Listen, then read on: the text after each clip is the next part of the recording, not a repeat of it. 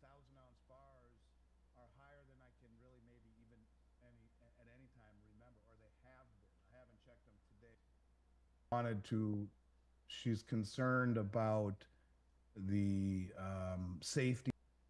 But otherwise, if you're here between 8 and 9 p.m. Eastern, 6 to 7 p.m. Mountain, I guess, and 5 to 6 p.m. Pacific, you are live. We are live. So, Andy, we had quite a few topics we wanted to cover with you tonight. The big headline topic we have on the splash screen for this video interview is silver being drained from the London vaults. It's remarkable the amount of silver that's being drained from London. You've been telling us about this for some time, as have others such as Rafi Farber and others, but it sounds like things are really picking up. Can you bring us up to date on what the latest numbers are and why we should know about that, and why we should care? Yeah, I mean, well, look, we see things happening in the gold and silver market now that we've never seen before. And I think it's something that we should be very cognizant of. The basic premise is that central banks and institutions and I don't know, family offices, sovereign wealth funds, they're more concerned now about amassing real physical bullion than anything else. And the target of all of this seems to be the LBMA more than anything. We've talked at length about how the LBMA has, in essence, a float and has had a float that's been relatively stable in silver for quite some time, of about 290 million ounces that is trading off of roughly 2.9 billion uh, um, ounces per day of paper trading, or 3.5 times annual global mine supply, or 10 times the amount of silver behind it. In other words, the paper to physical is 90% paper to physical. That's what the Hunt brothers saw in 1980. More paper, less physical, and so they exploited it. Well, since November, when the U.S. has become a net importer of gold, quietly the same thing is happening with silver. It hasn't really been publicized quite as much, but we saw over 70 million ounces of silver leave the LBMA in January. That's an all-time monthly record, or about 20% of the float. There's only about 270 million ounces that remain that are not encumbered. So, in other words, there's about 780 million ounces total, of which only 270 of those million ounces, 270 million ounces of the just under 800 million, are available. The rest are encumbered, belong to ETFs or the Bank of England or who knows who. But the bottom line is that we're seeing silver come into the United States. In January, 2,586 tons have come in that we know of, which dwarfs for any single month, any month that I can ever remember seeing, at least in a very, very, very long time. And so, whether we're talking about gold coming in or silver coming in, it's really the epicenter of all this is in London, and London's in trouble. There's everyone's talking about how they were a T+1 settlement that's now gone to T plus, 60, T plus 90. They're taking an inordinate amount of time to deliver the metal that they are required to be able to do so in just a matter of a couple of days.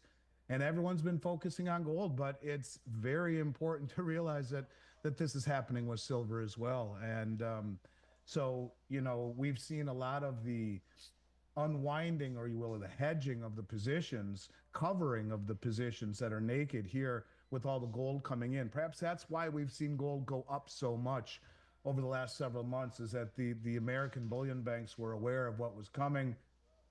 The European banks are still very much exposed. I don't think they've even begun to do this with silver yet. So all of those people waiting for that moonshot in silver, waiting for silver to catch up to gold's performance, maybe we're right there. Because with the Basel III implementation coming into effect, which fact really is about gold, I think they're kind of trying to shore up their books across the board, realizing that being naked short in an environment where the world is accumulating physical, where the world has lost trust, is really very dangerous as a mud wall. And I think that's something that is being recognized by the banks here in the U.S. As much as I almost choke on saying that, maybe they realize that this is an existential threat, and if they are going to let anyone fall on the sword, it looks like it will be those European banks that are part of the LBMA. This is getting very serious very quickly, and to see the largest withdrawal ever out of the LBMA is something that people should stand up and take notice of. We have a very related question here from Tanya Lubbers who says, Andy, do they want to crash the financial system in England? I mean, is this the earmarks of a targeting against the LBMA, or is it just that the LBMA has been doing such a job of rehypothecating silver and over promising and that they can never deliver, that they've just made their bed and now they're going to lie in it? There's a rumor, done again. Tom Luongo is a smart dude, and he's talked about this for a while. There is a rumor, and I can't substantiate it, but since we're talking rumors, let's talk rumors. The rumor is that, yes, that is what he's trying to do. Started with Powell, and the rumor is even that they're in cahoots, Powell and Trump, even though they don't appear to be. And it started with Powell changing the interest rate structure from LIBOR to SOFR. And that was a shot across the bow. The rumor is that it's the aristocrats from the old European aristocrats that are responsible for like the color revolution that we're seeing here, or that we saw over the last 4 years. They call it a color revolution. You could argue it is. I mean, the stuff that we saw so far departed from, the American ideals that Trump is trying to restore, that they were actually behind any election in loss of integrity. I don't want to say that the election was rigged in 2016, although it had certainly the hallmarks of it not being fair. And if I were being honest, having a beer, I might say that it certainly wasn't fair, trying to be a little bit more impartial. But the bottom line is he believes it was, and that they are behind it. And this is how he's getting back at them. And that the rumor is that the banks here in the U.S. have gone long, and the banks over there are massively short. And it's a scramble. It's an existential threat. Will bring down, could very well bring down the Bank of England. Could very well bring down some of those institutions. That is a rumor, and I've heard it. And I guess to a degree, if someone has to fall on the sword for all of this, I think he probably said, look, you're beginning to see this right now. The comment out of Deutsche Bank. Let me just read you this comment out of Deutsche Bank, if I can find it, because here it is right here. So who is he? George Sorolovitz, I can't pronounce his name, the bank's global head of FX strategy, Forex strategy, in a note to his clients. He says the U.S. dollar may lose its traditional safe haven status as global markets adjust to a new geopolitical order, according to Deutsche Bank AG. We do not write this lightly, but the speed and scale of global shifts is so rapid, needs to be acknowledged.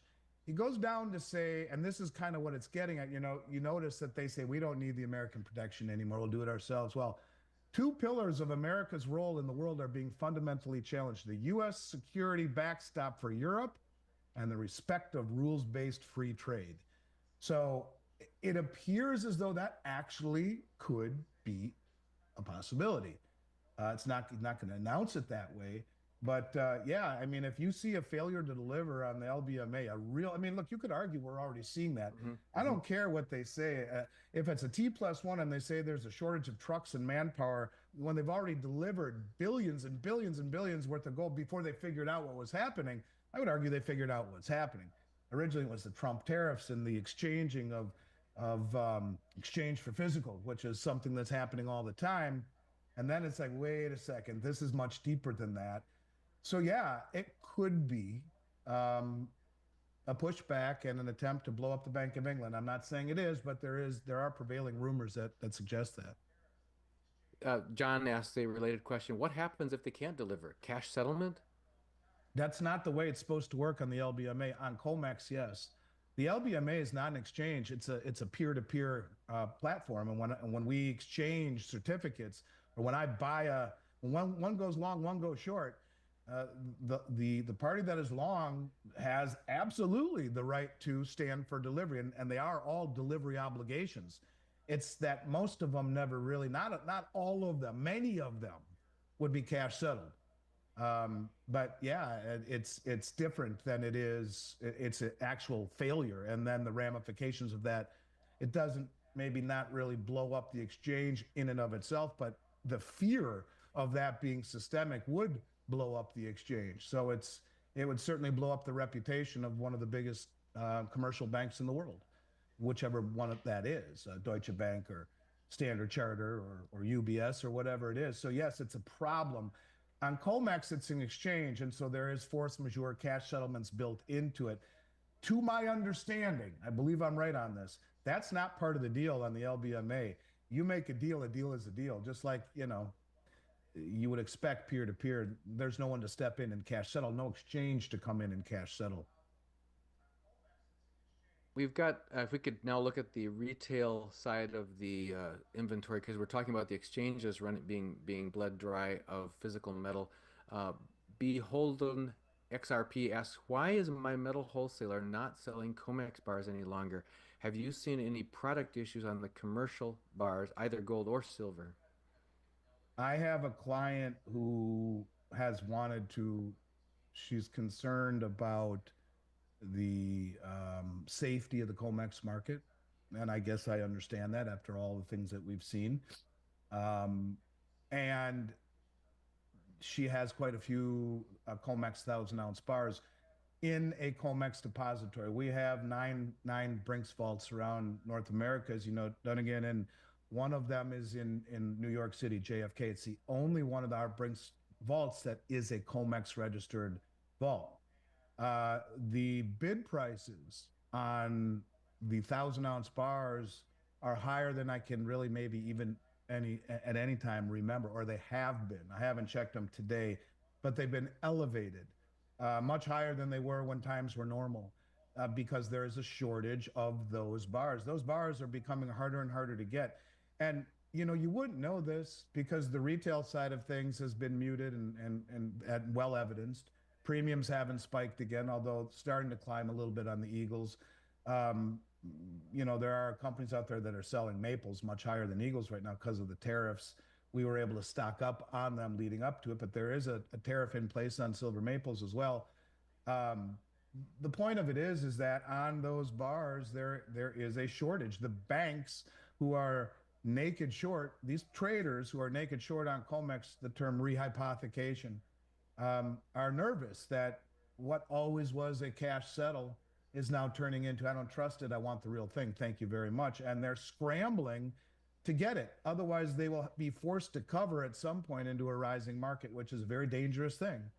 So I've always said something that people just probably went one ear and out the other, and that is, you can only successfully manipulate a market for extended period of time by pushing in the direction it's going. Well, that's true.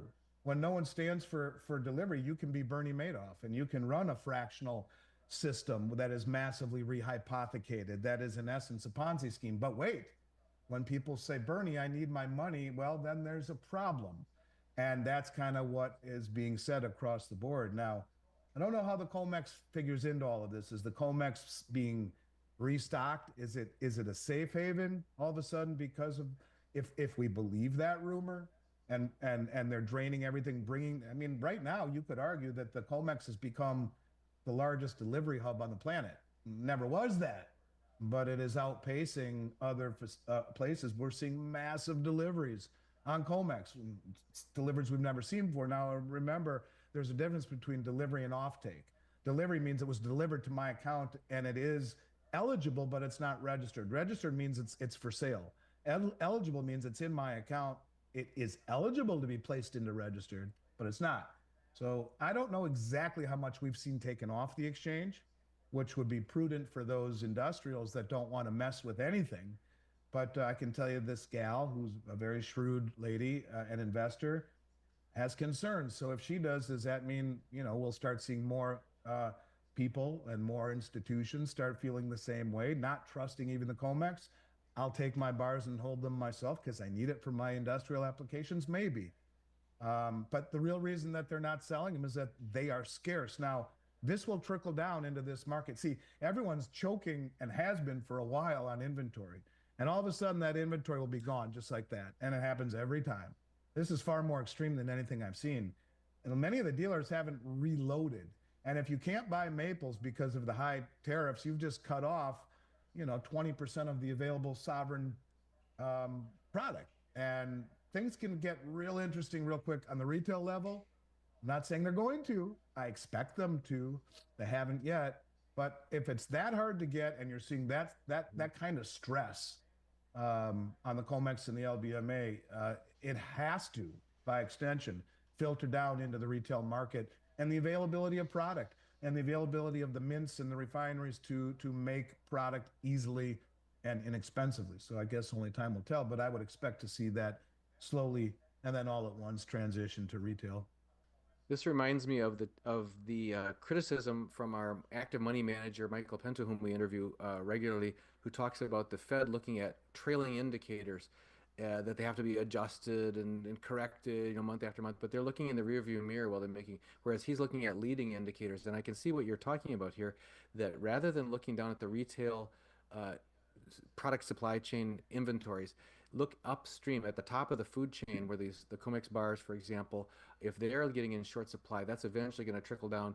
It's going to affect all the mints. It's going to affect all the others who would be using those. And so you'll see a leading indicator there.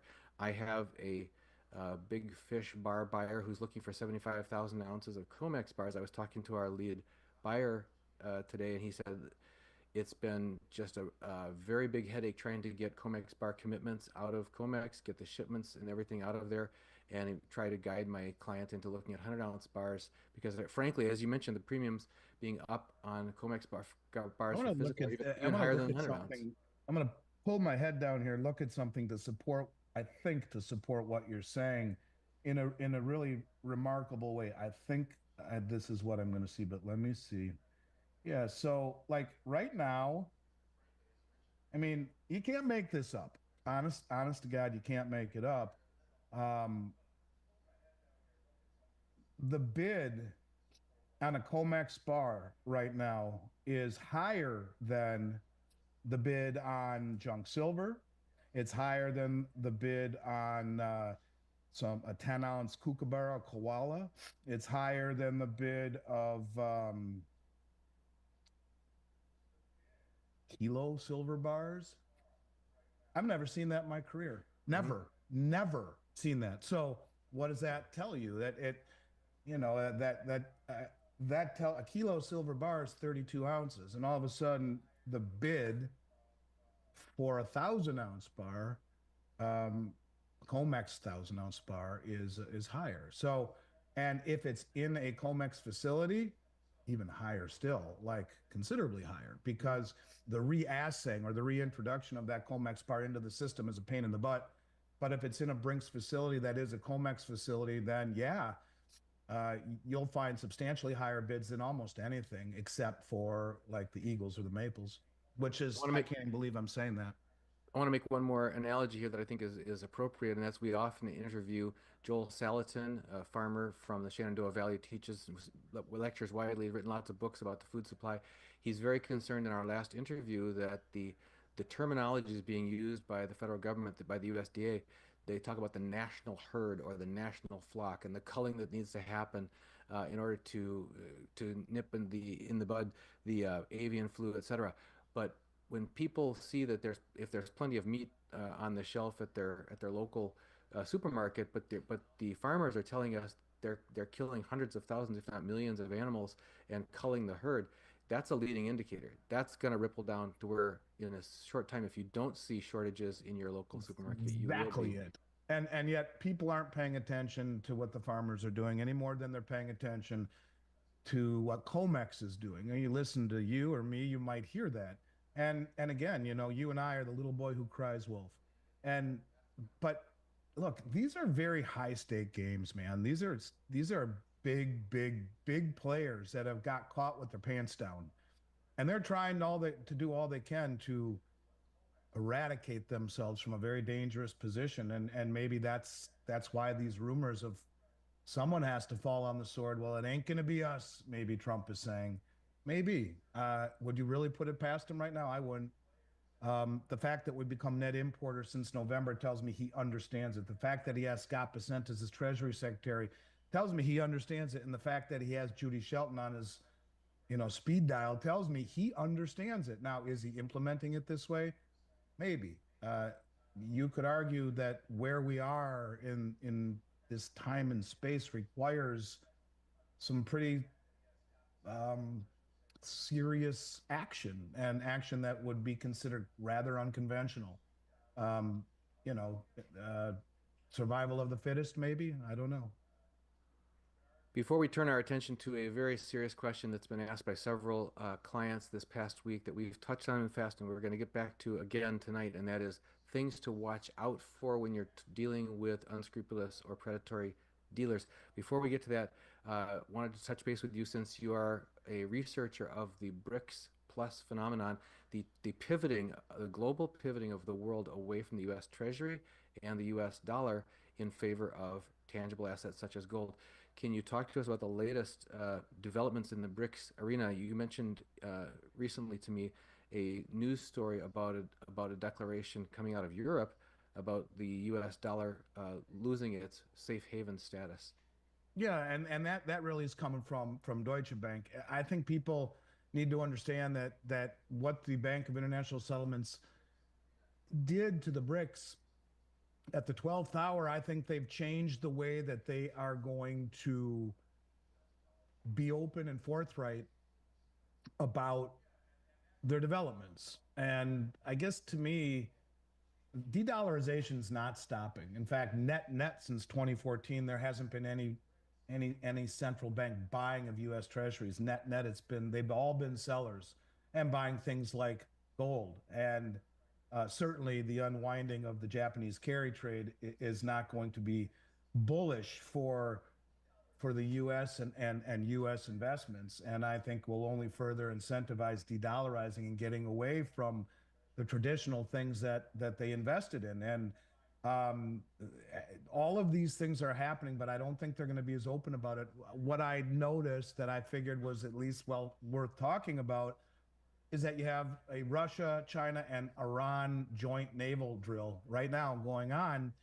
And I think the shared interests of countering the U.S. influence, whether it be with the U.S. Navy militarily or on a broader sense, globally as a this trend of moving away from the dollar and the hegemony and the influence is continuing. There will be things to talk about month over month, and there will be I believe uh, a emphasis on a Western slant on all the media reporting to make it look like it's nothing. But they are not ending their aspirations. And when you see joint naval exercises again between Russia, China, and Iran, that should have carry a significance that people need to understand. That's to me their way of saying no, we're not going away. Just because President Trump is here, we still have our agenda, and our agenda will continue. They think, and even the way Trump talked about recently here about he was asked, I think, by Maria Bartiromo, and he says, yeah, we need to think more like China does. Instead of thinking quarter to quarter, we need to think in terms of 100 years. So that's the way that they think, and I think that they are continuing with their development. And maybe it was the best thing to happen.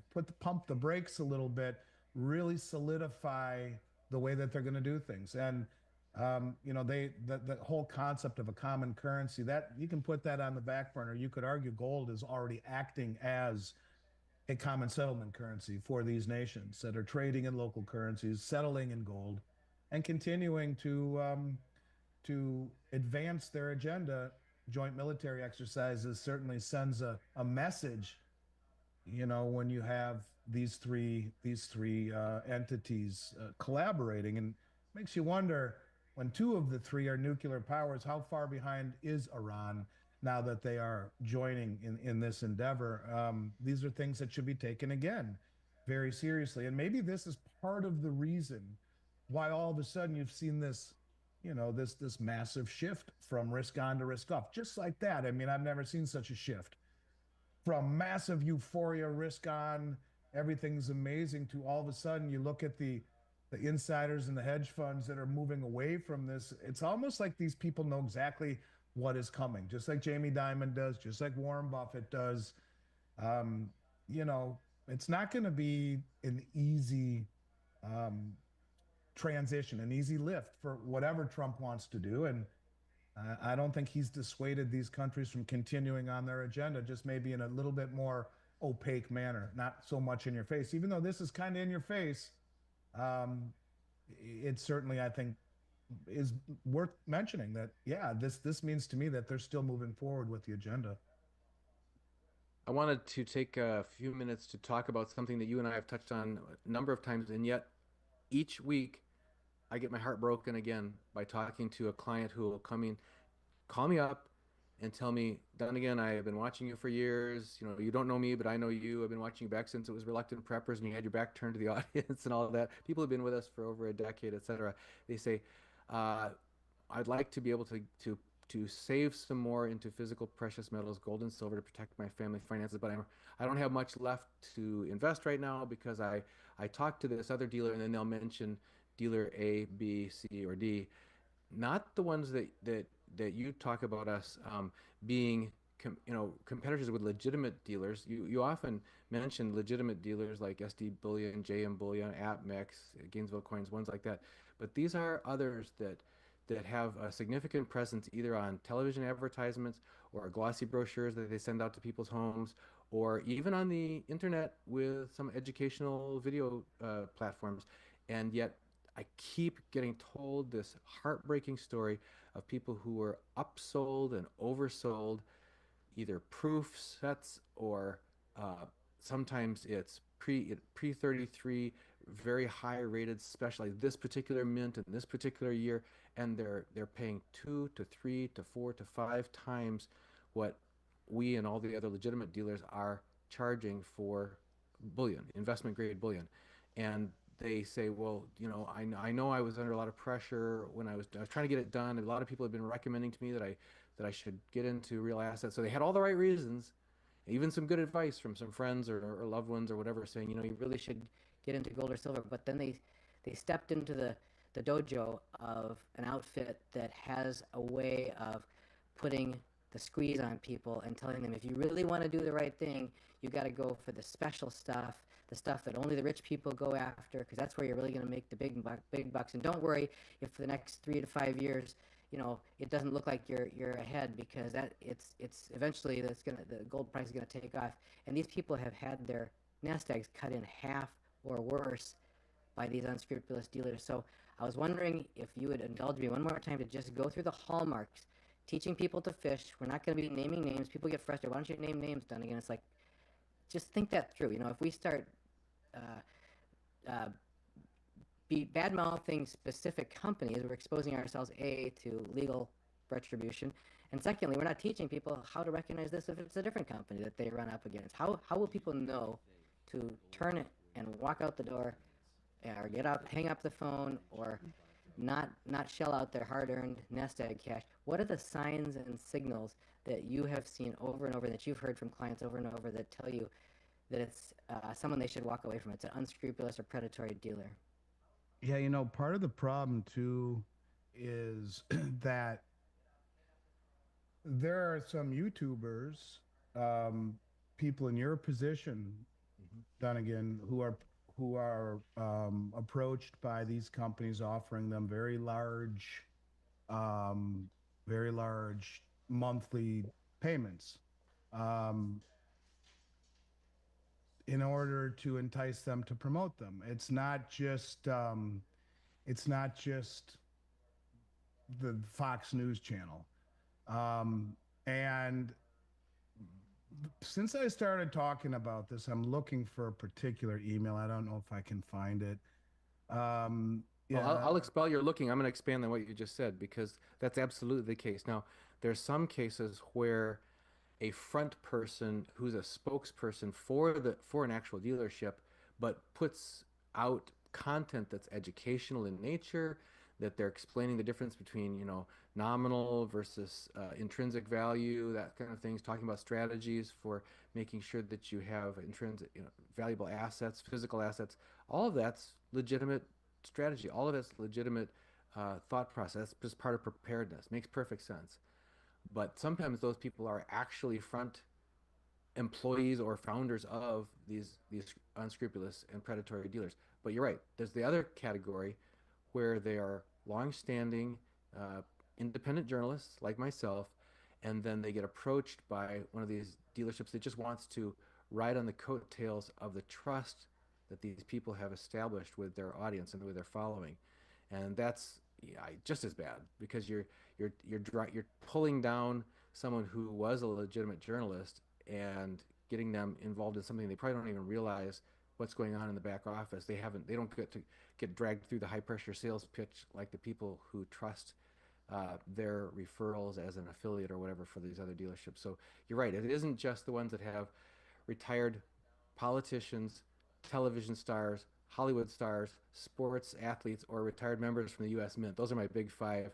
If you see any of those people saying that, if a dealership says, "Hey, we've got this, you know, recognizable spokesperson, this celebrity spokesperson," that's one of the signs and signals to me that usually ends up with a sob story that I'm being told by a client that got pulled into that. But you're right. Sometimes it's an independent journalist that says, "Hey, I always get my gold from," and they'll mention the name of a company, but they might not realize the pressure that ordinary people who work with that company as clients are being subjected to in the high pressure boiler room. Yeah, and I don't know if I'm gonna be able to find this letter, which absolutely I could read it. That would very quickly, I think, people would understand just how bad it is. I'm looking for it, but since I started talking about that, Dunnigan, the amount of um, feedback that I've gotten from people and the depth at which these people have had their lives destroyed, Mm-hmm. um, it, I really can't even begin to explain what it's like. It's horrific, and I tell the story of I have a friend here who um, used to work at Stratton Oakmont, which is the Wolf of Wall Street. And stories he has are pretty amazing while we're playing golf. But I said, "Did you get in trouble?" He said, "No, I left long before, as soon as I figured out what was going on." He said, "A lot of the guys that I started with, many of them went to jail." Still looking. That's why I'm not looking at you. They went to jail because they started their own shops and did the exact same thing that Jordan Belfort was doing.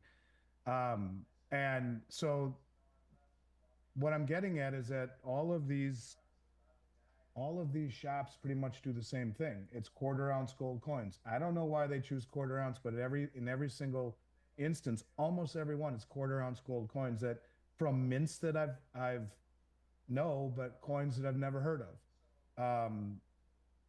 And they're sold always like for between 1,000 and 1,200 bucks. Well, do the math. That's 4,000 to 4,800 an ounce. And 1 ounce silver coins that maybe look like an American Eagle but aren't, um, and are 80, $90 a piece. Every single one of them. And then you get the proof coins too. I'm still trying to find this email. Um, but they're destroying people's lives. And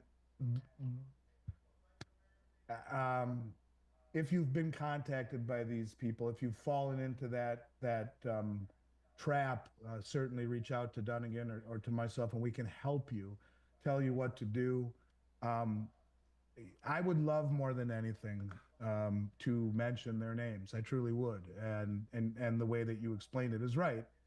Unfortunately, I'm not able to do that. I would. I'd like to debate every one of them. The CEOs who don't have the courage to get in front of the world like I do.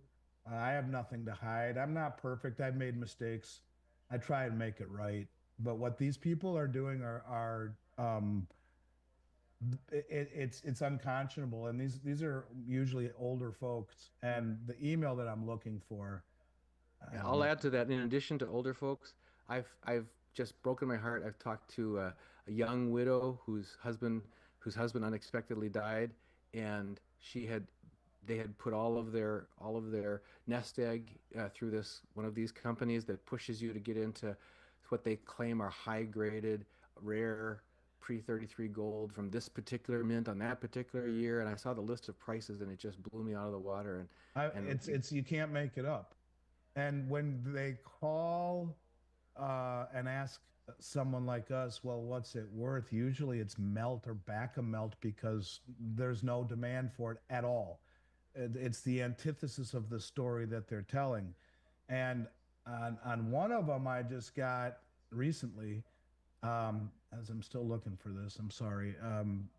The they say the current value they paid 86, the current value is 90. I'm like, listen, I said I'm the Prince of Wales if they'll pay 90 bucks a piece for them, or if that's what they're worth. If they are, you need to call them right now and sell them.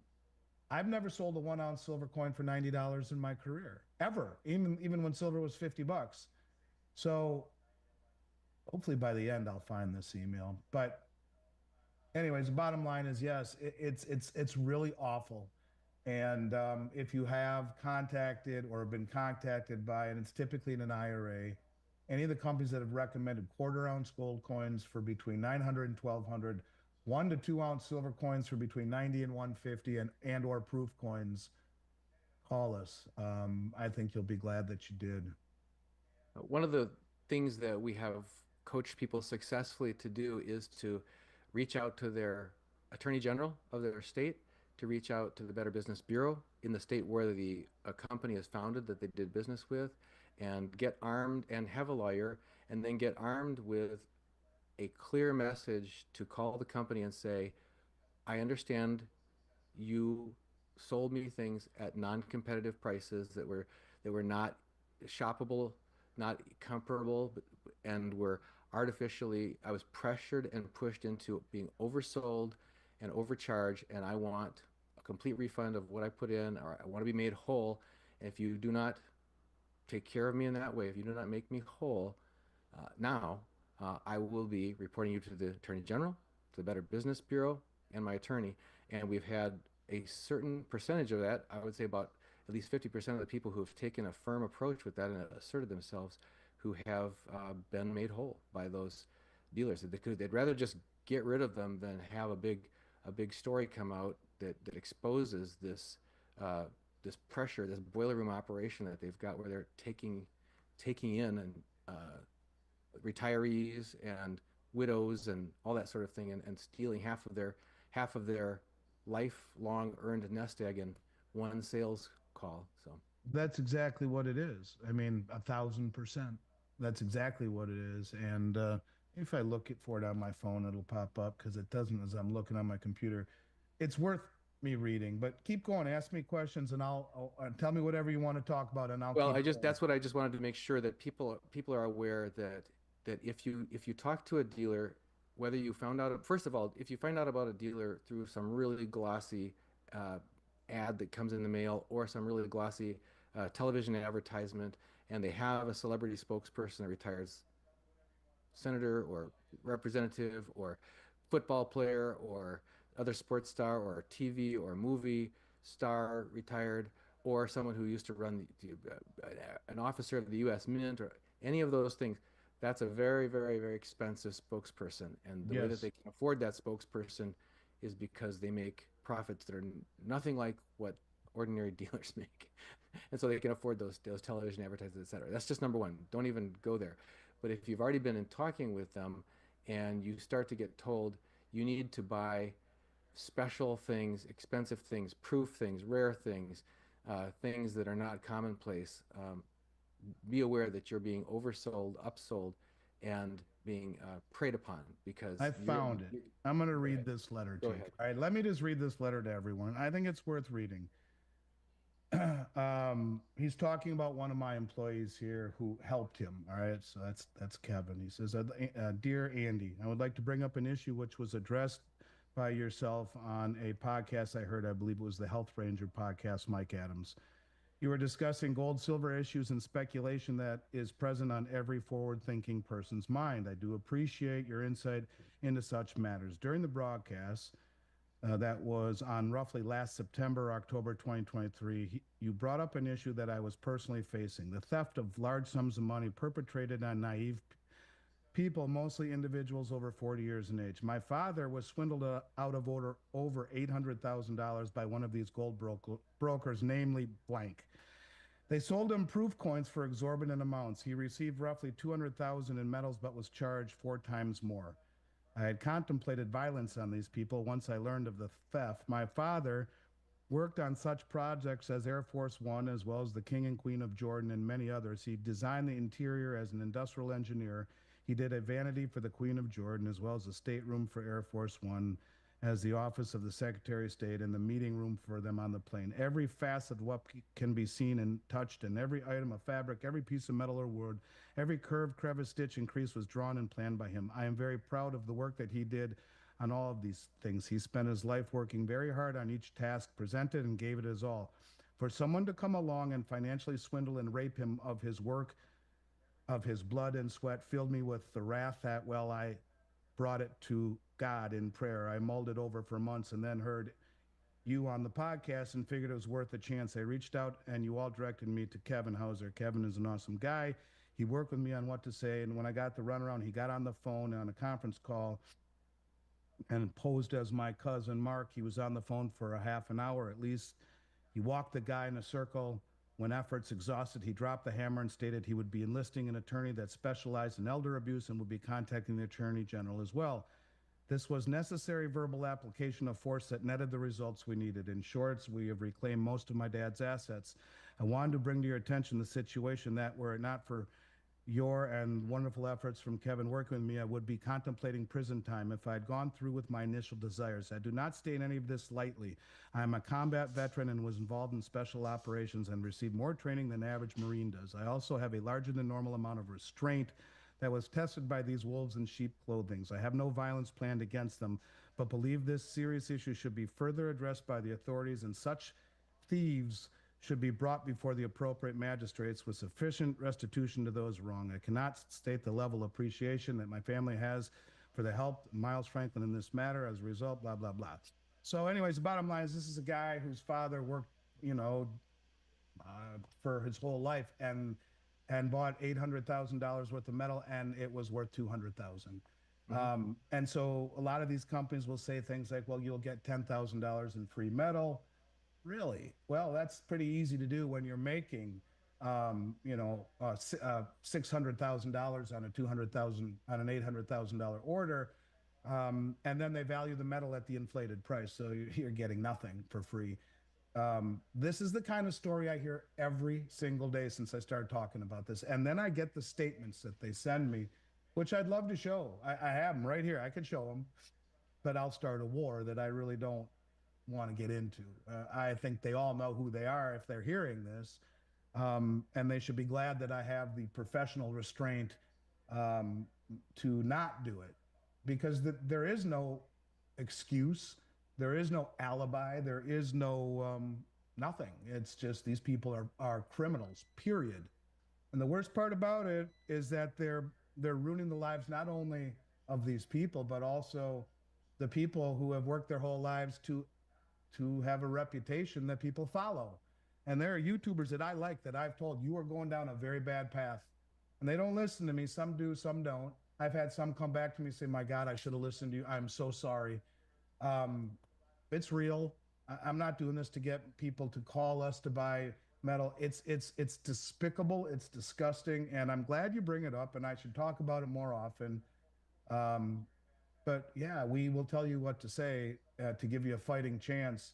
Because you're right, they don't want to drink their own bathwater, and the last thing they want is another complaint filed with Department of Commerce or the Attorney General, and that's where it should begin. And it should go much further than that. It should go to the authorities who bring charges against these companies, because it is elder abuse, it is outright swindle, it is theft. And there should be some sort of regulation on how much precious metals companies can charge. I have no problem with that. The rarest thing I've ever sold, rare as hell, I don't think we made more than 8% on. When you're talking bullion, you make a fraction of that, a fraction. And so it's one of these deals where it's a sad state of affairs, and it's very real, and it looks like it's all above board and legit. And by the time you realize it, well, it's already probably too late unless you run into someone like us who might be able to help you mitigate the situation. Yep. So I just, folks, for those of you who have heard us talk about this before, please forgive us if it sounds repetitive because I just can't stand the heartache that I feel for these individuals who are actually getting hurt. I mean, that's why we started our whole channel of Reluctant Preppers back in 2013 was to help ordinary people get prepared to to survive and thrive through rough times ahead or through unpredictable events that might happen. You know And what, this man? is I'll take the heat for it. I'm sorry as well, but if one person, one grandfather, one parent from people listening is helped. I did an interview with Kyle Seraphin, the FBI whistleblower, because it was his father's best friend who got scammed, and his father's best friend who we helped called Kyle, who has a podcast, and Kyle dedicated his life to the FBI and then blew a whistle on him, and his whole life went upside down. He testified in front of Congress, all this stuff. Great guy. You can listen to that and you can hear more about this more in detail. But yeah, it's a problem and one that these people should be shut down. They should go to prison, as far as I'm concerned. and I think one of the examples I think that set a proper example in contrast to that was just the last month, all through February, when you were offering pre-33 graded gold coins at equal to modern bullion prices because you said they've never seen this opportunity before, got to pass this along to our clients.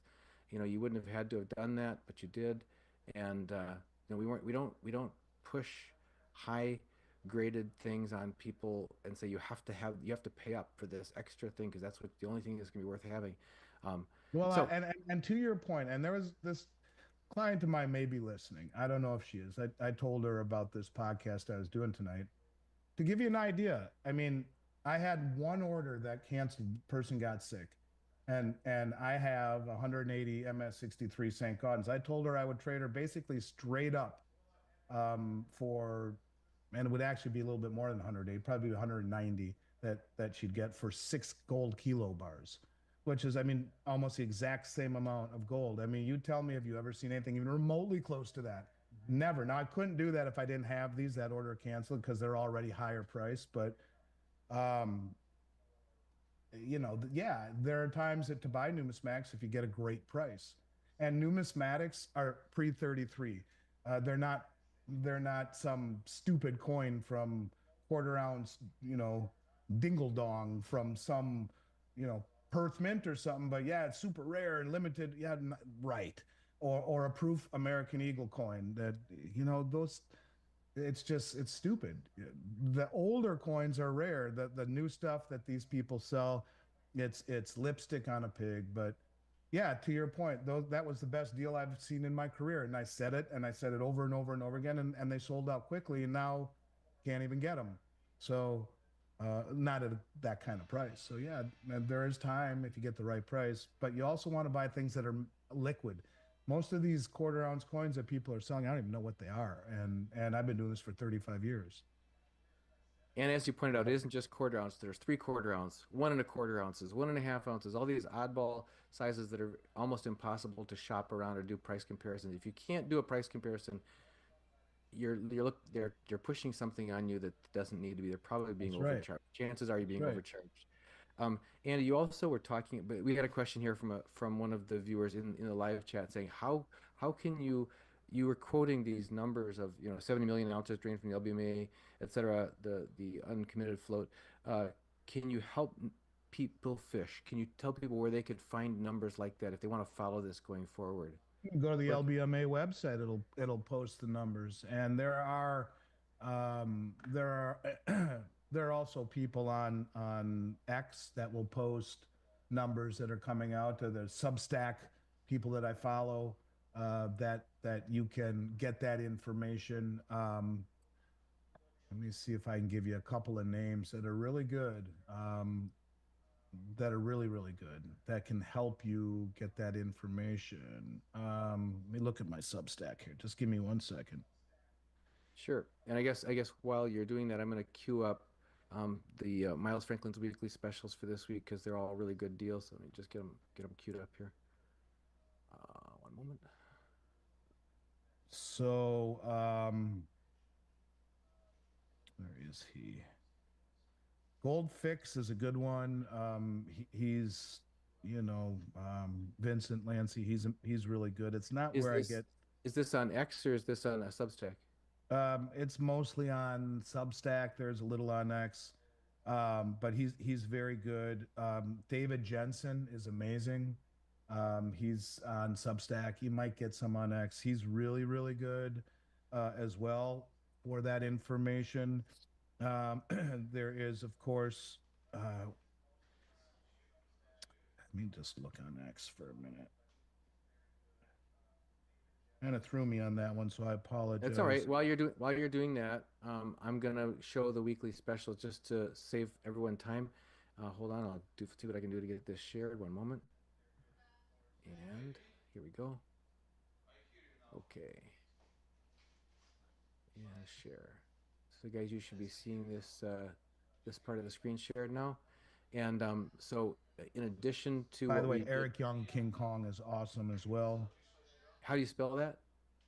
Eric Young is he's King Kong on this is him right here if you can see that. He's great.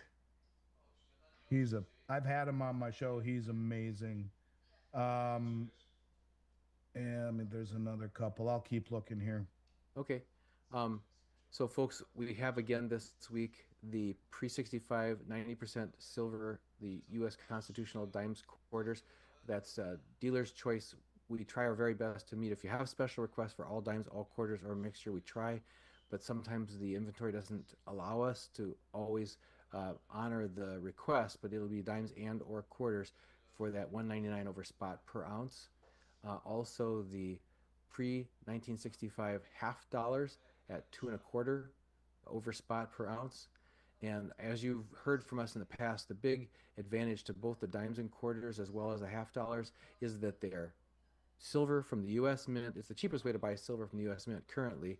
And yet, at these low premiums, back during the shortages that emerged during the COVID era, these premiums shot up to over $10 per ounce over spot.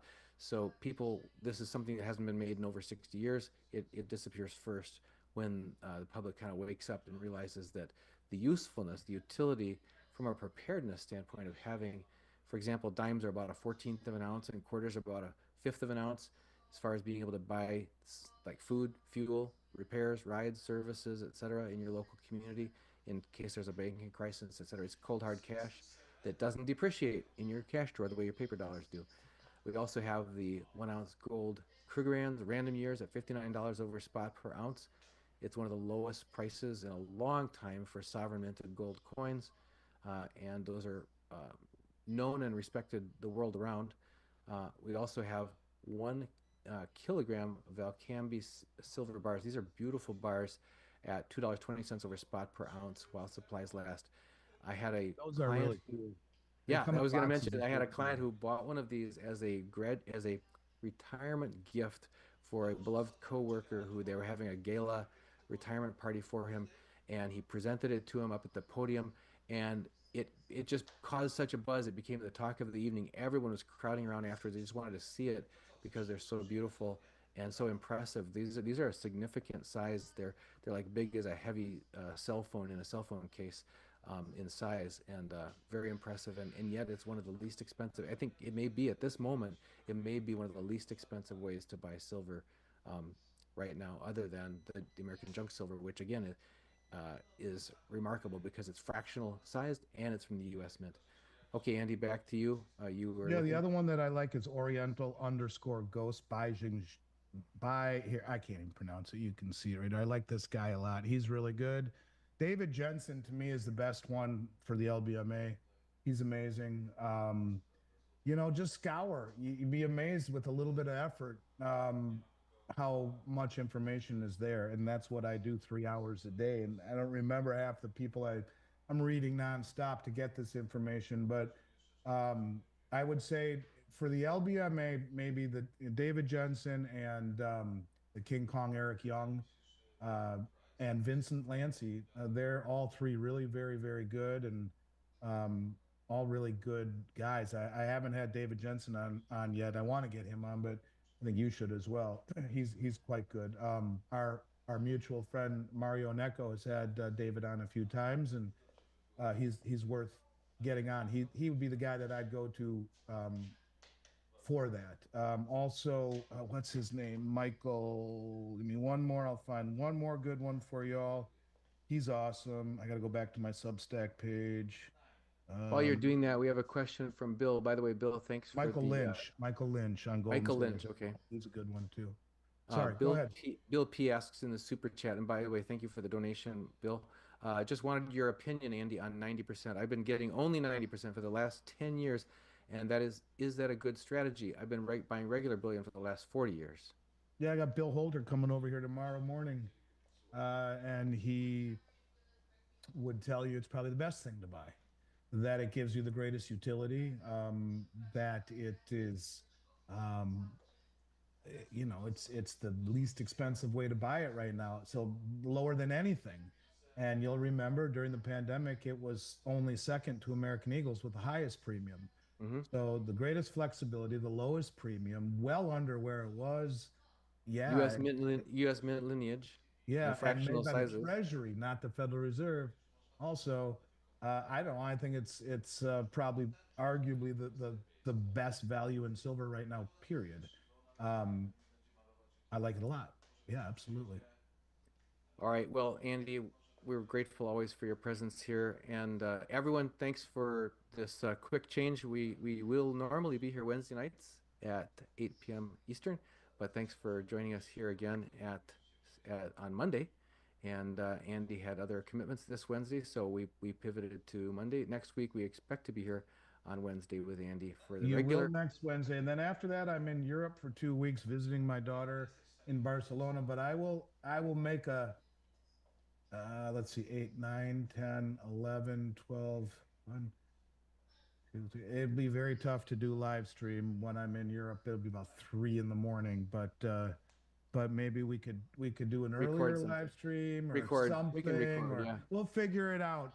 After that, once we get to April, I ain't going anywhere. So I'll be back because I've been traveling. I'm going to Ottawa to speak at a conference on Wednesday. So I appreciate it. I love doing the live streams. I like talking to people and answering questions best I can. But I appreciate you always pivoting with me. Done again. You're a gentleman, and thank you for having me again. And I will be back at the normal time though on Wednesday next week at 8 p.m. 8 p.m. Eastern. Eastern. Yep. And Andy, you missed all the good comments about Andy's the time traveler. Andy's earned our trust over the years, on and on and on and on about Miles Franklin in the live chat. So I didn't I bother can't you about see any of them that. because all I see is just you and I. Yeah, I yeah. try to come Well, back and watch them. so thank you everyone I want for to the say one kind other thing. words. I want to say one other thing, real quick, please, while people are watching. I grew up in a house where my parents were hippies, right? I was a jock. My parents were hippies. I learned to have an open mind about life. And I've had a couple of people on my show recently that I think are great people. Natalie Brunell, lovely person, and others that focus on crypto. I am not a crypto guy. My intention is to unite the two communities. And boy, the visceral outlash that people just can't stand the fact that I would have anyone who would talk about Bitcoin, on my show, and I think they're missing the point. I own a gold company. I'm a guy that lives and breathes precious metals and have my entire career, most of my life. But I think that having an open mind and listening to other people's viewpoints is never a bad idea, and you know that, Don, again. And I just want people to, we're a far stronger community if we're all together, and regardless of what crypto turns out to be. If I had that conversation with Bill, he'd probably punch me in the ear because he can't stand it. But having an open mind and listening to other people's viewpoints, I think is important. And your son said to me something once, very, very grown up, many years ago. Elijah said to me, if we don't listen to other people's viewpoints, we never grow. I couldn't agree more. So anyways, I just wanted to throw that out there that everyone should chill out a little bit about me having Natalie on. She's an amazing lady and she's entitled to her opinion. So, anyways, that's all I wanted to say. Sorry to say it on your show. Don't know why I came across, but I know a lot of people that watch my show watch your show and vice versa. And Well, that's the other thing is Andy, when can people pick up on your broadcast? Because you've been doing this now for about 6 months and it's been growing like great guns. They don't come out at any specific time. I did one with Robert Kiyosaki this morning, and it will go out in a few days. I'm only doing one or two a week now, and but just enough to talk to people. And I just like to I like to talk to the people that I'm usually talking to, and to get their viewpoints and do things a little bit differently, like you have. And I don't know. I think it's nice to have an open mind, is all I'm saying. And I think you go further in life when you can look at things from both sides of the coin. And as Robert said to me today, no, coins have three sides: front, back, and edge. So, look at it from all angles, and you end up with maybe even being more convinced about your position. But to be angry about someone talking about something you don't believe in isn't the right approach. It's better to learn, and then you can say, well, it's not for me. But we're much stronger united in the two communities. So get off my soapbox. I love you all. You're my favorite, Dunnigan, and I hope everyone has a great rest of the evening. Thank you, everyone, for being here and for being part of making this happen at Liberty and Finance. You're the reason we're here. And if you want to miss zero of our upcoming episodes with Andy, make sure you're on our mailing list, because you would have had several hours of heads up if you would have been on our free mailing list. Just go to libertyandfinance.com, put in your email address, click submit, make sure you confirm on the confirming email. You'll get one email per day in your inbox with our latest interviews. All of our interviews with Andy and all of our weekly specials are in every one of those emails, so you won't miss out on a thing. Thank you, everyone, for being here. You're the ones that make this. Do you really think that gold is going to give up its gains? Do you think that we've now reached a new plateau? So it was rescued. It was rescued, yeah. Can we keep going like this without any actions? Well, by the the Fed? banks will survive as long as they keep stealing from their depositors. Yeah, I have a little bit of experience with that. Like, oh, sir, this could take 4 to 6 weeks. And man, this process is really broken. What we've done at SD Bullion is we've taken everything under one roof. Transparent pricing, you know exactly what you're getting. All the metal comes into our facility under camera. It never leaves. If you want to sell back, if you want to take a distribution, these processes that would take you 3 to 6 weeks to do at another program, we'll ship that out in 1 to 3 days after you decide you want to do that. Thank you for joining and taking time out of your busy schedule. I know it's been tough. Gold looks like it's not going to give up this $3,000 an ounce It was support. rescued. Yeah. So it was rescued. It was rescued, yeah. The funds, mostly hedge funds, are still exercising their control over the gold market. And, what sets the prices? It's the futures contracts. And so if you look at the futures numbers, they are very coincidentally the same as the spot price. Do you really think, with all that's going on, that gold is going to give up its gains? Do you think that we've now reached a new plateau? Well, if I were running a hedge fund, I would be preparing for a big short. And for that to happen, you've got to have a lot of collusion. I probably should say cooperation. Cooperation, yeah. Collusion is a different word, but they mean the same thing. Yep. We had the Fed, Jerome Powell, speak. As expected, he kept rates the same, but he talked about inflation. He talked about tariffs, and he indicated that while they're not going to be fast with rate cuts, they're probably going to get to it. And Trump, he wants cuts now, and he was really upset, just like he was in his first term. He has the microphone when it comes to anything monetary policy or whatever. And he has made tariffs the reason that we don't have inflation under control, and why we're not making any progress toward controlling inflation. I don't know how the mathematics of that work out. That may be a problem for a temporary problem for Canada or China, but there's no connection between tariffs and inflation. And we haven't gotten out of last year's budget bill. Inflation's a monetary phenomenon, right? It is. Always. Yeah, it has nothing It to is do with printing tariffs. Yes, it is. It is money creation or currency creation. So tariffs, he loves that, and I'm not sold that tariffs are the way It's to go. nothing but a negotiating point. If that, I'm fine with. Well, that's all it is. Canada has something like 30 tariffs against U.S. goods, and we have like 4 against their goods. And, not including what's happening now, but that's going to be negotiated. And, they need a permanent premier, what do you want to call the guy, prime minister? They need somebody permanent that can sit down and negotiate this. Last video you dropped, you spoke really harshly about Canada. You said exporting, what is it? Wind, water, and hockey players. Wind, water, and hockey players. That's it. Well, and then they put a long listen. laundry list of other stuff that they export as well. Yeah. Well, You know what we export? but they have many more tariffs than people even know about. Do you know what we export to them? And they make a lot of car parts for us, but they tariff the cars that use those parts. You know what the biggest thing that we export? Our debt, our IOUs. And even though we might say, well, that's not the manufacturing goods that we want to be able to sell to them, that is a big deal. And if we lose that and we're the ones that have to buy our debt, that's when we're screwed. We got to be honest. Well, we do send that all over the place. If you have the right administration, debt goes away over time. If you have an administration that spends and spends and spends, like maybe $1 trillion on phony projects, which are nothing more than money laundering, the debt's never going to go away.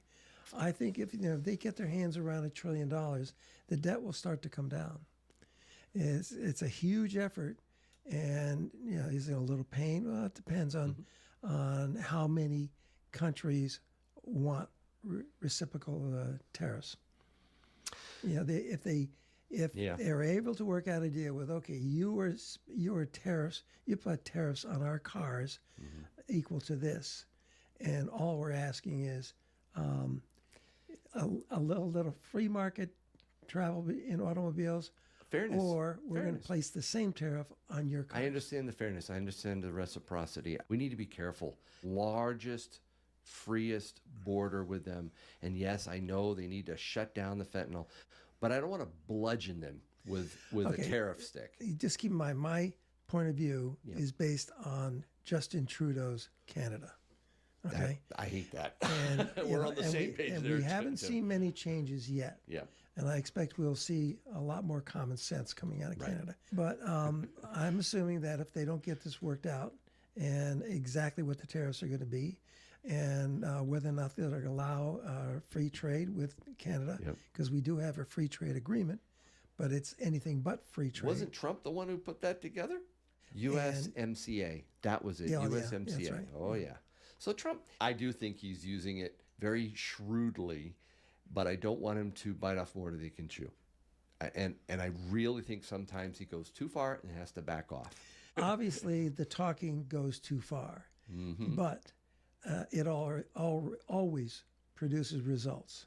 And the results are always going to benefit this country. I am a big fan of Canada. We love going there every year. I know you do. Even though they're, of all the Grand Prix of the world, they're probably the worst at handling people. There's never enough room on the metros.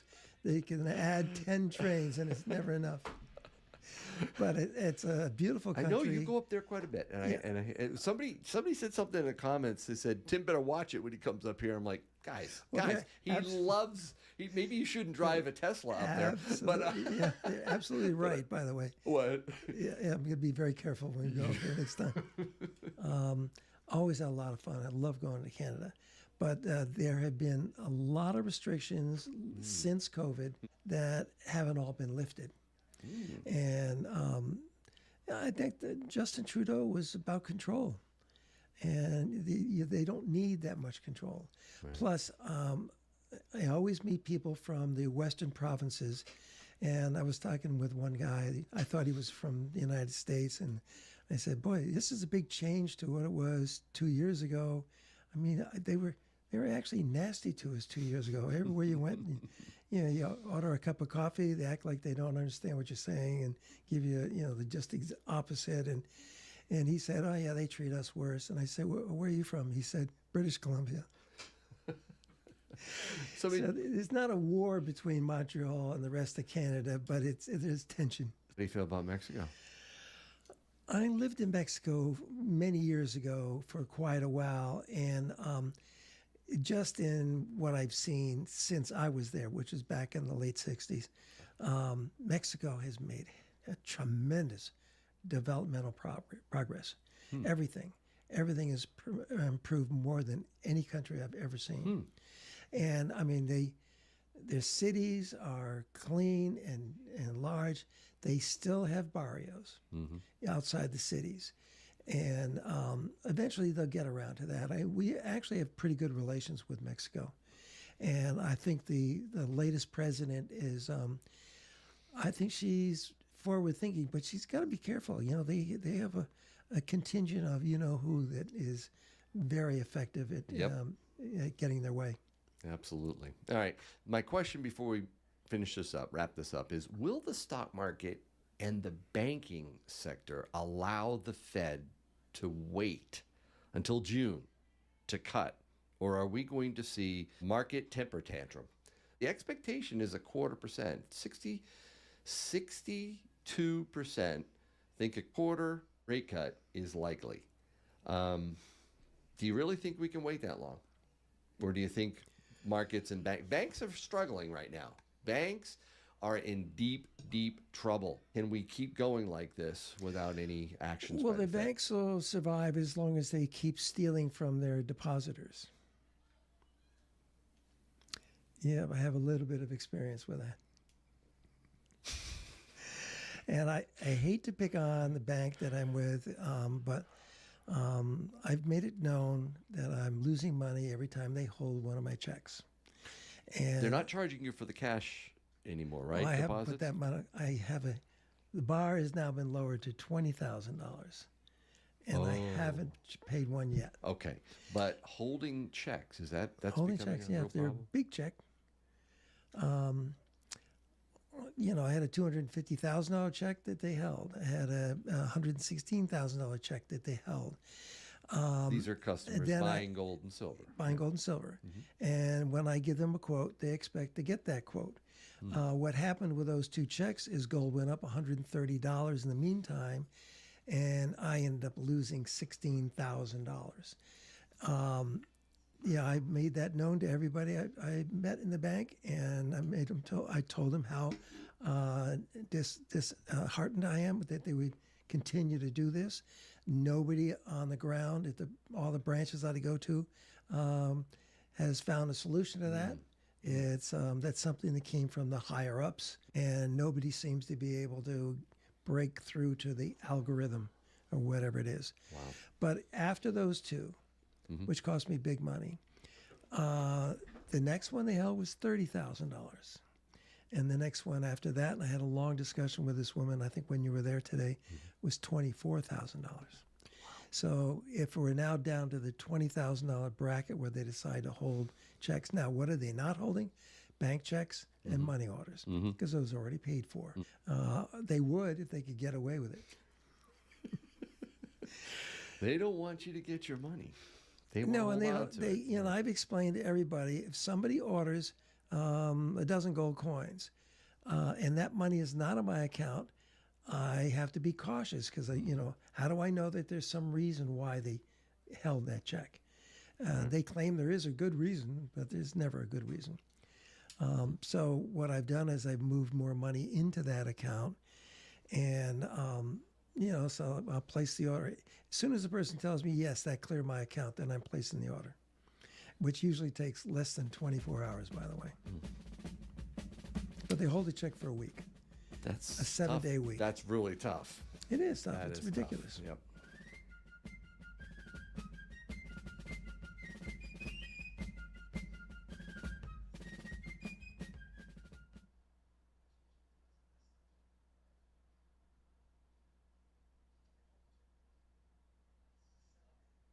Would you ever say no more? That's it, no more silver. Well, Like these things right here. a lot of these coins are going to be bargains pretty soon. That will eliminate most of the market. I think everyone should own their own body weight in silver. I don't know about that. The worst day on Wall Street since the crash of 1987. We're now down 43%. This could be the Kitco Mining special coverage of PDAC is brought to you by Gold Mining, Uranium Energy Corps, and Uranium Royalty Corps. Hello and welcome to Kitco Mining with me, Paul Harris, here at the 2025 Prospectors and Developers Association Conference in Toronto, in Canada. There are a few people in this business that can be called an industry titan, and my next guest is certainly one of those. He's arguably the most well-known name in the business, and he's coming straight from his keynote presentation here at the PDAC that seemed to have drawn half the attendance. Eric Sprott, welcome to Kitco. Hey, Paul. Good to be here. As I mentioned, you're a titan of the metals investment industry, and you've been a champion for decades, particularly for the precious metals. Through Sprott Asset Management, you continue to innovate through the creation of exchange-traded products, including for uranium, copper, in addition to the precious metals. Let's go back to the beginning. What got you interested in the precious metals in the first place? Great question. I was a small cap manager at the time, and I'd done very, very, very well. I used to compete with a couple of guys as who was going to be the best every year, and I won my fair share of that. But then along came 1999, verging on to 2000, and I'd come to the conclusion that the NASDAQ was very, very vulnerable, and the markets were vulnerable. So I did a little research to try to figure out how my and my clients going to survive this. Okay, and I came to the conclusion that gold and silver would be the answer, both the physical metals and the shares. So as the bear market unfolded, we were short the market, we go long gold and silver, and I had probably my best years ever in 00, 01, and 02 in terms of performance. And a lot of it from gold. Gold stocks from 2000 to 2011 went up 17 times. That's such an absolute crazy outperformance that it differentiates. And I'm still in it. I was making the comment in my address that 3 or 4 Mondays ago, gold and silver were up strongly. I purchased gold and silver in 2000, still had it, every ounce. So it's sort of $230, $280 an ounce. Yeah, well, 260 or so, yeah. And based on the change in the price of gold and silver that day, 3 or 4 weeks ago, I made 30% on my original investment that day, which is a statement about patience and holding on and believing. And of course, as the price goes up, now it's 2,900. It's easier. So your smile gets bigger and bigger. You know, like a day like today, you have $25. Okay, I don't want to put what that would be. That's 10% right there on my original cost. Except the value of it's gone up by 10 times. So you get it. Yeah, okay. Now, you've been serially successful with many high-profile, massive wins, such as Kirkland Lake Gold. What drives you to keep going? Is it the thrill of the deal? Is it the thrill of the win? Well, it's fun to go on a search. I describe my investment policy as stealing value. So you're always looking, and you know that the market is so massively imperfect that if you can find something, particularly in precious metals these days, they're so inexpensive. I mean, I pretty well every company I would look at, if I was to look at it, their net asset value versus their stock price, and these are smaller companies, they're probably all 10 to 1. You know, it could be a 10 bagger, but whatever makes its NAV, which is a conservative calculation, it could go up by 10 times. Well, what if the deposit gets bigger? What if the price goes up, the price of the product goes up? You know, it could be an easy 20 bagger. So that's a nice opportunity to create value. Okay. For the family office. Now, back in the early 2000s, you were on the front page of the National Post, pushing a wheelbarrow full of gold. What inspired that photograph? And with gold prices now at record highs, would you reprise that photograph, but perhaps you'll need a forklift truck this time? That must have been a fake picture, because I can't imagine me with a wheelbarrow full of gold. They were making fake pictures back then. But obviously, I was a believer, okay, and I was a proponent and outspoken about it. You realize that, well, gold had gone down a lot. I mean, what was the high? Was it like $1,000 in 1980, and here we were in 2000, it was $250? And well, if it goes back up again, and maybe a little extra, and it did. It went up to almost $1,900. There can be one hell of a payday. And of course, I was also a great believer that the stock market was very, very vulnerable, which of course it was. And that was the biggest takeaway from it, that, NASDAQ went down 80% back then. So you had to avoid that as a portfolio manager. Do you see the stock market as being vulnerable today? People talk about the need for a massive correction. Absolutely. I'm short the market now. I'm only short about 5% of my portfolio. But the favorite names like NVIDIA and Amazon and Apple, and some of those I've got lots of losses on still. But when I look at the monetary policies we had, the zero interest rates for whatever number of years, it's just so ridiculous. And even the sort of gong world that we have now, and here we are sitting here on March 3rd, and there's going to be theoretically tariffs on March 4th, and none of us know what to think of it, really. What's going to happen? It is a bit of an uncertain situation. Now, Eric, you're also known to have a penchant for silver, and you've been the biggest investor in the silver space in recent years. The silver market is in a sort of technical deficit. More is consumed than is produced from mining. What do you think is going to happen when industrial demand for silver, such as for solar, which grew about 27% last year, depletes the inventories historically used for investment and store of value? I think silver is going to skyrocket. In my speech, I suggested that Michael Oliver, who writes the Momentum Structural Analysis, I think his ultimate target's 250 on silver. 250? 250, yeah. And I believe it. And there was another gentleman, Don Durrett, who analyzes small cap mining companies, and his target was 500. And I can see both being entirely possible here, because I know the targets on gold were like 8 to 10,000. Silver used to trade at 15 to 1 to gold. It's produced, you interviewed Keith Neumeyer. He said we only produce 7 ounces of silver for every ounce of gold. Why is the price 90 to 1? Because it's been manipulated for the last 50 years. And those guys are all still short. They can't get off their shorts. The demand for silver in the March contract that just expired, which is open for delivery, not expired, but open for delivery, they nominate for 76 million ounces of silver for the March contract. We don't even produce 76 million ounces a month. But on COMEX, that never used to be a physical exchange, they're delivering a month's supply of silver. That's a new entrant in the game that already has a deficit of 200 million ounces. So there's just no doubt in my mind we will breach the resistance at 33, and we will just ultimately fly here. You're talking about the sort of gold-silver ratio and how it's much wider than perhaps it should be. I mean, we go back 200, 250 years. Adam Smith in the Wealth of Nations, I think he said it's about 13 to 1, 15 to 1. That's exactly what it was. Yeah. Do you see that really contracting? Yeah, that's what it should be. It should go to at least 15 to 1 or 12 to 1, which it was as a currency. It'll go lower if we're only producing 7 ounces of silver versus an ounce of gold. It could go to 7 to 1. It's probably going to overshoot one way or another once it breaks the entrapment that it's in. There does seem to be sort of quite a few things that aren't going well or properly in the silver space. I think not too long ago it took 9 months for someone at Sprott to receive physical delivery of silver for a 5-day settlement contract. What are some of the things you think are wrong with the silver space or that need fixing?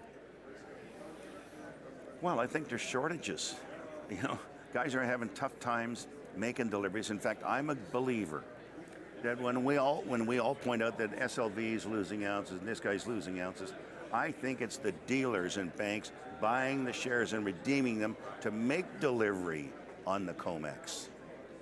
That there's lots of demand for gold and silver. I mean, we get lineups in China and India, and South Korea is running out of silver, and there's lots of demand in Europe. The demand is not as robust at the retail level in North America, but that can change in a dime. So I think once we break through 33, I think we'll have a big run here. Okay. You've invested in dozens, if not hundreds, of juniors. How do you make your investment decisions, given the plethora of companies that are vying for your attention and a check from Eric Sprott?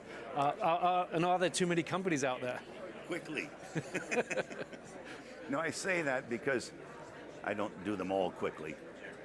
But I'm a great believer if I see a company that's announced some drill result and I go to their website and look at their presentation, I can reasonably quickly assess how opportune the opportunity is vis-a-vis all the other ones, okay? And I'm looking all the time, every day. I look at 2 or 3 companies, probably more than that.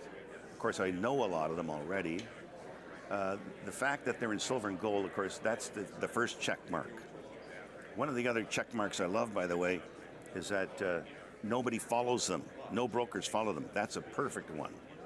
And because I'm just assessing what the ore body's telling me, okay? And I know the price of the product. Now, how good's the ore body? So I don't think it takes a lot of time to realize how undervalued it could be. And I'm a patient investor. So, as I say, when I look at a NAV, I can find lots of stocks trading at 1/10 of NAV. And the NAV calculation is typically a very conservative calculation. You know, they take the price and, like a lot of guys use 2,000 as the price for gold. Well, it's 2,900. That means the NAV is twice what you're telling me it is, just based on price. So it's not too hard to find things that are of interest. Okay, you have a lot of 9.9% stakes in companies. What process do you go through to increase that to sort of over 20%? You have over 20% in some companies, such as you recently did with Aftermath Silver. Is there an additional step that you go through? Not really. I don't lock myself at 9.9 for sure, okay? 19.9 is another question because when you go through 20, you're only allowed so many transactions in a year. I think it's 5 transactions in a year. So you better make them significant. You don't want to be going out and buying 5 by 100 shares unless you're 5 transactions. You're maybe hoping that some strategic guy's going to sell if you want to go higher, and or the company wants to do an issue. And I have lots of companies. I'm through 20, and lots of companies through 10. I don't have a plan to sell them. Typically when I buy, I don't have a plan to sell them. I have a plan to let them appreciate and grow and have someone buy them from me. You know, somebody come in and buy them from me, some takeover. So, okay, for some of your bigger positions, okay, I understand that, but what would be you're in dozens of companies, so what's your exit strategy generally for? It's the same one. Like if I'm only buying a company because I think it's dirt cheap, okay, and I know I could buy more. Let's say I put $2 million in. I know I could put a hell of a lot more than $2 million in, okay? And if $2 million took me to 9.9, fine, maybe I go to 19.9, then I gotta, it's not my choice to go above because I gotta have an opportunity to go above. So I know I'm gonna hold them for a long time because every time I buy them, I think they're just dirt cheap. You know that I could have a 10 or 20 bagger here. So I'm in no rush. I have half the things I own. I don't even know I own them. You know, and then a news release comes up. Do we own that one? Yeah. Like if it's got silver in front of it, I normally own it. Okay. Anything to do with silver. You imagine if silver goes to some of those targets I mentioned. You can own any one of them. Yeah. And you're going to do well. Okay. Yeah. Now, in 2018, 2019, you reinvested a large amount of your gains from Kirkland Lake back into dozens of precious metals explorers. And some have said that given where the market was at that time, you sort of single-handedly saved the junior exploration space. Was that a conscious strategy, or was that perhaps more akin to Warren Buffett's maxim of being greedy when everybody else is fearful? Well, I don't know how fearful they were. All I know is I had a hell of a run in Kirkland Lake. I took a lot out of it. I wanted to redeploy it in the area that I have most interest in. I typically don't buy big stocks. So the field I'm in is like less, 100 million or less is typically what I would do. So, you know, if you had 100 million to invest and you got to buy little guys, you need to buy a lot of little guys to get your money back in. So in the case of silver, and there are very few silver stocks, like there's very few. So I might have been a little bit freewheeling when it came to buying silver stocks. Just because I just have this great view of silver. You know, hopefully I get to look back and say, well, that was easy. So. As I mentioned, you sort of seem to have carried the entire junior space for sort of moments of time.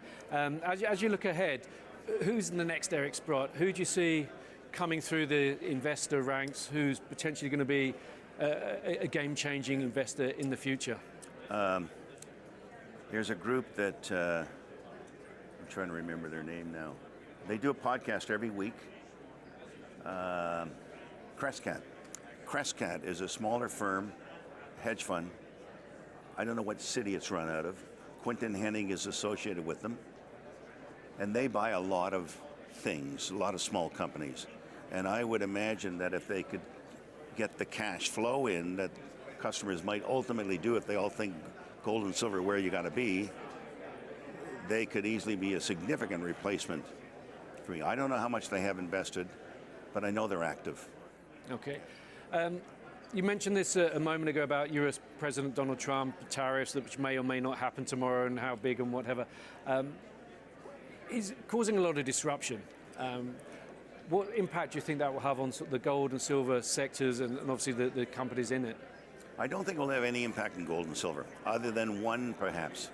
The big impact it might have is that the whole world economy is going to shrink if we've all got to deal with tariffs, okay? It's going to be a nightmare for everybody. So if the world economy shrinks, maybe the ultimate bear market evolves quicker. And a bear market is the best thing that could ever happen to gold and silver. Those stocks go up when everyone realizes nothing's working, because gold and silver will be working. Okay. Well, Larry, let's end with a forward-looking statement, if I may. Where do you think the precious metal space will be by the end of this year? Well, I'm sure gold will be well north of 3,000, and I would hope that silver will be north of $50. And I would think the stocks could easily put on another 25 to 50% this year. It's my hope. It's looking like a good year. Eric Sprott, thank you very much for joining us today. My pleasure, Paul. And we have a lot more to come from the 2025 Prospectors and Developers Association Conference here in Toronto in Canada. So hit that subscribe button. I'm Paul Harris, and this is Kitco Mining. Kitco Mining special coverage of PDAC is brought to you by Gold Mining, Uranium Energy Corps, and Uranium Royalty Corps.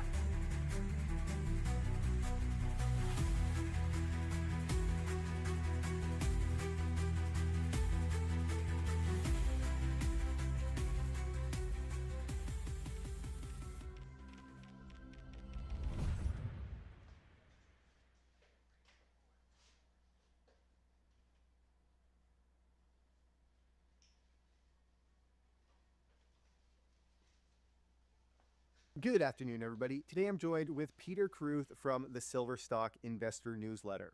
In today's interview, we discuss silver, where the price could be heading in, what is driving the market today, and Peter gives us his price targets for 2025.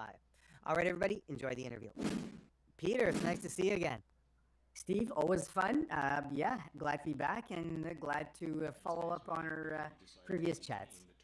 So I'm going to take a bit of a left turn to start here.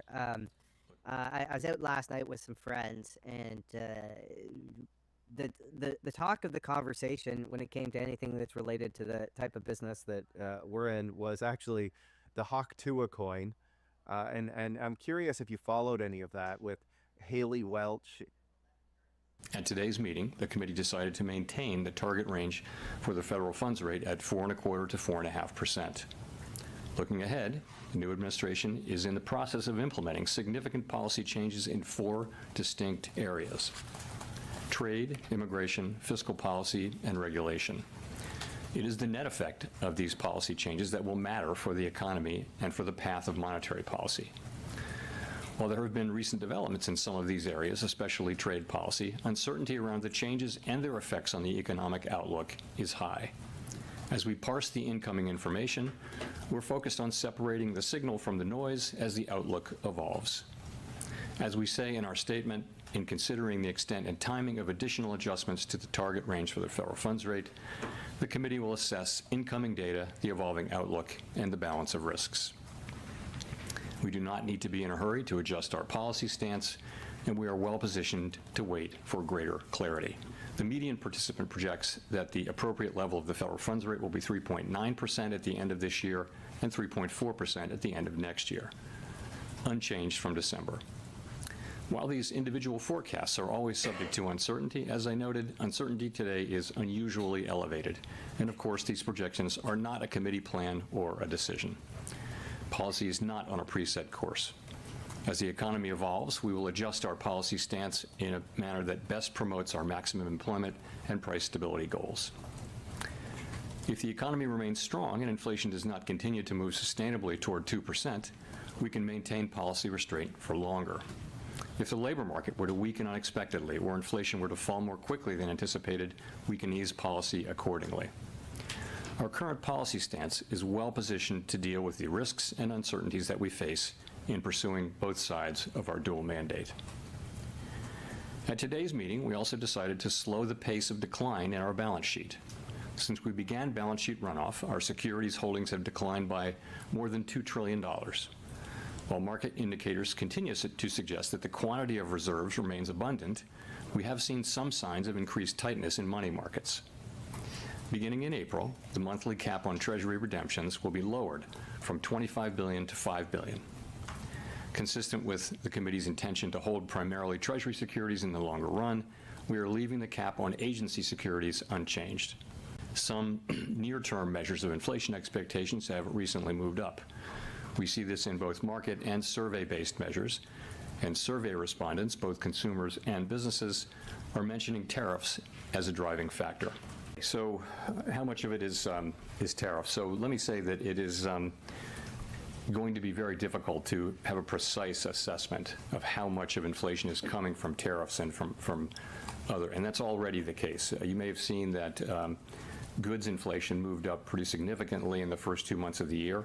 Trying to track that back to actual tariff increases, given what was tariffed and what was not, very, very challenging. So some of it, the answer is clearly some of it. A good part of it is coming from tariffs, but we'll be working, and so will other forecasters, to try to find the best possible way to separate non-tariff inflation from tariff inflation. As I've mentioned, it can be the case that it's appropriate sometimes to look through inflation if it's going to go away quickly without action by us, if it's transitory, and that can be the case in the case of tariff inflation. I think that would depend on the tariff inflation moving through fairly quickly, and would depend critically as well on inflation expectations being well anchored, longer term inflation expectations being well anchored. There's always an unconditional possibility of a recession. It might be broadly in the range of 1 in 4 at any time. If you look back through the years, there could be within 12 months a 1 in 4 chance of a recession. So the question is whether whether this current situation, those possibilities are elevated. I will say this: we don't make such a forecast. If you look at outside forecasts, forecasters have generally raised, a number of them have raised their possibility of a recession somewhat, but still at relatively moderate levels, still in the region of the traditional, because they were extremely low. If you go back 2 months, people were saying that the likelihood of a recession was extremely low. So has moved up, but it's not high. Matt Eaton with CNN. Thank you, Chair Powell. The Fed statement released today removed the line that previously said the committee judges that the risks to achieving its employment and inflation goals are roughly in balance. Can you explain the decision to remove that line? Does it mean that you're now more concerned about inflation or about employment? Actually, it does not mean either of those things.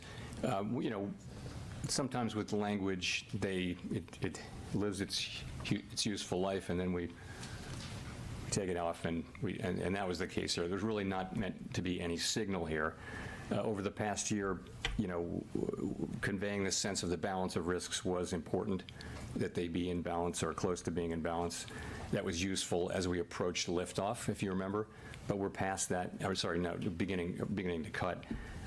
So we just took it out. I actually would say that the more important thing now about risks, and this is in the pages like 10, 11, 12 of the SEP, if you look, participants widely raised their estimate of the risks to of uncertainty, but also of the risks to growth and our employment and inflation mandates. That's a more salient point now than whether they're in balance.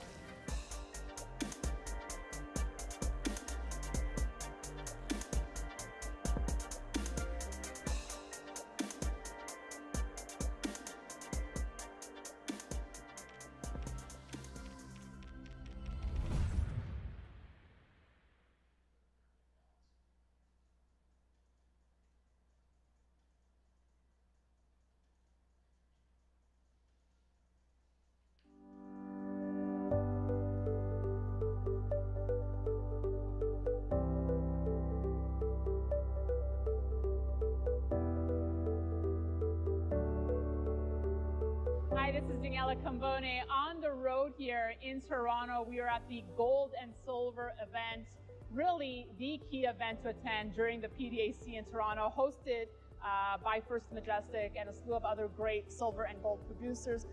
With me now, Keith Neumeyer, CEO of First Majestic. Keith, we've been doing this a long time. We love being here. Thank you for having us back. Daniela, it's fantastic for us as well to have you here, and it's a pleasure for me to have this time with you today. Well, thank you for that, and excited to catch up on all the things happening at First Majestic. But first and foremost, I have to say, the event is taking place in Toronto. I don't know if you feel the tension in the air, but the tariffs have arrived, and the Canadians I've spoken to feel it's quite an unfortunate event. I mean, you definitely feel it, right?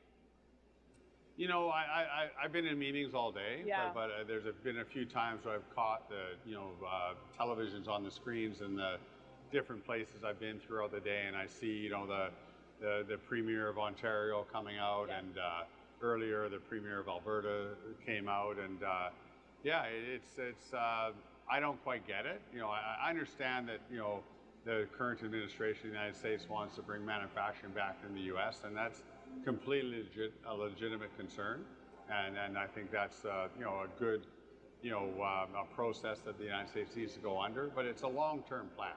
You're not going to fix that problem overnight or that issue overnight. Putting tariffs on commodities is a big issue, because all of a sudden the United States can't get their metals, can't get their energy products, and that's all it's going to do is create inflation. It's going to hurt the United States, and it's going to hurt Canada. Well, that's a really good point, and I want to talk First Majestic, but now that you've brought it up, is can there be tariffs? Because you're operating in Mexico, right? Mm. Can there be tariffs placed on silver, on gold? It's a good question, and they have not been very transparent. Like we actually don't know the answer to that question right now. We haven't had any metal cross the border today.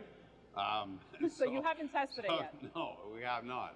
So I actually asked my guys and said, because I don't even know what we're going to do.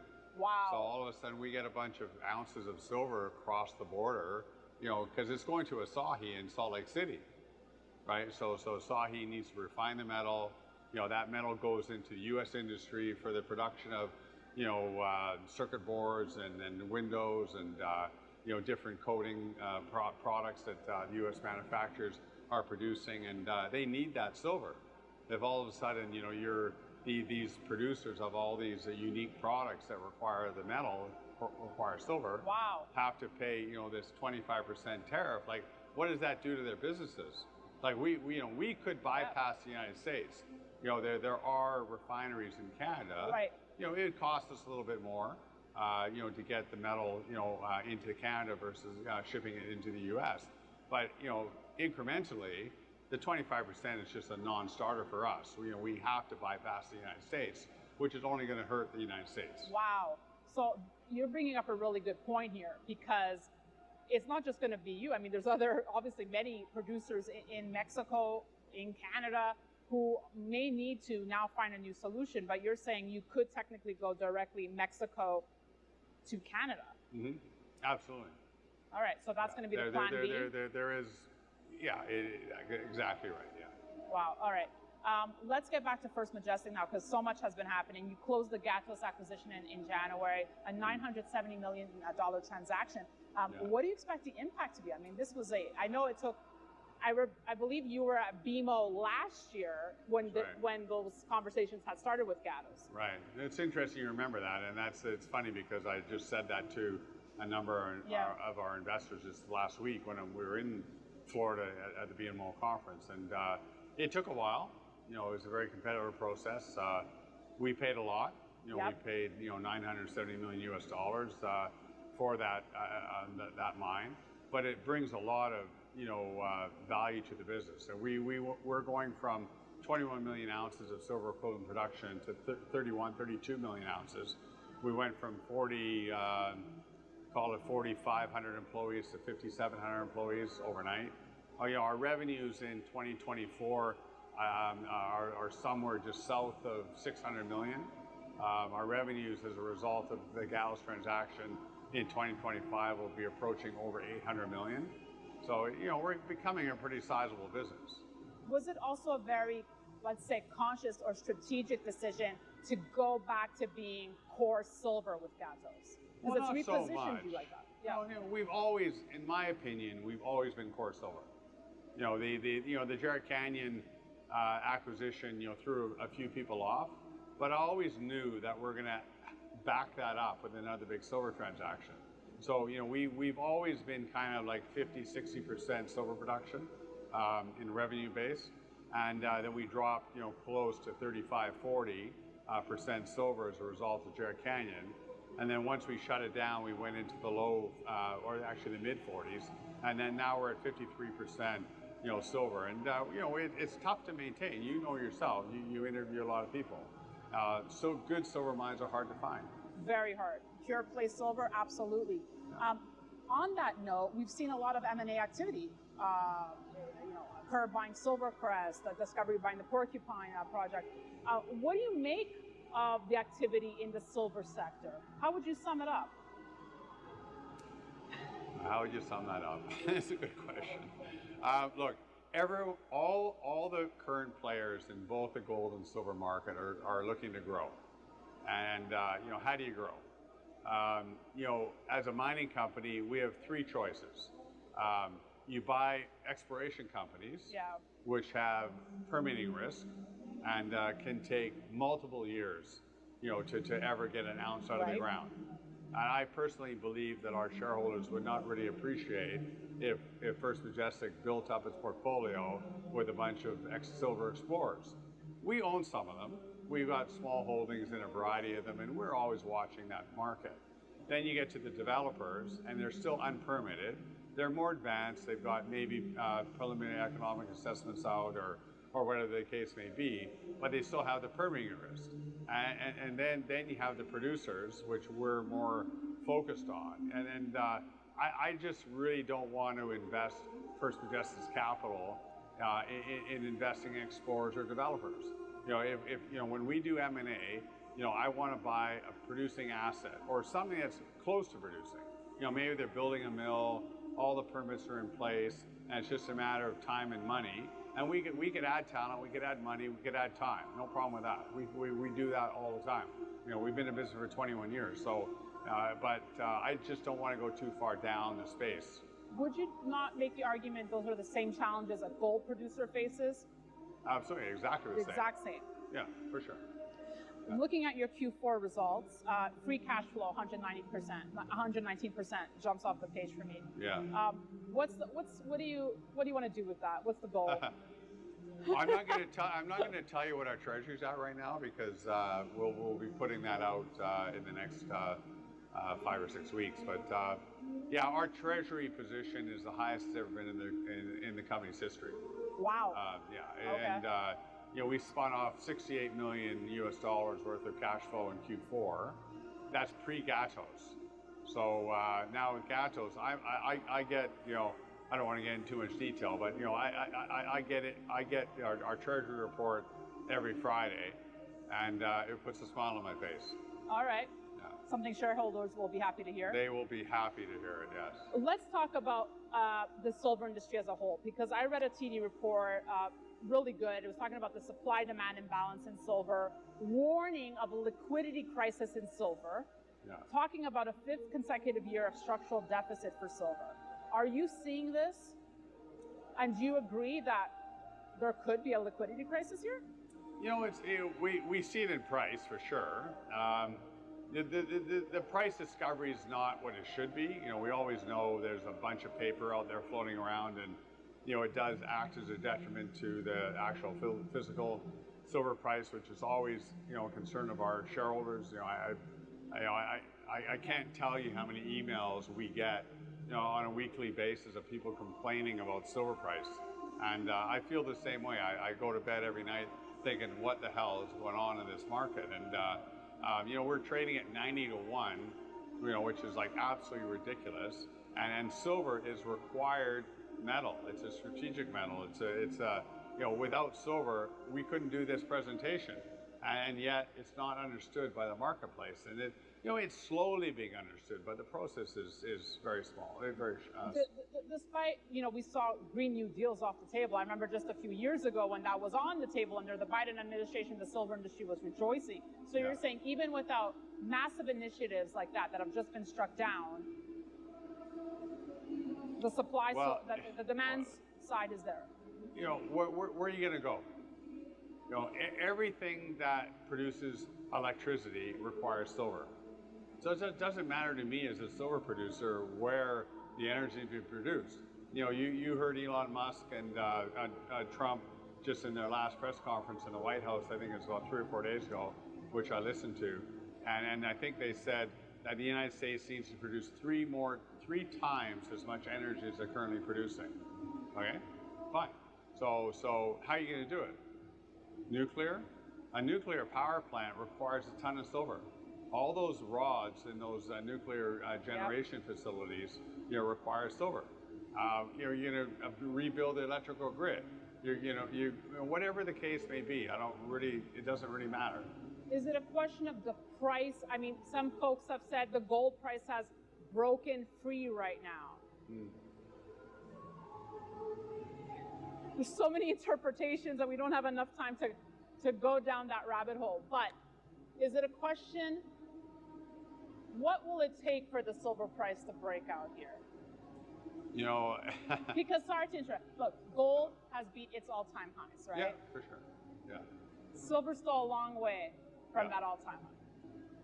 Yeah, and that's a conundrum I have constantly. And when I put this company together 21 years ago, I looked at, because I came from a copper company prior to that, and I looked at silver and I love the supply-demand fundamentals of the metal, and even today it's dynamic. Yet we're just not seeing it in the price. And is it going to take the retail investor? Is it going to take the institutional investor? Is it going to take industry? Like, I would not be surprised if we saw a big consumer of the metal not be able to produce their product.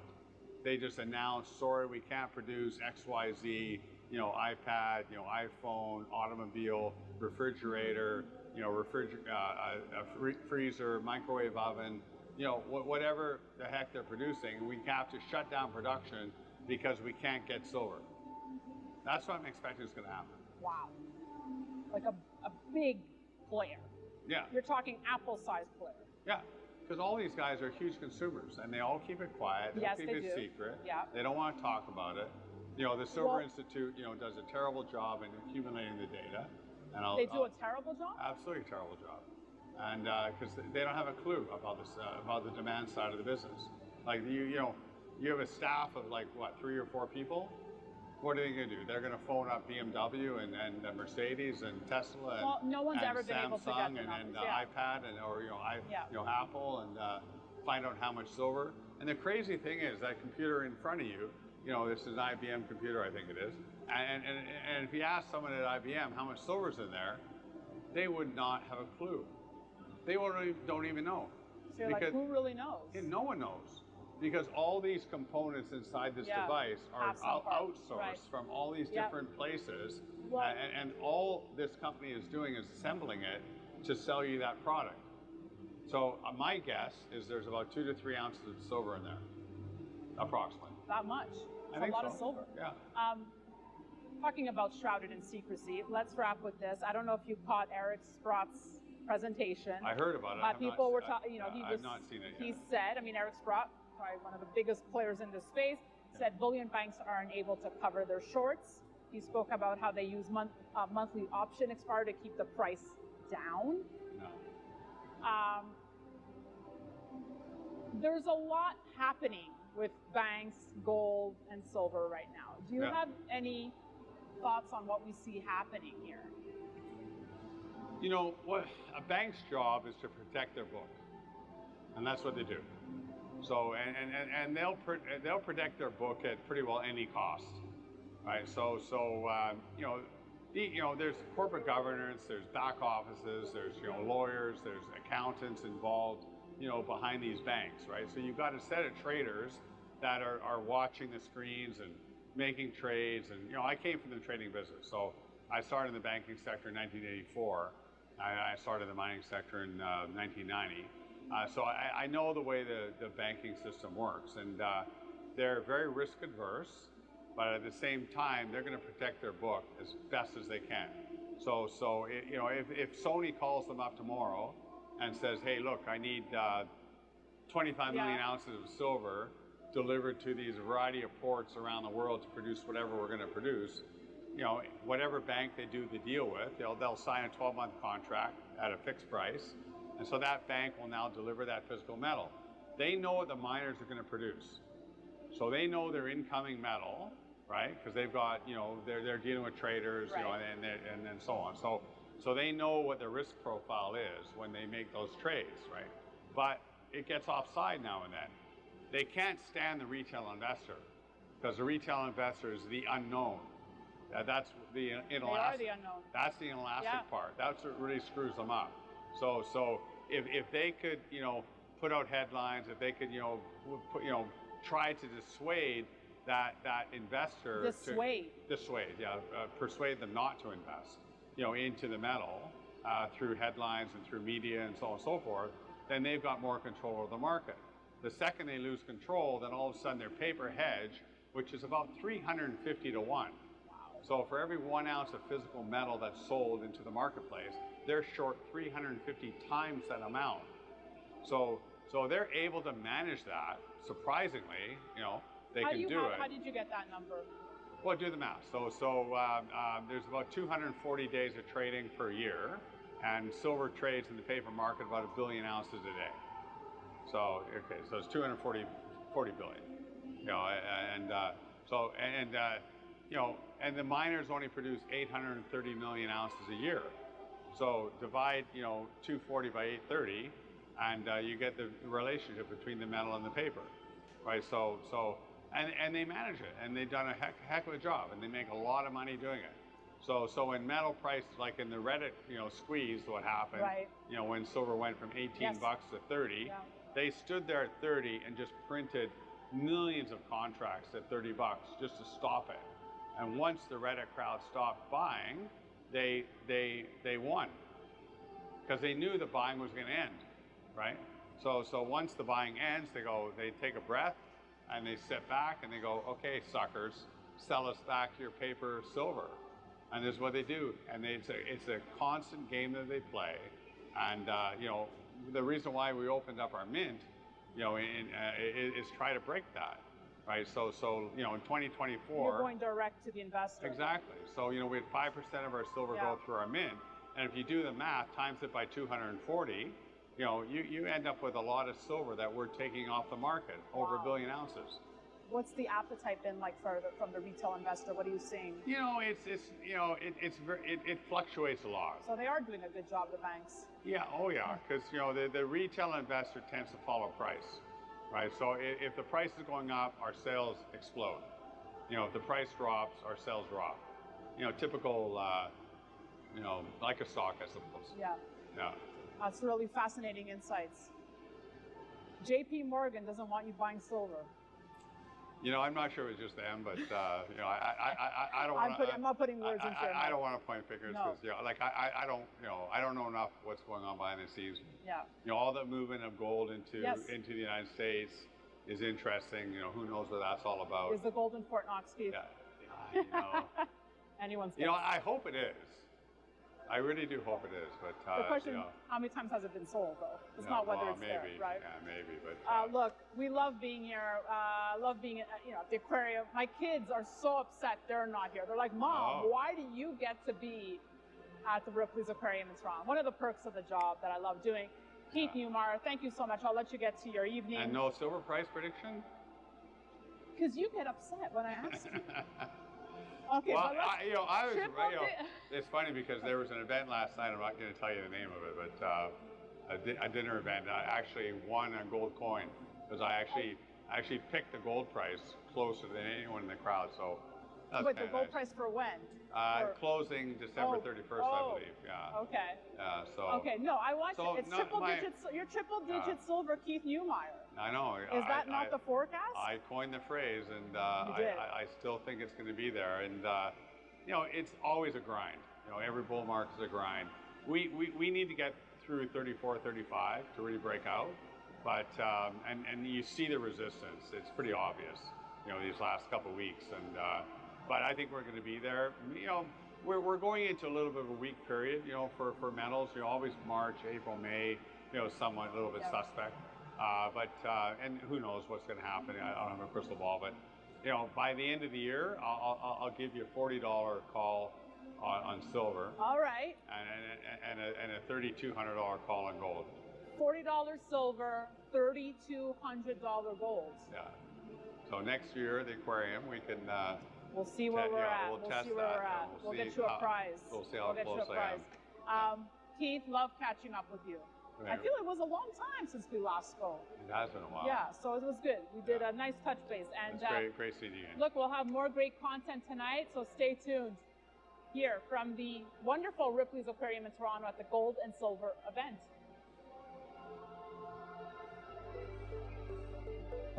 All good? I loved it. What do you guys think? Was good?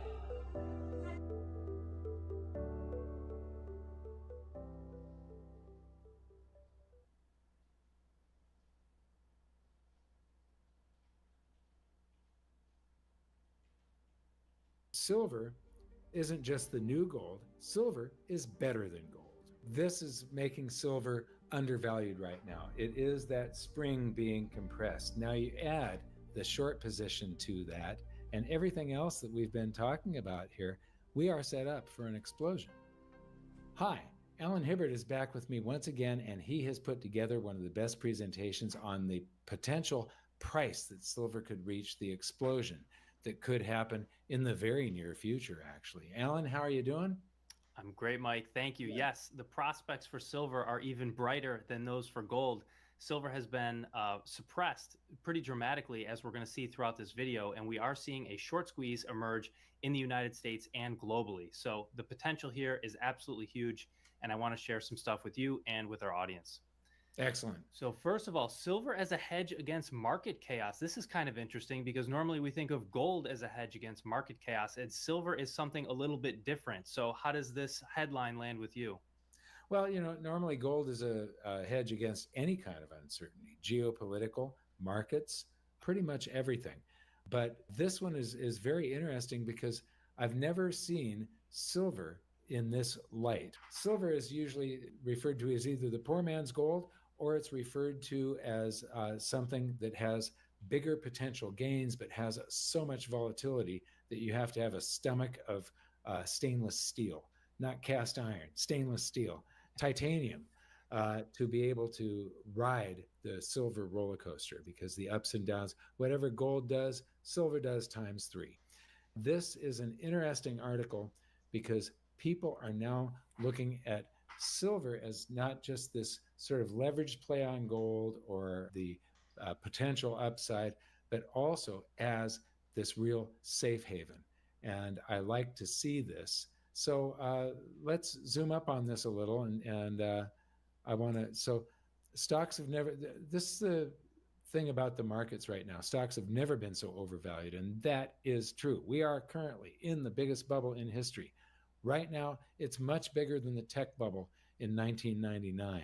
With stocks trading at nosebleed valuations, almost anything could catalyze a crash.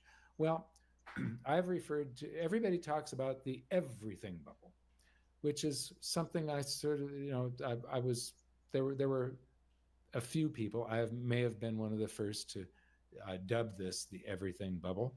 But then I quickly changed when I was writing my book to, well, it isn't the everything bubble.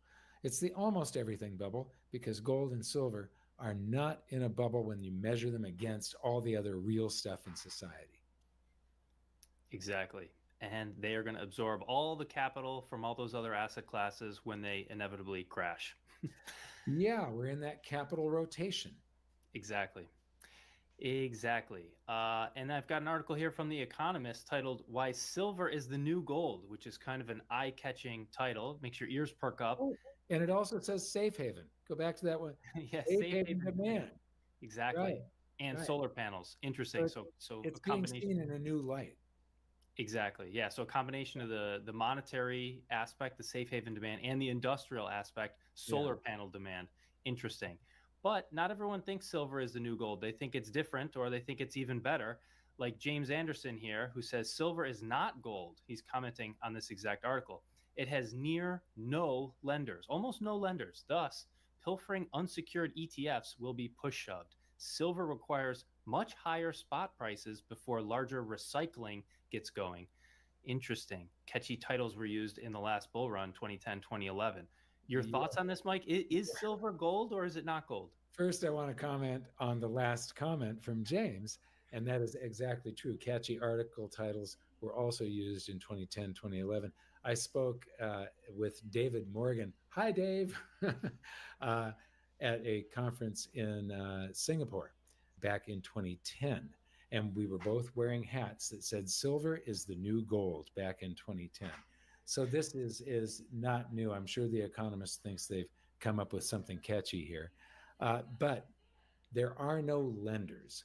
The lenders of last resort, when it comes to gold's price getting away, the world's central banks have a lot of gold that they're sitting on, and then they can lease it into the markets, and the bullion banks can then manipulate the price with all of the leased gold, because it's sort of phantom gold coming onto the market. Silver, that doesn't exist. The stockpiles are all gone. So, and then with the silver requires much higher spot prices before large recycling gets going. Yes, you have to put all of the machinery and everything into place. That's years worth of investment. There is going to be something called the Big Melt. It happened in 1979, 1980, where all of the scrap, but so much of the scrap and old artwork and jewelry and everything was brought in and melted down way back then, that a lot of that doesn't exist anymore, old silverware and things like that. This time around, it requires higher spot prices, but I'll tell you, what happens during a big melt when everybody rushes to see, you see those people during a gold spike back in 2011, all these businesses sprang up, we buy gold, and people standing on the street with flipping signs around their head and stuff, we buy gold. And it became really popular for a little while. But during a big melt, the spreads, they're sitting on so much inventory that it's going to take years for your scrap to actually get melted down, refined, and poured into a bar. And so the people sitting on that, what you can actually get as far as a percentage of the spot price during that rush when everybody wants to turn in all of their scrap, you can't get anything for it. You get maybe 30% of spot or something like that, because all of the people that are buying it, they're going to have to carry a futures contracts that are rolled over for years before that silver gets melted down, and there's a carry cost. So let's move on. I'm sorry I went off on that, but the big thing is there's no lender of last resort to control these price fluctuations. When silver gets out of control, it'll do a moonshot.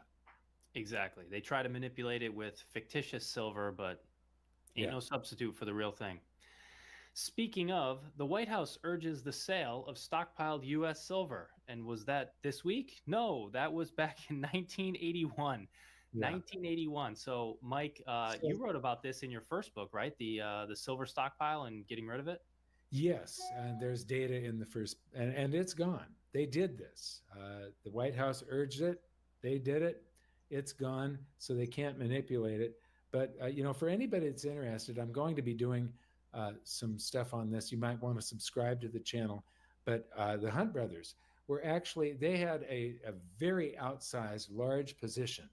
And silver is such a small market compared to gold.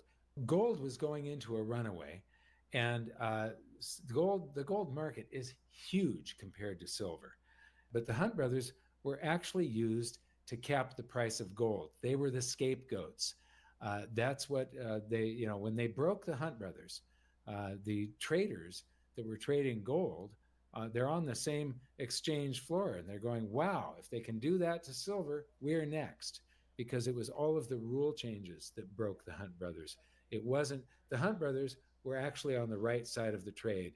If the COMEX and the government didn't make the rules, enforce the rules, and change the rules at any whim they want. Exactly. It's that centralization. Yeah. And they can do it again. All right. Silver squeeze on steroids for round 2. Look at this chart shooting up like a rocket. This is the short volume on one of the silver ETFs. And you can see that in the last few weeks, it is absolutely exploding. Right. This is silver squeeze. I mean, this is Okay. almost off the charts. Good thing they adjusted the scale. Yeah, so I just need to explain this once again to everybody. So what happens here when you sell short?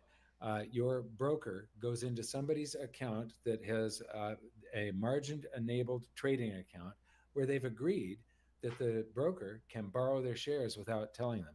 So they borrow their shares. You think that if you went long silver in an ETF, you think you own ounces that back that ETF. And the broker goes in and borrows them, loans them to somebody else that sells it to another long. Now, two people own that same ounce of silver.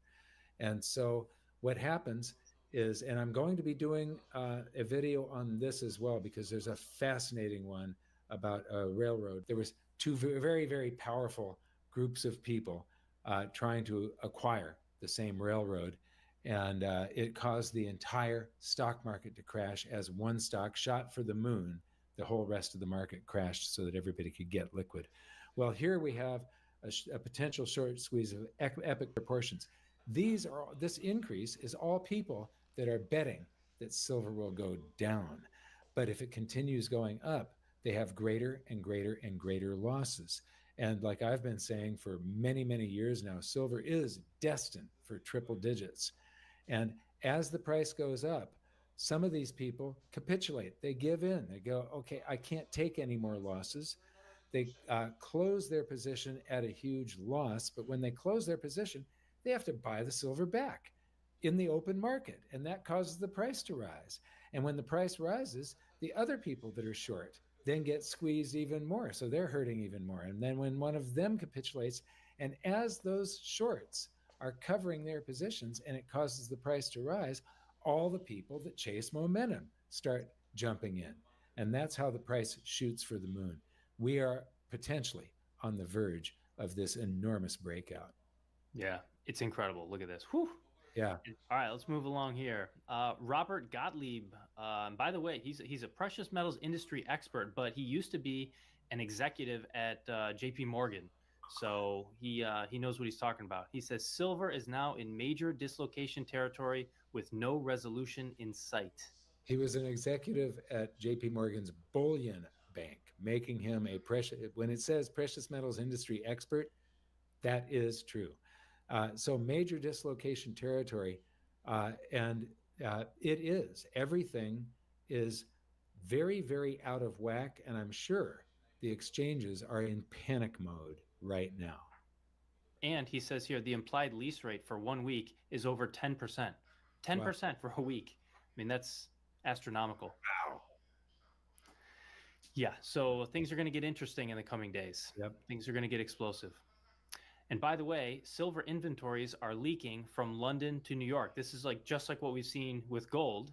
Interesting. So maybe silver is the new gold, but maybe it's not. But anyways, you can see here that inventories in London have been dropping last few months, heading into 2025 and continuing.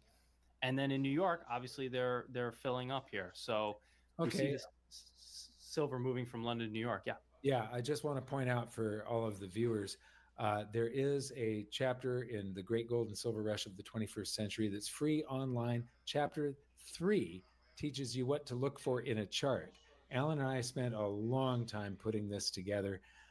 But in this chart, one of the things that I see that gives you, it skews your perception visually. And I just want to point out that because that scale, yes, the scale on the bottom is so small, from 250 to 375, as compared to ounces that are measured 750 to 1200. So it makes that bit going out of London look small, and it makes what's going into the United States look large. Well, they're probably about the same size. It's just all the way that you read the chart.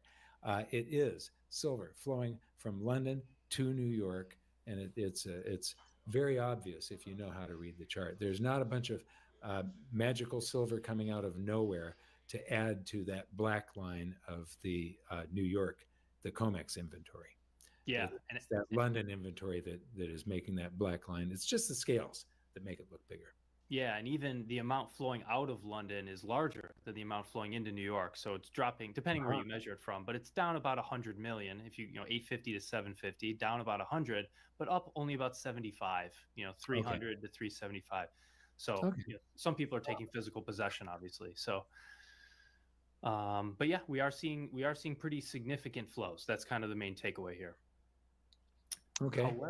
However, this is just the overall inventories, but what about the ones that are available for trading? Well, countdown to the silver squeeze you can buy into. As a tidal wave of metal makes its way into the US, as we just showed, the LBMA's free-floating silver inventories have now inadvertently drained by roughly 100 million year to date, and that's 33% of the free-floating silver year to date.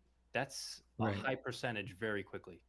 So, you did some research just before this, and we discovered that free floating is the same as the registered category at COMEX. It is so this is the silver that is available for sale.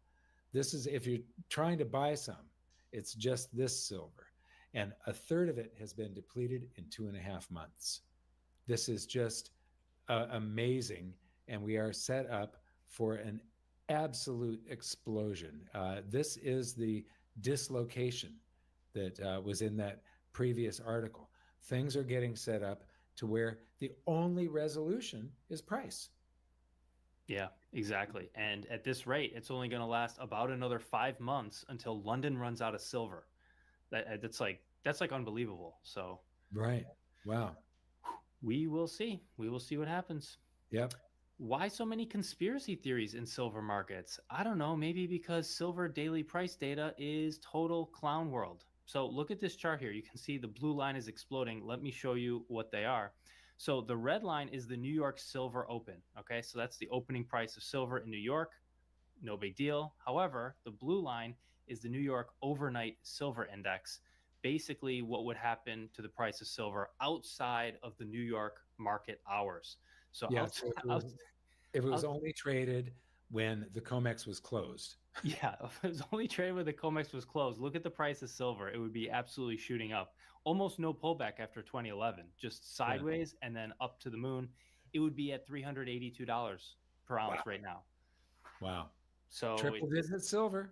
Exactly. So it kind of seems like it's inevitable for years. So. Kind of seems like there's price suppression happening in New York, and that could be why all the silver is mysteriously flowing from London to New York to keep the supply, feasible to maintain the price suppression. So this is making silver undervalued right now. It is that spring being compressed. Now you add the short position to that, and everything else that we've been talking about here.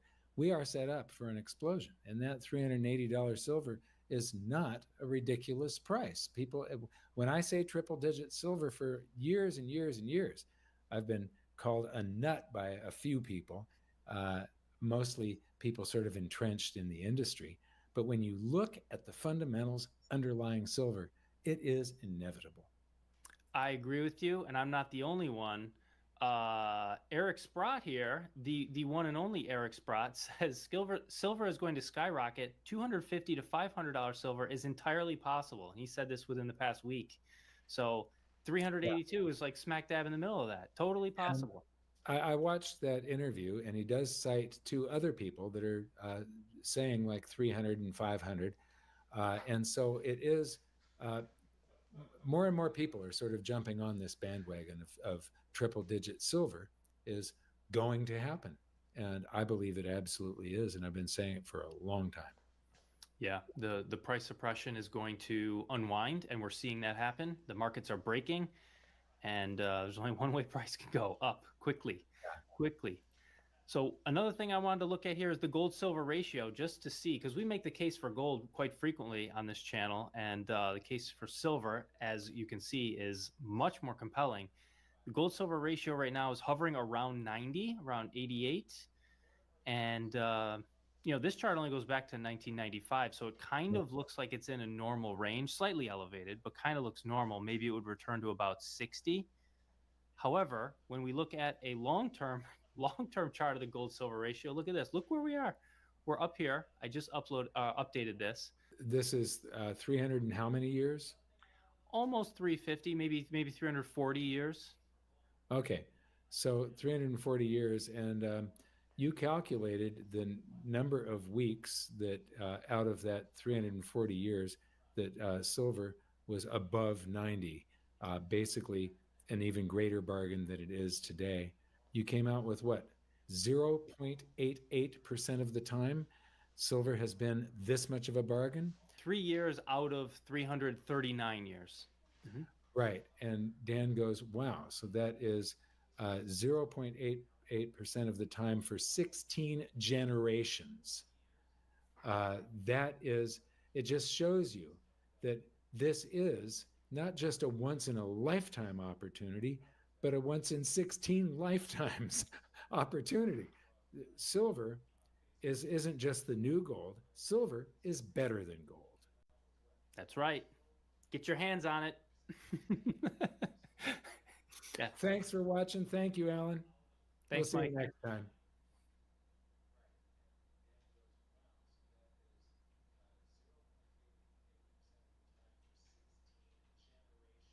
It's musical chairs, and when the music stops, 310 people are going to be SOL, out of luck, and one person actually can claim that real ounce. The rest of the and so the only way that these types of things resolve is through crisis and an explosion in price.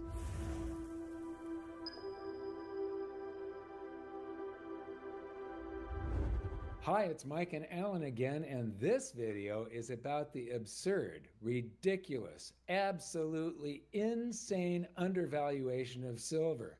Alan, what have you got? Does that make sense to you? Yeah, absolutely, especially when we put it in a historical context, and that's exactly what this video is about. So really, it's all about the gold-silver ratio throughout history. We can see from the last 5,000 years that there was a particular range that this ratio tended to fall in. And lately, the last few decades, we are so far outside that range that it's hard to fathom how we even got there. But we're certainly going to have to revert sooner rather than later.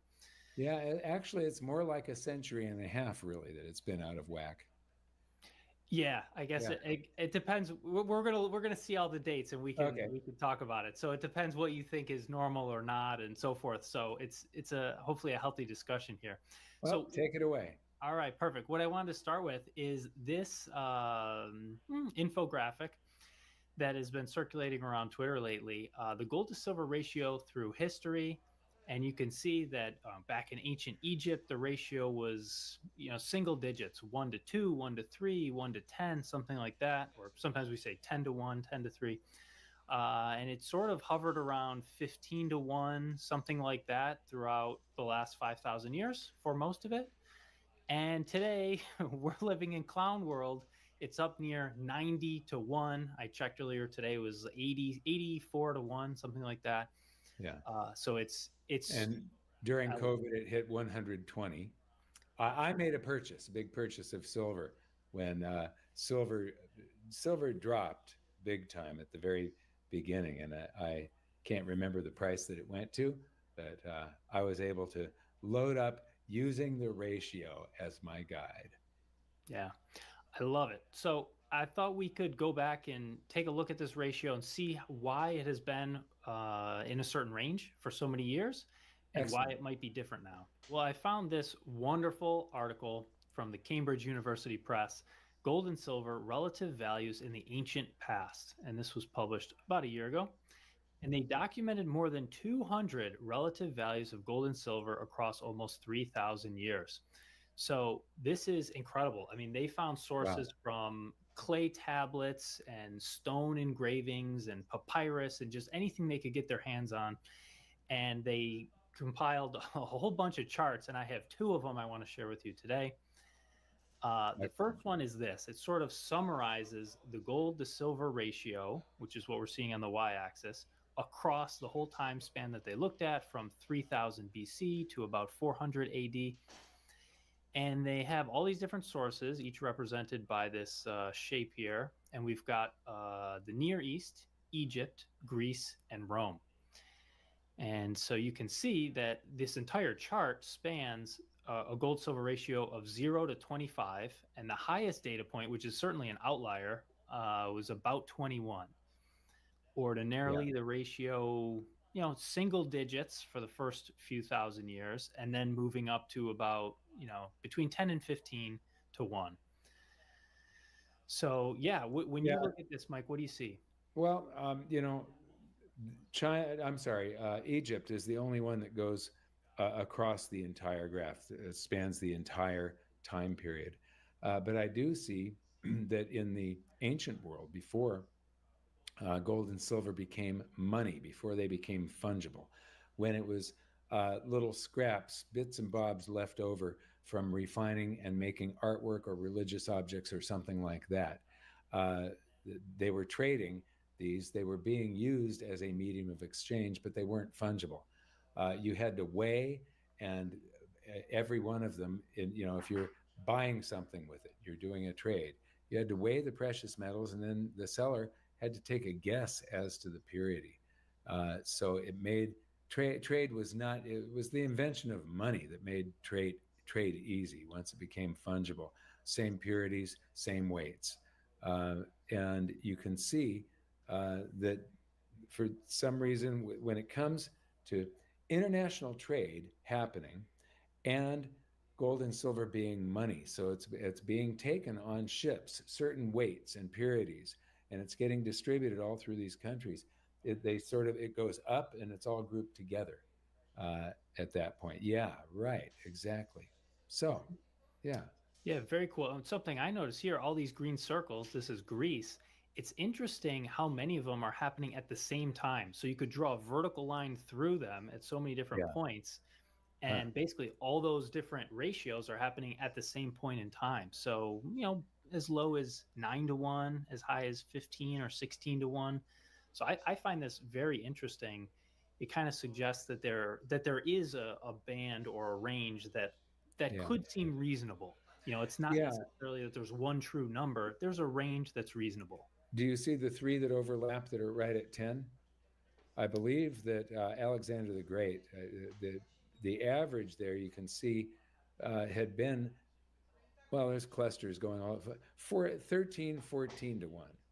And he just thought that the exchange rates floating were silly, and he made a declaration that it's going to be 10 to 1, and it didn't last. It couldn't. The free market always overwhelms any government dictate. Yes, and that is going to be a recurring theme throughout this video. Is that there's all kinds of government dictates, but eventually the free market will overwhelm them, and that's sort of the big opportunity here with silver. So there's sort of one question that emerges from this chart, which is why does Egypt have so many markings down here around 3 to 1? 3 to 1, 2 to 1, yeah. And then they kind of come up higher when international trade happens.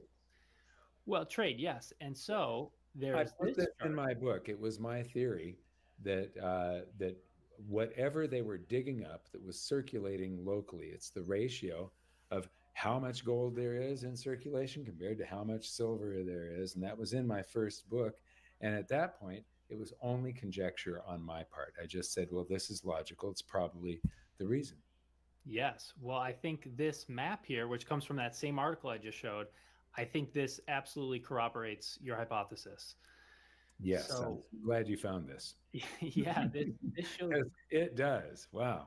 Gold and silver deposits, and you can see around Egypt and the surrounding area, it's all gold deposits. There's very few silver deposits. It's hard to find these little silver plus marks compared to the rest of Europe and Africa and so forth. Silver is fairly abundant.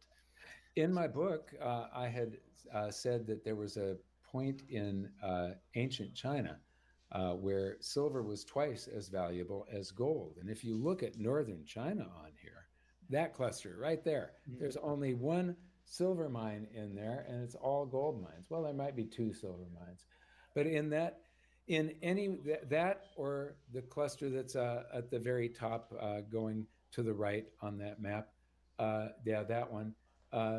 If there's so much gold being dug up and no silver. Now, one of the things that this map doesn't show, that it says gold deposit, silver deposit. It doesn't tell you the size of the deposit. You might have a whole bunch of tiny gold deposits and one giant silver deposit, and that upsets the ratio. But still, this would,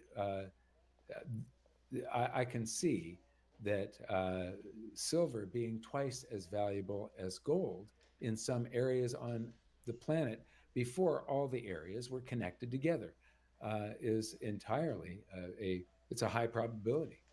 Mm-hmm. Yeah, it makes sense to me. And that's what the researchers of that article found. This one I showed here is they basically said that the exchange rates are largely determined by the availability of the metals. So pretty much driven by scarcity. Okay.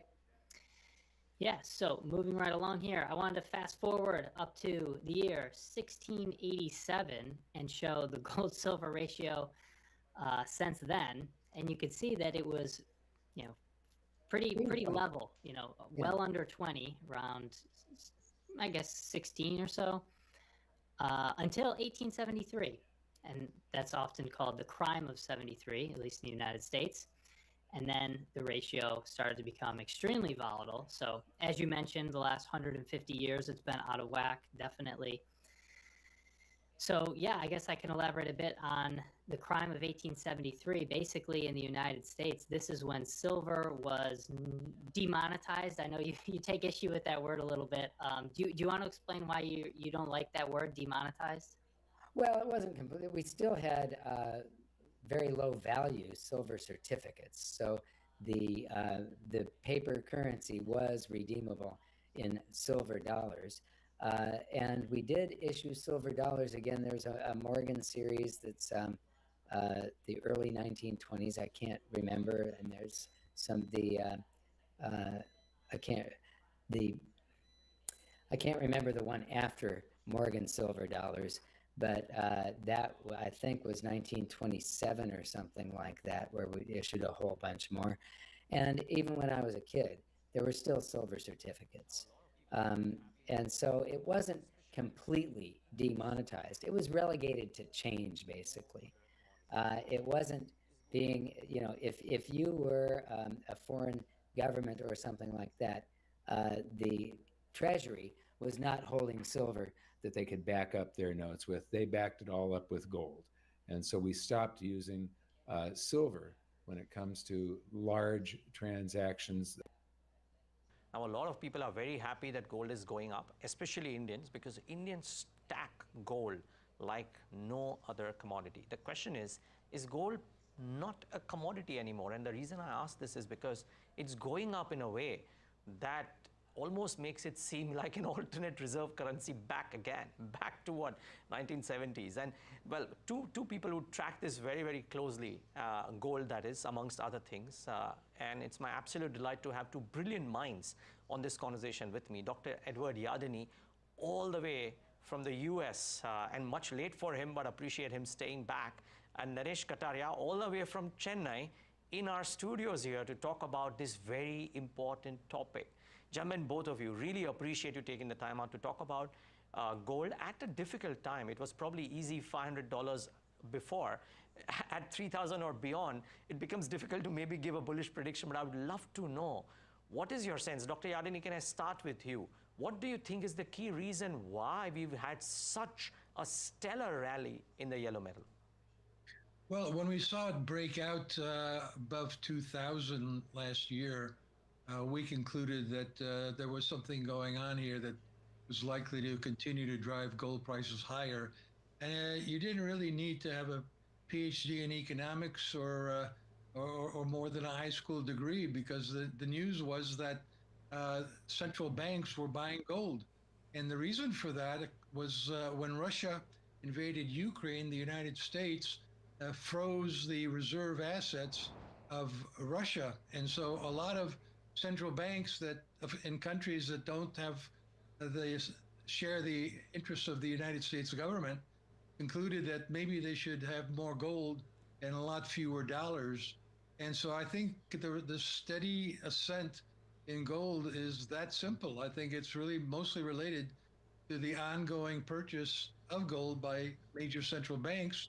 And if you just take a very simple trend extrapolation, I think it could get to 4,000 by the end of this year and 5,000 by the end of next year and maybe 6,000 before the end of the decade.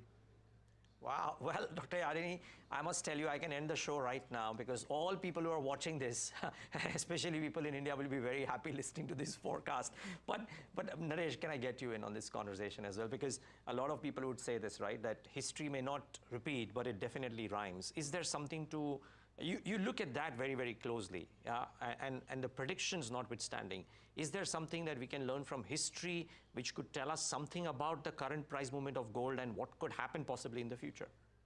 So I think it's event similar to what happened in 1970s, Neeraj, where US closed the Bretton Woods window and went back on the promise to convert dollars to gold.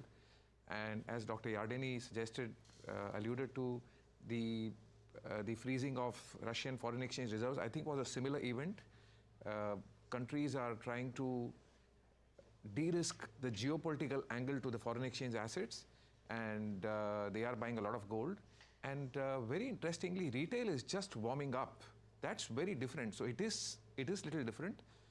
ETFs have been popular for about 25 years in gold, and gold tonnage and gold price usually move in tandem, because investors are performance driven.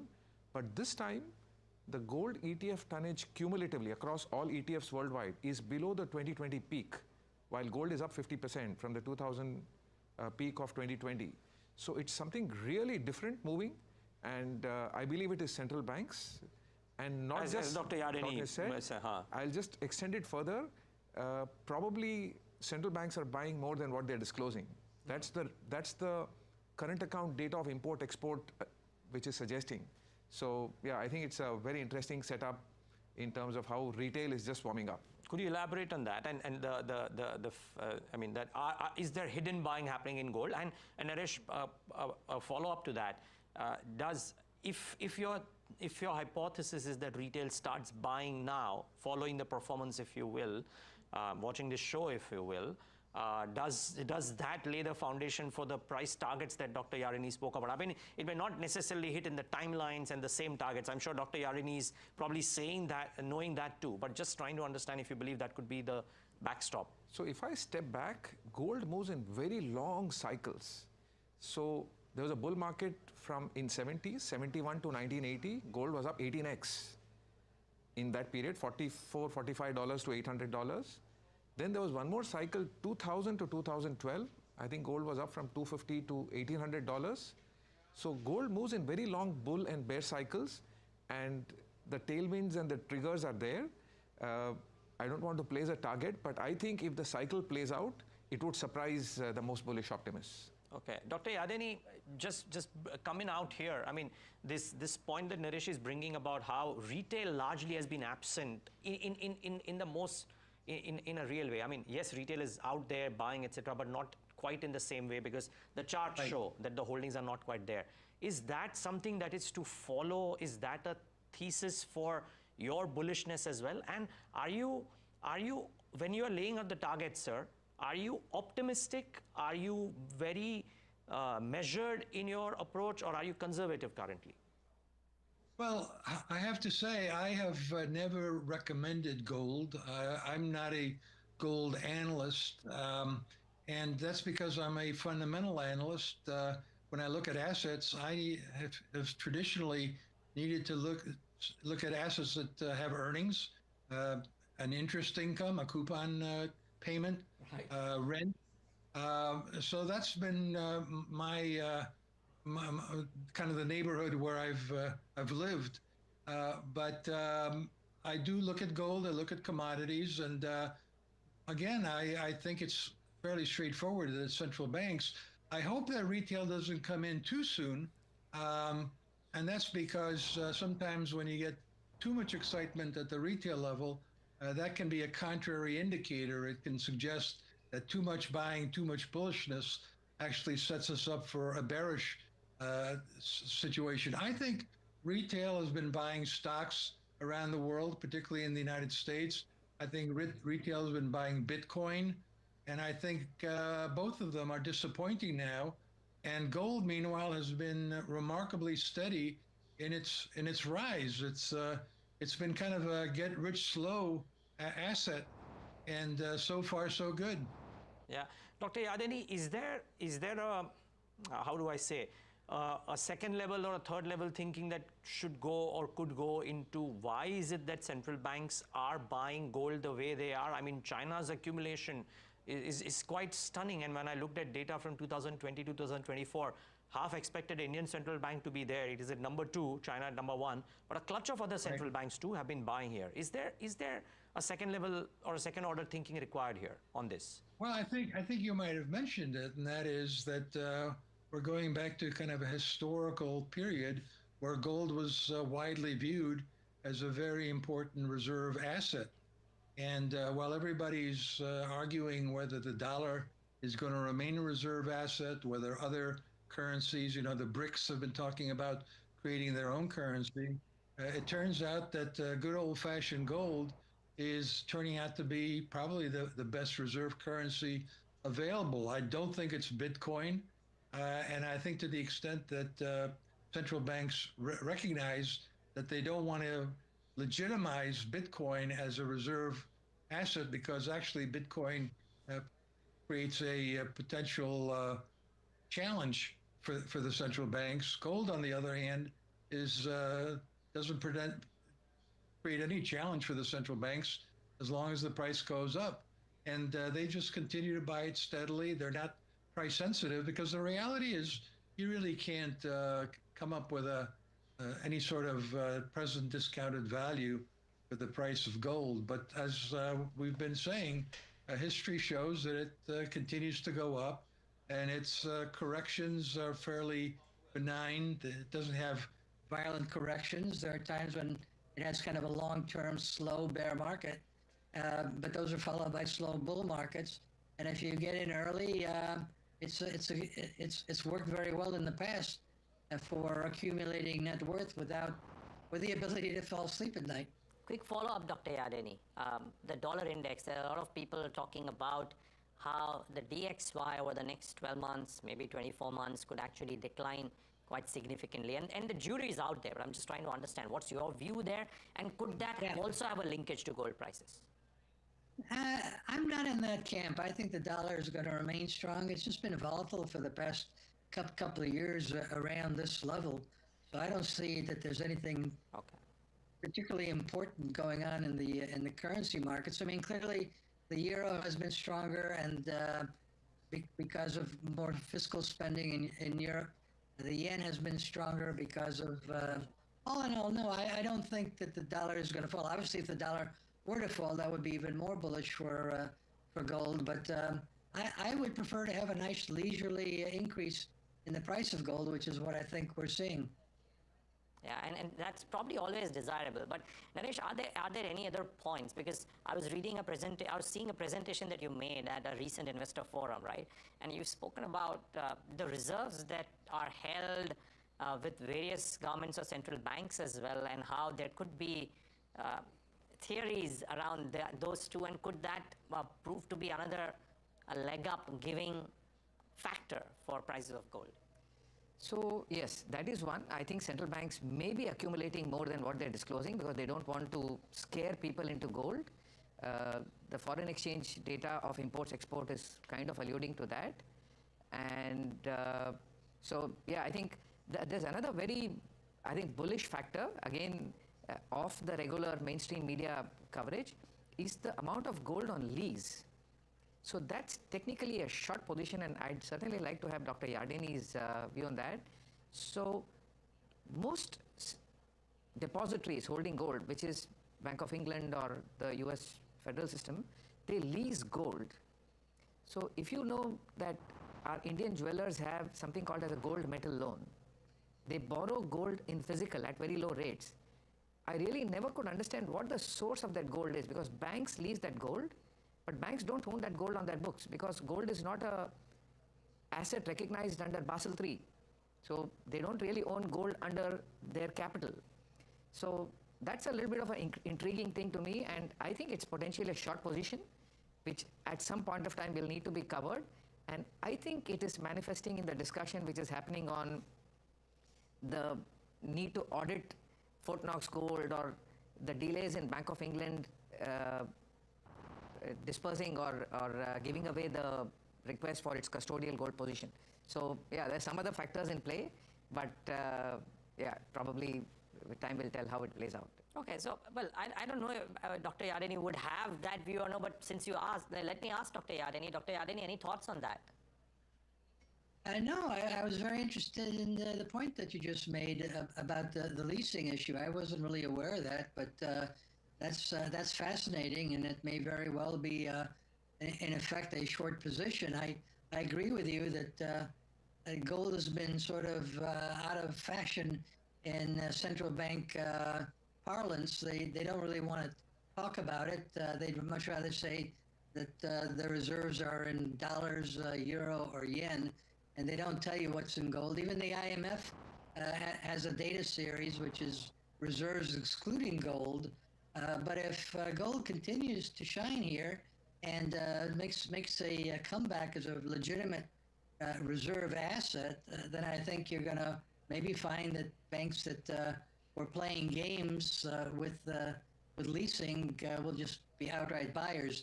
Another thing I'd point out is it's hard to say, and maybe you both know what the Chinese individual is doing with gold, because the Chinese individual has gotten absolutely hammered in their real estate. They've got a huge negative wealth effect in real estate. They have not done well in stocks. Since the beginning of the year, stocks have done better for them, but it's been very volatile for them. And my hunch is that there is a lot of Chinese buying of gold by retail investors. Wow. Well, I must say, one book within the hundreds behind Dr. Yardeni might have some inkling on that too, I must say. But Naresh, quickly, any thoughts here? Dr. Yardeni made a very interesting point. I mean, anything that you've read around the Chinese individual behavior, investors' behavior? I know Indians are buying. What about China? So, as of now, the demand is from central banks. Chinese retail is, I believe, a small part of the overall scheme of things. It's more the central banks and then the retail. India is bigger. India is 20% of world gold imports. World manufacturing per annum, whatever is manufactured, 3,600 tons. India imports about 750 tons a year. Indians have been kind of steady. Yeah. They've not really increased. In fact, imports are down from 2010, 11, 12 to what it is now. So I believe the drivers are more central banks, and then retail comes in. But I have just one more important point to make on how gold works on the Indian markets. I think we have a big impact of gold on Indian markets, unlike any other country in the world, because the stock of gold we hold is almost equivalent to our GDP or market cap. No other country has this setup. Total stock of gold in India is about 35,000 tons, which is $3.5 trillion. That's our GDP. That's about our market cap. So a gold rise actually leads to a wealth effect, which doesn't happen in any other country. And the data I've analyzed over the last 25 years, after a 30% rise in gold, which has happened multiple times in the last 25 years, Indian markets tend to do well. The average small cap index performance was 25% per year after a 30% rise in gold versus long-term average of 15%.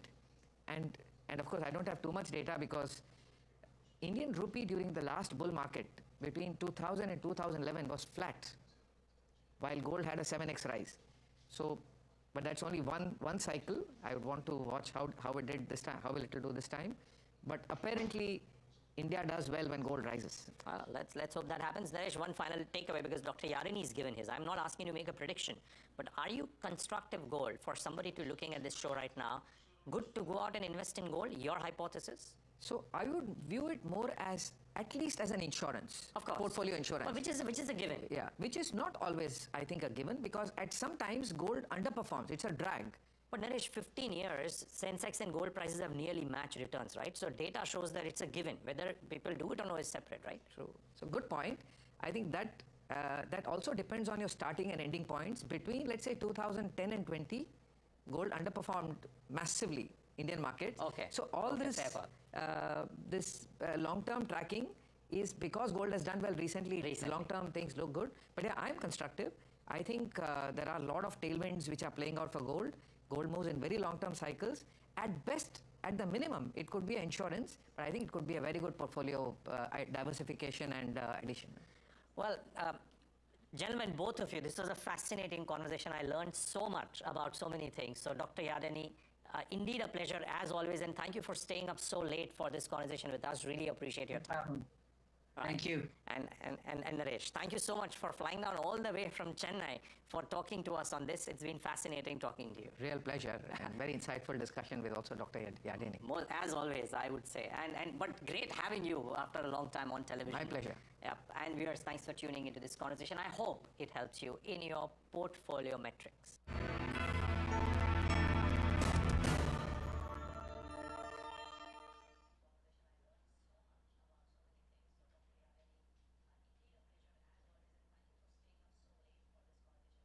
Very, very, very long career, 35 years. I've never even seen anything remotely close to what we see happening in the gold market. And it started in November, right around Trump winning the election, where the United States, for the very first time, has become a net importer, at least that I can remember, a net importer of gold and silver.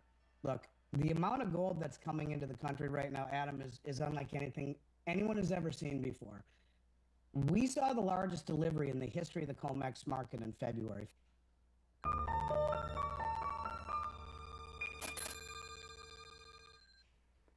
Welcome to Thoughtful Money. I'm its founder and your host, Adam Taggart. Gold has experienced a major upwards repricing in recent years. It's up nearly $1,000 an ounce over the past 2 years, and in just the past year alone, it's up 35%. Handily outperforming the S&P's return of just 13%. Now, some say gold is quite overbought after this big run, but others say it's just getting started and that far higher prices lie ahead due to the ongoing loss of purchasing power of the US dollars and other world fiat currencies. Well, which is more likely?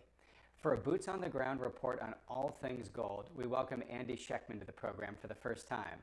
Andy's the CEO and co-founder of Miles Franklin, a full-service precious metals broker with a mission to educate the masses on the benefits and principles of sound money and to deliver fair pricing.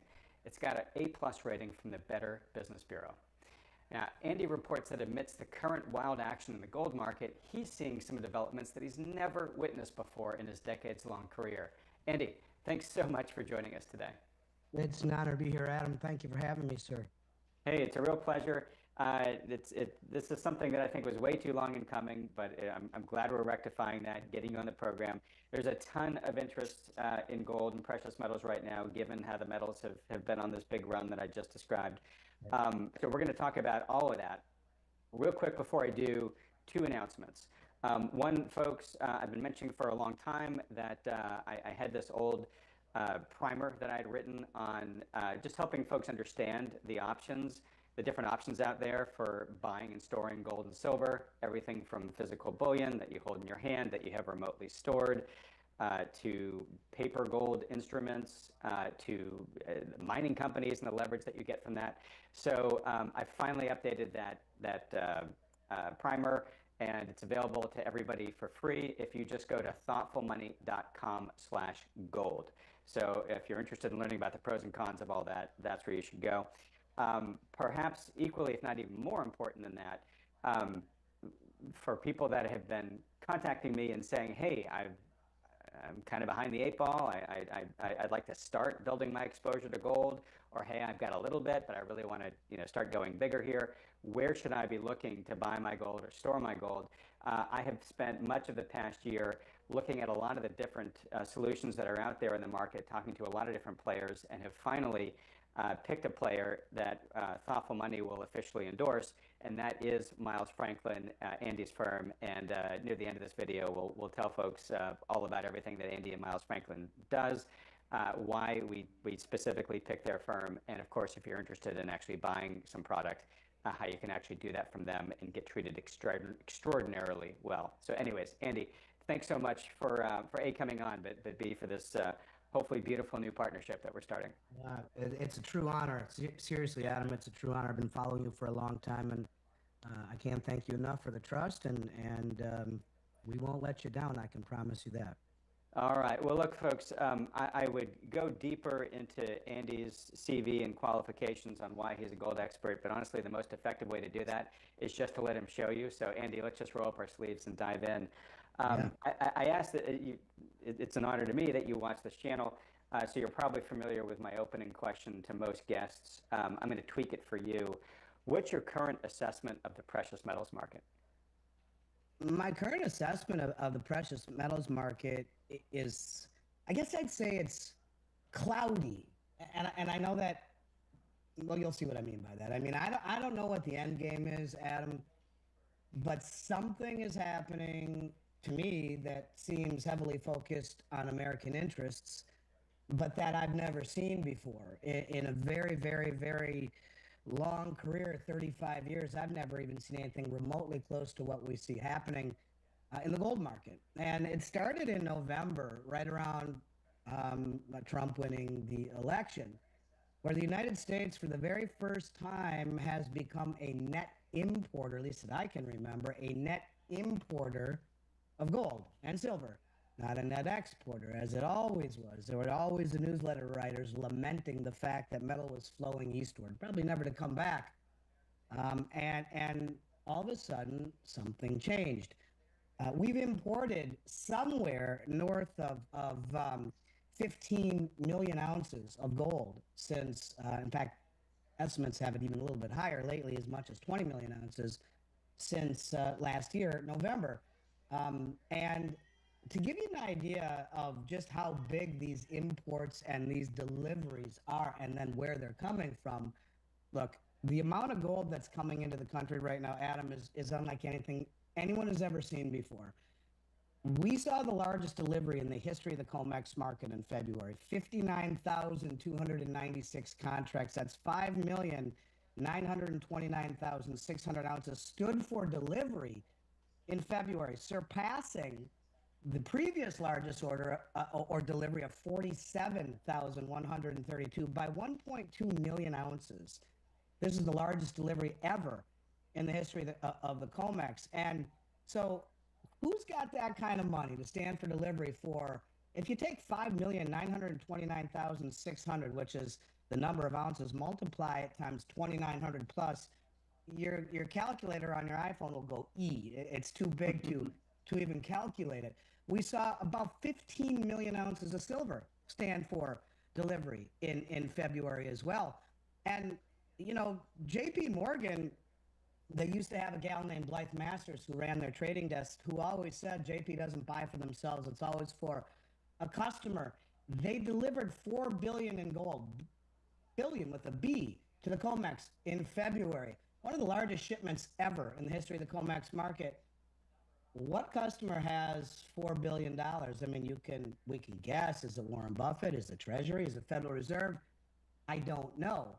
But again, since November, roughly between 15 and 20 million ounces that we know of have come from London, just from London.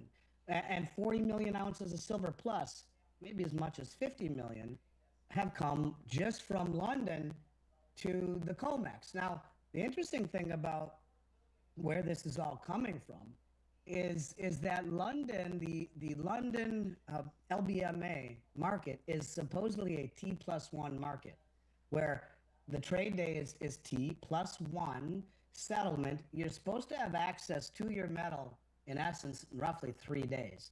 It's now turned into T+8 weeks. Now that to me is pretty much a default. And their excuse is that it is a issue of manpower and trucks. So the Bank of England evidently doesn't have enough in the way of trucks and manpower to move the gold that that is supposedly available for delivery. But it's important to understand that when we talk about this game of rehypothecation of paper, where the Western system has been rehypothecating or suppressing the price of gold and silver, and we can talk or debate about what the reasons are, but they have done so using the leverage of paper contracts sold over and over and over and over and over again to the same players. That right now, as an example, there are 279 million ounces of silver stored on paper in London, but only 36 million ounces are actually available. So that means that the other 243 million ounces belong to players like the Bank of England or ETFs or whoever. They're not for sale. But this is standing against 380 million ounces in outstanding spot delivery contracts. 36 million ounces available, 380 million in paper, 10 times plus the leverage or the amount of deliverable contracts than there is gold. And so you have to wonder, is it really a T+8 week situation now because of trucks and manpower, or have they been caught with their hand in the cookie jar? They're 90% short on their ability to deliver. And in silver, Adam, it's even worse. In silver, they have a float, and we just saw actually just the other day, let me see the number here. Just the other day, the LBMA silver stockpile suffered its largest monthly decline since records began, down 8.6% in 1 month to 270 million ounces. So they have 270 million ounces available to be delivered, yet they're trading 2.9 plus billion ounces per day.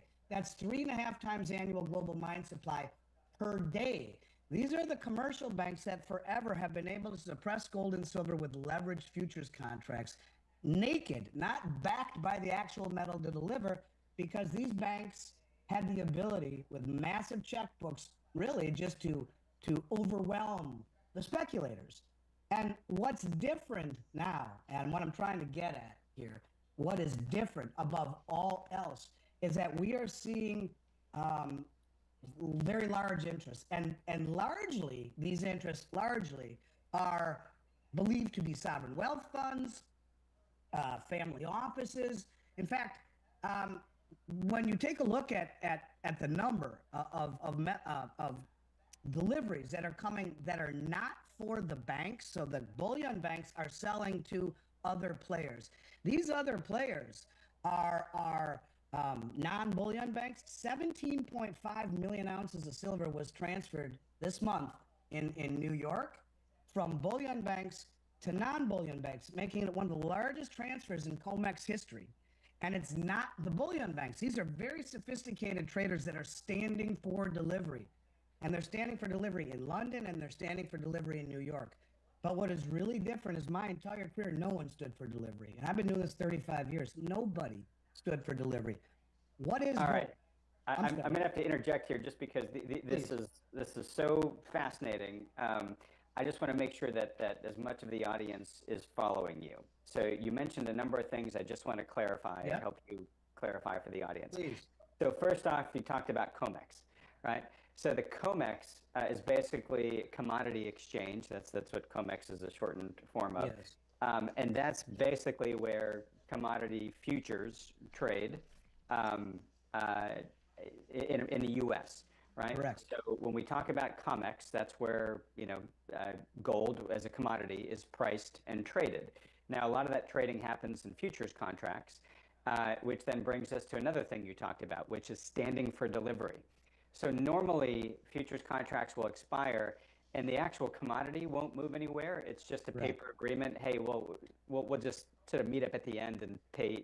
Somebody pays the difference to the other end of the trade. But you, as a party in that transaction, instead of getting money, you can say, actually, you know what? I don't want the money. I want the actual commodity itself. Right? That's called standing for delivery. Okay.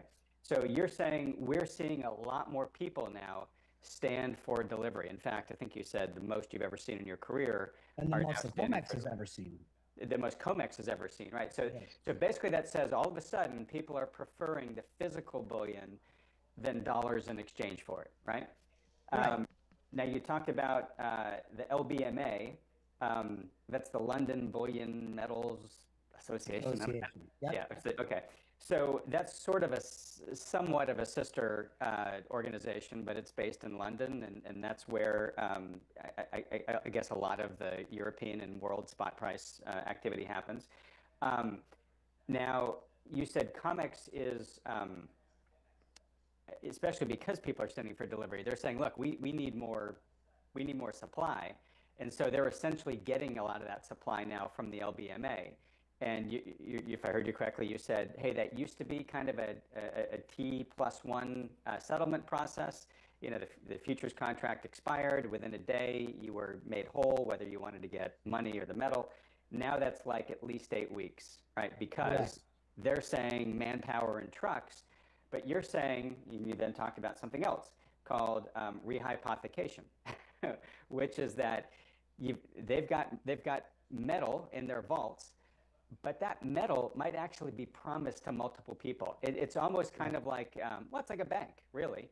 A bank on any given day doesn't have all the cash backing all the deposits. They're betting that only a small number of their customers will ever come in and ask for dollars on any given day. If too many people come in, then you have a run on the bank. So you're basically saying, we might be having a run on the LBMA right now, correct? That's exactly right, 1,000%. Okay, great. So I just wanted everybody to sort of get caught up as to what's going on here, but it basically sounds like the world is perhaps in the process of making a run on let's say the commodities exchanges. Now, you also talked about a couple things. You said, all right, look, this volume is really big. It's too big. It's happening in too big blocks just to be regular people with their onesies and twosies. This is like governments. Correct. Billionaires, right? The very rich. So, so something big is afoot is what we can take from all this. You mentioned one more thing I just want you to clarify for folks. So you said, yeah, that the people who are sending for delivery are it's not just the bullion banks. We're seeing these non-bullion banks, these governments, these billionaires, et cetera, going on. What is a bullion bank? Bullion bank would be like JP Morgan, Citibank, Deutsche Bank, the large commercial banks who are the ones that are the largest traders on the COMEX market and on the LBMA. They're the market makers in essence. They're the big players. And yeah, what we see happening, that move from the bullion banks to this other group of traders, largely that are opaque, believed to be sovereign wealth funds, I think really begs the question, why are nation states and why are maybe central banks acting on behalf of, or proxies acting on behalf of a central bank or these sovereign wealth funds? Why are they standing for delivery? This surge in delivery, which we call open interest, it surged over 750%. And why are they all standing for delivery? Originally, Adam, a lot of the thought of this was Trump tariffs. But this is much bigger than Trump tariffs, as far as I'm concerned. And I think it begs the question, but maybe it's even better to lay a baseline. And that baseline is, what is gold?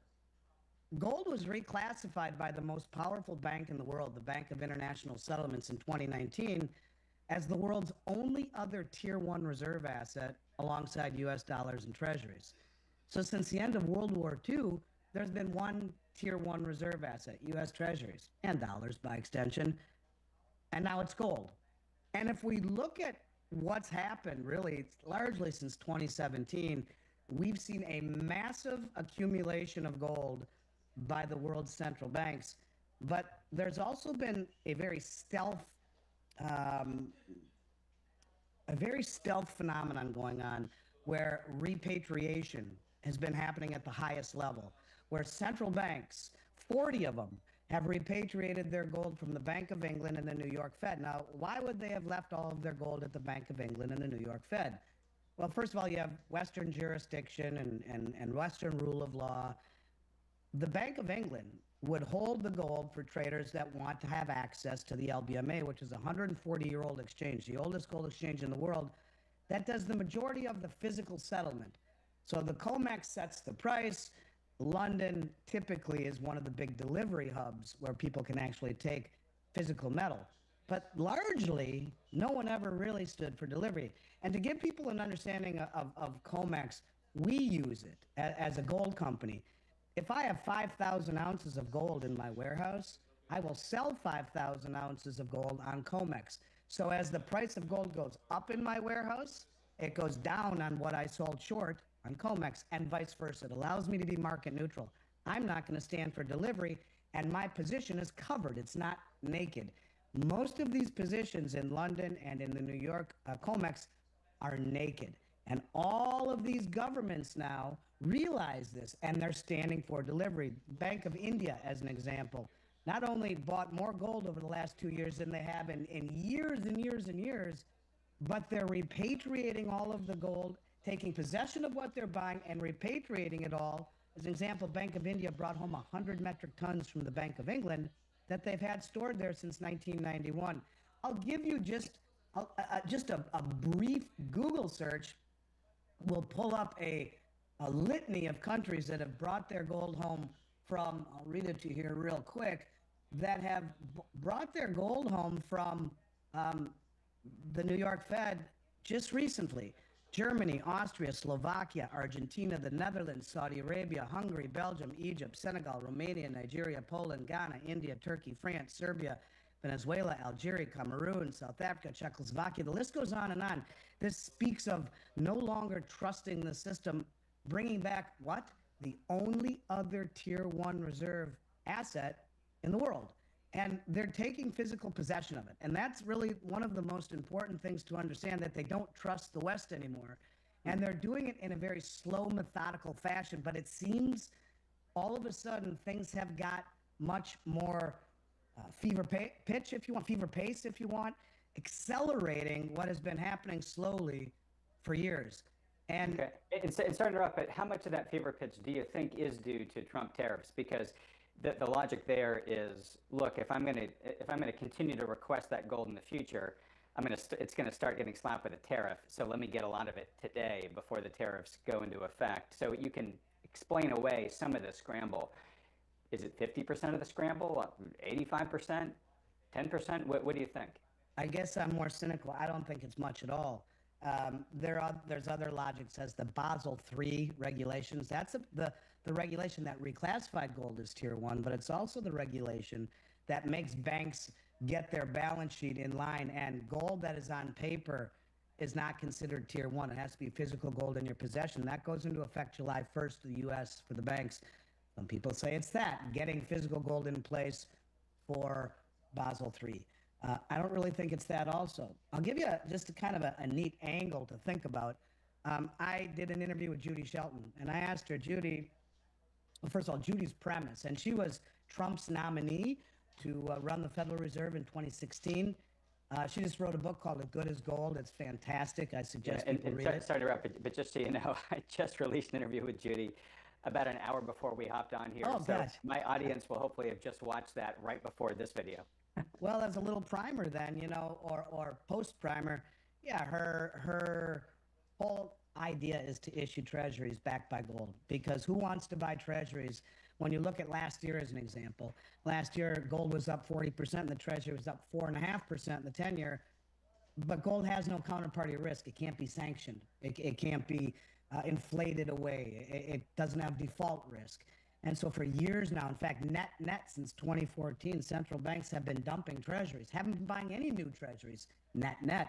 Since 2014, they've sold $600-700 billion in treasuries and bought at least that much, if not much more, in gold, because there's always this, it's somewhat opaque how much they're actually buying and how much they're actually reporting to the IMF as they're supposed to. But things are going on all around the world that suggests they're doing all they can to not. In fact, Saudi Arabia and China have both been caught by the import-export numbers coming out of London and Switzerland, not reporting to the IMF, sorry. And China's going around buying doré and concentrate right from the miners. Doré are the crudely refined bars the miners pull out of the ground and crudely refine them and send them for full refining later. Or concentrate is like a sludge byproduct. They're buying it, paying twice what the West will, sending it back to China and refining it, disintermediating the marketplace. They're already the second largest producer of silver in the world and the largest of gold. So it's very opaque how much is actually being produced and actually being accumulated. But we are heading into a place where gold and silver are taking on a whole new vision. And Judy's idea is that, look, you want to inspire confidence in our treasury market. When people really don't want to hold our treasuries, you have to do something drastic. And her idea is to back 50-year treasuries, starting with 50-year treasuries, and then perhaps later on going and doing smaller duration, but 50-year treasuries backed and redeemable in gold. And so I said to her, I said, Judy, first of all, why hasn't Fort Knox been audited? And this was a month and a half ago when I did the interview. And she said, this is before the talk of Elon Musk doing it. Well, you know, we should have done it. The excuses are horrible. She says they say that it's too expensive, logistically challenging. She says, we're the United States, for goodness sake. We ought to do this. But interestingly enough, there's another little tidbit to this.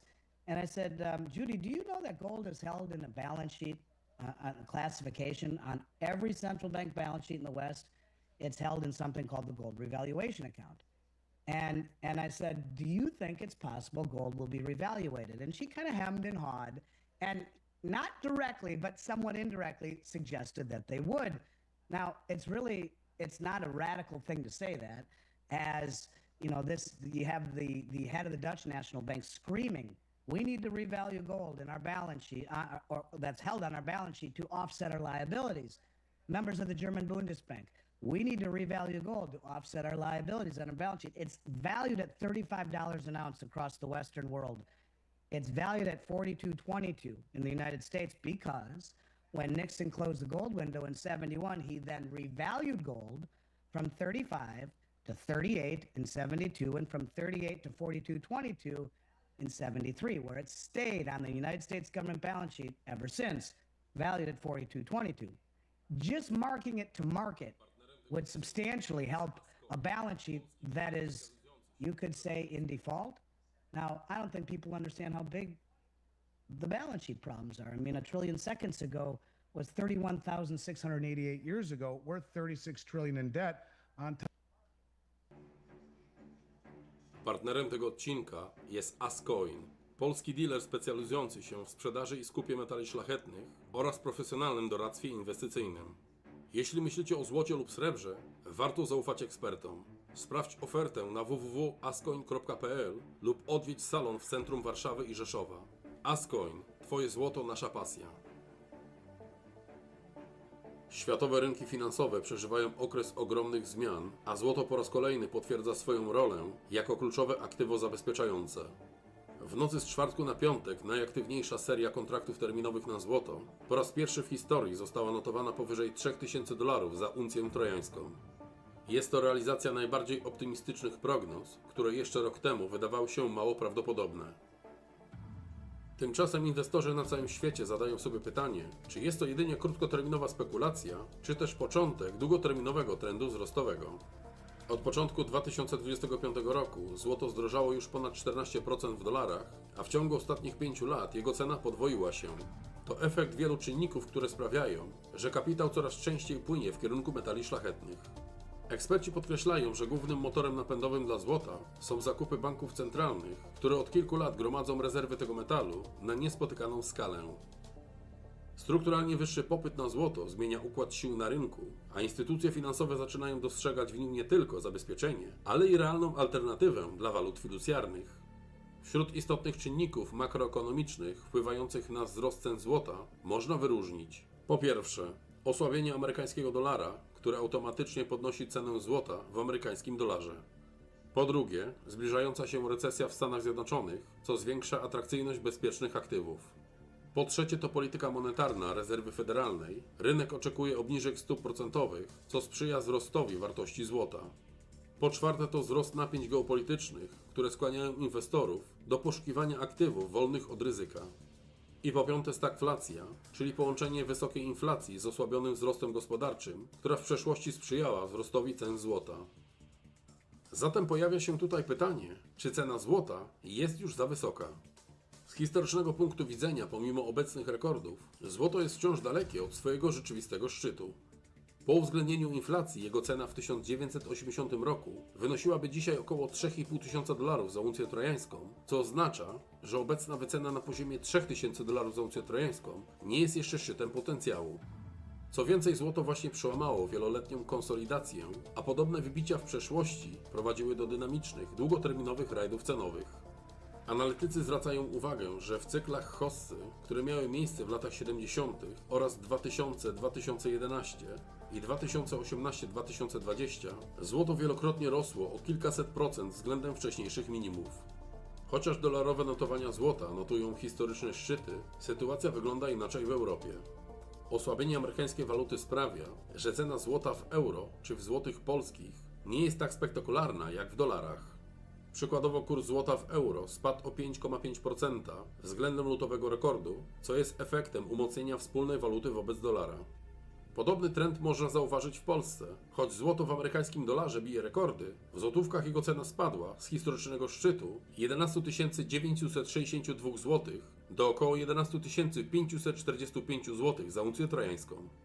Jednak eksperci podkreślają, że spadek ceny złota w euro czy w polskim złotym nie wynika z osłabienia rynku złota, a jedynie z siły walut względem dolara. W dłuższym terminie, jeśli inflacja i dług publiczny w Europie będą nadal rosnąć, cena złota w euro i w złotówkach również powinna pójść w górę. Podczas gdy złoto notuje kolejne rekordy, srebro wciąż pozostaje daleko od swoich historycznych maksimów. Obecne gold to silver ratio wynosi około 1 do 90, co oznacza, że srebro jest relatywnie tanie w porównaniu do złota. Wielu analityków zwraca uwagę, że w przeszłości, gdy ten wskaźnik znacząco spadał, ceny srebra eksplodowały, rosnąc wielokrotnie szybciej niż złoto. Podobne sytuacje miały miejsce kilkukrotnie w historii. W latach 70. XX wieku, gdy Stany Zjednoczone odeszły od standardu złota, inflacja zaczęła gwałtownie rosnąć, a kapitał masowo uciekał w stronę metali szlachetnych. Wówczas gold-silver ratio spadło z poziomu 1 do 80 do poziomu 1 do 16, a cena srebra poszybowała w górę z zaledwie $1,3 do $50 za uncję trojańską. Był to wzrost o 3800%, znacznie przewyższający dynamikę wzrostu złota.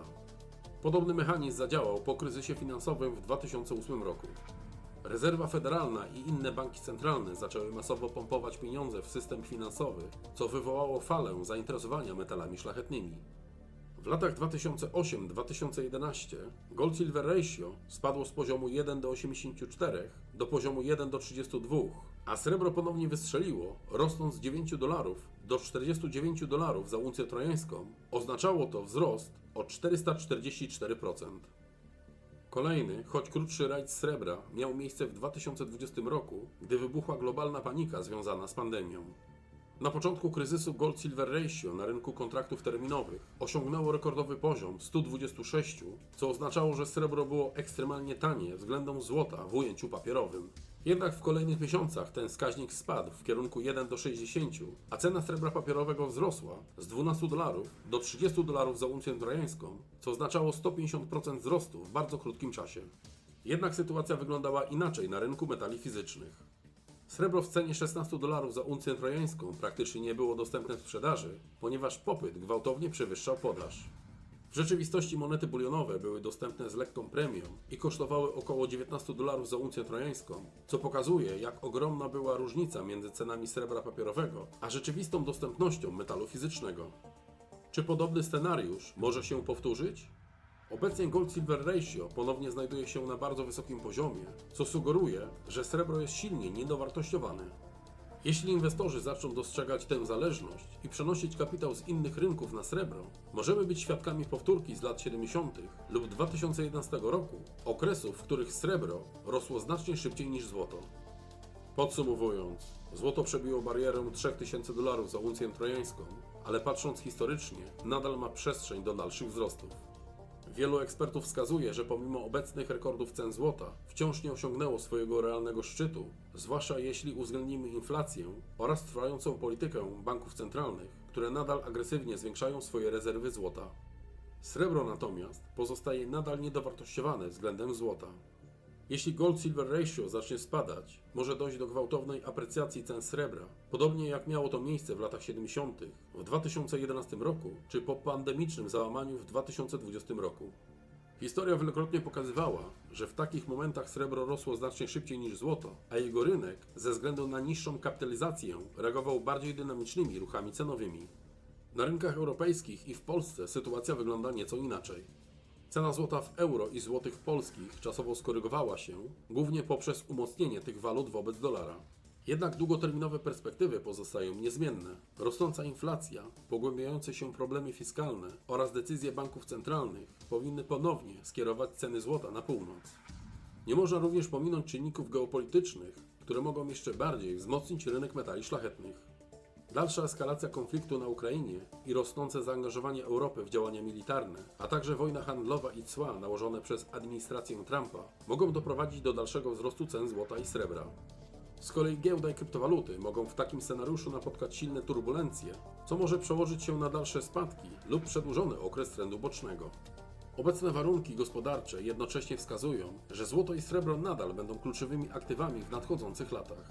Ich ceny mogą osiągać nowe historyczne maksima, a inwestorzy, którzy już teraz posiadają metale szlachetne, mogą znaleźć się w wyjątkowo korzystnej sytuacji, gdy globalna gospodarka wejdzie w kolejną fazę turbulencji.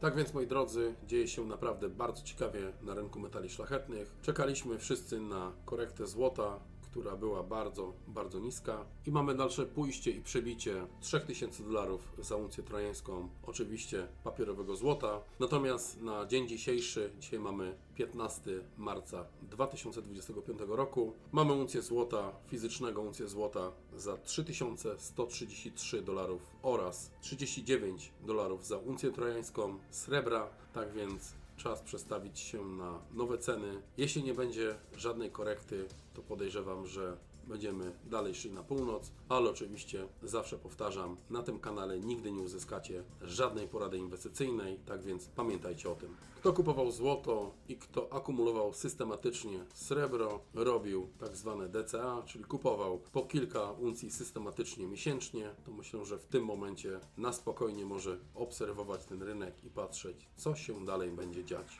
I z tego miejsca chciałbym pozdrowić wszystkie osoby, które we wrześniu 2024 roku powyprzedawały swoje monety srebrne, złote, twierdząc, że już ten rynek jest na górce, że to już koniec, że już nie ma sensu męczyć się dalej i przetrzymywać tych metali, że trzeba wszystko sprzedać, bo zaraz wszystko spadnie i taki będzie finał. Tak więc pozdrawiam te osoby serdecznie. Myślę, że nie muszę mówić, czy zrobiły dobrze, czy zrobiły źle. Każdy może wyciągnąć wnioski. Prawdopodobnie te same osoby, które wyprzedały w strachu, będą teraz z powrotem kupować po wyższych cenach, zdecydowanie wyższych cenach i będą chciały wrócić na ten rynek, przeprosić wszystkich i wrócić do akumulacji metali szlachetnych. Z tego miejsca chciałbym przypomnieć nowym osobom, które właśnie dołączyły do tego rynku metali szlachetnych, bo takie osoby będą dochodzić cały czas do rynku, gdy będziemy mieć nowe przebicia, nowe rekordy na złocie, czy też nowe podbicia na srebrze, to takich osób będzie się pojawiać coraz więcej. Tak więc pamiętajcie, koniecznie obejrzyjcie te filmy, które umieszczę w opisie filmu, jak zacząć na rynku złota,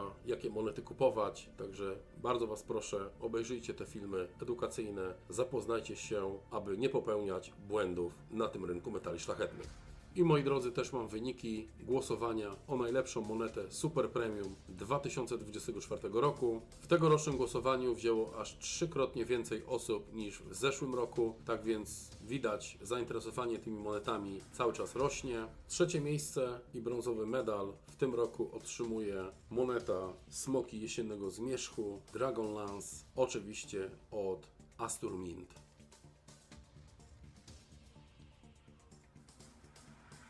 I moi drodzy, muszę Wam powiedzieć, że o pierwsze miejsce walczyły dwie monety, które naprawdę walczyły do końca. I wygrała oczywiście moneta, która uzyskała dosłownie o 2 głosy więcej, ale moi drodzy, srebrny medal i wicemistrz Polski najlepszej monety Super Premium 2024 roku należy do Big Coins, moneta Thomas Shelby, oczywiście Peaky Blinders.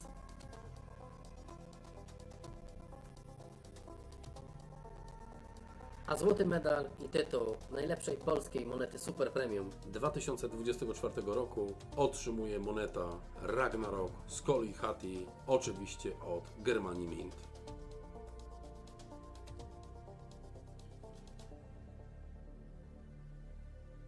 Tak więc jeszcze raz wielkie brawa dla tych 3 monet, które otrzymały najwięcej głosów i bardzo była zacięta walka pomiędzy Thomasem Shelbym a Skolem i Hatim, gdzie przewaga była tylko 2 głosów, tak więc do końca, dopóki nie były zamknięte komentarze, dopóki można było głosować, była zacięta walka, głosowaliście cały czas na te 2 monety, ale moi drodzy, wszystkie monety są naprawdę przepiękne i z gustami się nie dyskutuje, każdy ma swoich faworytów, każdy lubi jakieś walory bardziej, a inne mniej. I na sam koniec chciałbym Wam wszystkim serdecznie podziękować za przebicie 20 000 subskrypcji, za co naprawdę jestem bardzo wdzięczny. Nigdy nie przypuszczałem, że cały czas będą dochodziły nowe osoby do kanału i dla Was będę przygotowywać coraz więcej materiałów, postaram się dorzucać tych filmów coraz więcej. Pamiętajcie, że na kanale oprócz informacji będą się znajdować też recenzje monet, czy też bieżące zakupy, które będę Wam oczywiście pokazywać, w co będę inwestować, ale też nie zabraknie wkrótce nowych materiałów. Ja jako dealer złota, ja jako osoba, która ma bezpośredni kontakt z klientami, z rzeszą klientów, no to rozmawiam i mam pewien wgląd w nastroje. No i okazuje się, że za tymi katalizatorami, jeśli chodzi o decyzje inwestorów prywatnych, indywidualnych, stoi nic innego jak, ja bym powiedział, że słyszę coraz więcej szeptów. Złoto zawsze jaśniej świeciło aniżeli srebro. Natomiast wokół srebra robi się pewne zamieszanie. Jeszcze pewne rzeczy nie chcą wybrzmieć głośno, ale to, co my obserwujemy, to jest i nagle w 2022 roku banki centralne kupują prawie 1100 ton, rok później jest poprawka i rok 2024 w tej chwili mamy dane dopiero za 3 pierwsze kwartały dostępne i to już jest 700 ton. Też przyznać muszę, że sami dealerzy byli zaskoczeni byliśmy skalą wzrostów złota, bo nikt się nie spodziewał, że to będzie tak sukcesywnie rosło przez właściwie cały rok. Namzależy.pl. Merytoryczne źródło informacji. Partnerzy kanału. Sklep Nam Zależy. Najlepsze biznesowe i gospodarcze książki dla dzieci. Nadrabiamy to, o czym milczą w szkołach. Zapraszamy na pierwszą integrację biznesową kanału Nam Zależy, która odbędzie się tuż obok najważniejszego lotniska NATO. Na naszym wydarzeniu i w Rzeszowie jeszcze nie byłeś. Szczegóły w opisie filmu. Dzień dobry, Wojciech Siryk, namzależy.pl. Ten świat jest nasz, a dzisiaj moim i Państwa gościem ekspert do spraw metali szlachetnych, przyszły prelegent Nam Zależy Business Event, Łukasz Chojnacki. Dzień dobry. Dzień dobry, witam. No właśnie, Nam Zależy Business Event. Zapraszamy wszystkich w pierwszej połowie marca do Rzeszowa na naszą debiutancką konferencję biznesową. Link do tego wydarzenia w opisie filmu. sklep.namzależy.pl /wydarzenie. Tam Państwo znajdą wszystkie szczegóły. A my tymczasem niemal natychmiast bierzemy się za sedno naszego dzisiejszego nagrania. Będą to oczywiście metale szlachetne, przede wszystkim złoto. I na początek takie pytanie otwierające, co dobrego, co nowego na rynku złota? No po takich wzrostach to pewnie ciekawie. No można powiedzieć, że na pozór był to tłusty rok. Czy tłusty był, to już dealerzy muszą sami oceniać, natomiast wzrosty były ewidentne i były wyraźne. No i to jest coś, co zwróciło uwagę szerokiego grona obserwatorów, a też przyznać muszę, że sami dealerzy byli zaskoczeni byliśmy skalą wzrostów złota, bo nikt się nie spodziewał, że to będzie tak sukcesywnie rosło przez właściwie cały rok, bo można powiedzieć nawet, no, nie tyle co można, co nawet trzeba, samo złoto w roku 2024 wzrosło o ponad 30%, jeśli chodzi o polską złotówkę, natomiast w dolarze to jest nieco poniżej 30%, tak więc w ubiegłym roku złoto idealnie spełniło swoją antyinflacyjną funkcję. Tak, no ja pamiętam, że nagrywaliśmy już ładnych kilka miesięcy temu i pamiętam, że pytałem Pana o prognozę związaną z ceną złota i tam chyba z Pana ust padło 2300, 2400, co wydawało się i tak dosyć optymistycznie, a tu się okazało, że rzeczywistość pokazała, że ten wzrost był jeszcze większy. W takim razie zapytam, jak Pan myśli, co ten tak wyraźny, tak duży i tak szybki wzrost ceny złota spowodowało? Ja się pochyliłem nad tym tematem i dosyć mocno to analizowałem, bo ciężko mi jest... Trzeba przeanalizować przede wszystkim szereg czynników, które wpływają na na rynek złota, czyli trzeba tutaj zadać sobie pytanie, co generuje popyt na złoto. No i jeżeli dobrze się temu przyjrzymy, to widzimy, że można tutaj wyróżnić 4 segmenty. Pierwszy segment to jest segment taki technologiczno-przemysłowy i on jest najmniej tutaj moim zdaniem istotny, ponieważ generuje, nie sądzę, żeby generował więcej niż 10% popytu na złoto. No i dalej mamy 3 takich graczy, 3 takie sektory, segmenty, które są bardzo godne uwagi. I to jest segment inwestorów indywidualnych, prywatnych, segment banków centralnych i segment przemysłu biżuteryjnego. No i kiedy się temu przyjrzymy, jeśli chodzi o ostatnie 2 lata, to widzimy rzecz następującą.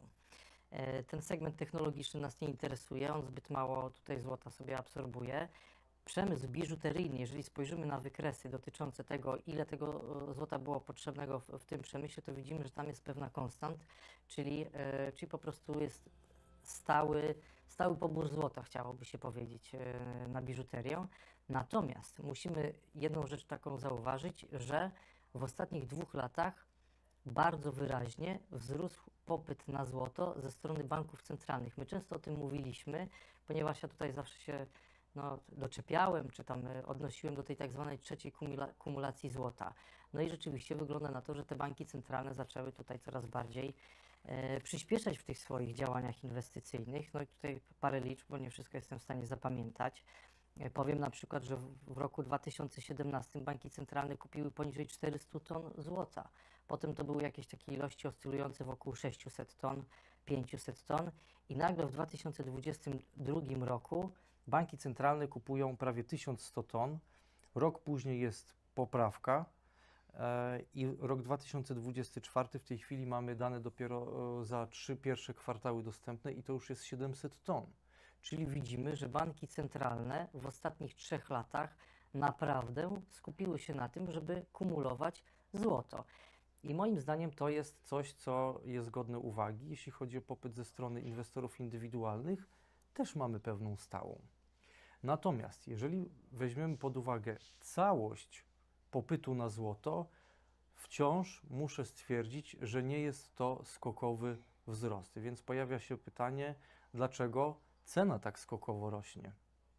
No i moim zdaniem to wynika z niczego innego jak ze wzrostu podaży pieniądza. No bo jeżeli ktoś mnie pyta, z czego wynika wzrost ceny złota, no to fundamentalnie jest to zawsze wzrost podaży pieniądza, który wcześniej czy później wnika do gospodarki, trafia ostatecznie na rynek złota, no i cena unosi się po prostu na fali wznoszącej. Tak więc podaż pieniądza i swoją cegiełkę do tego dołożyły banki centralne.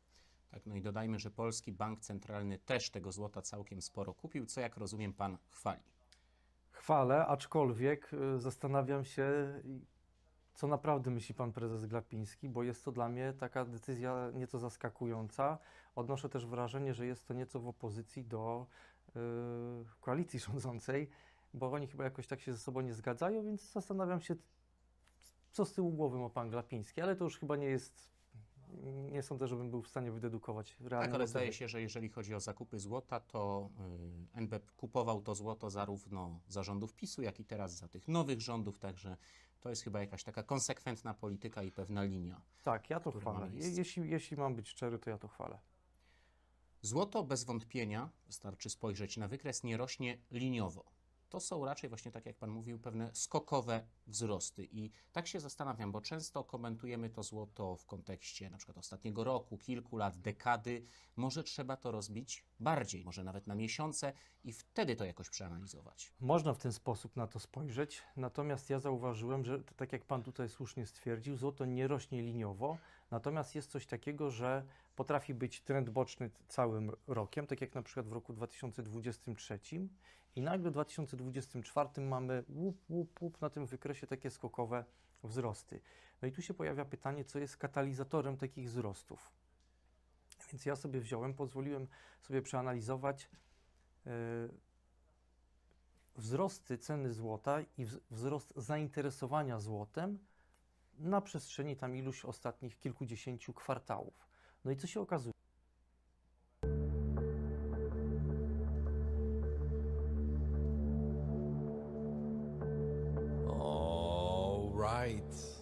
Welcome, all of you beautiful breathing people, to another guided breathwork session. Today's journey, we're going to be doing 3 rounds of conscious breathing, followed by breath retentions after the exhale of 1 minute and 30 seconds. Each round will start with inhaling through the nose, exhaling out the mouth, and then we'll hold this for a few counts. We'll repeat that 2 times. Then we'll move on to power breathing. In through the nose, sigh out the mouth. And then we'll follow each round with a 2-part inhale, 1-part exhale. So it'll be belly, heart, out. In and out of the mouth, or in through the nose, out through the mouth.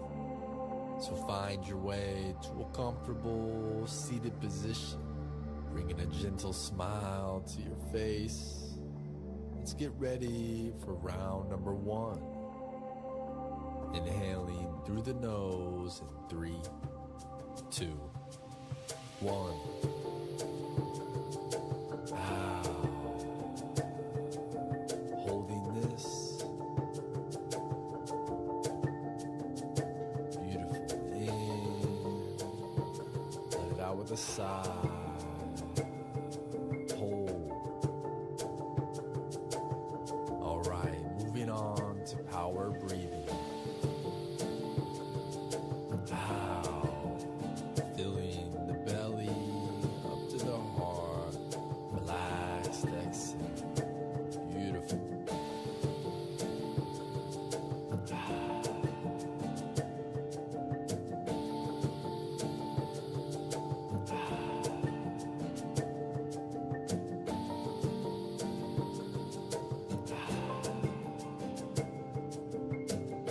Finishing the round with 2-part inhale, 1-part exhale.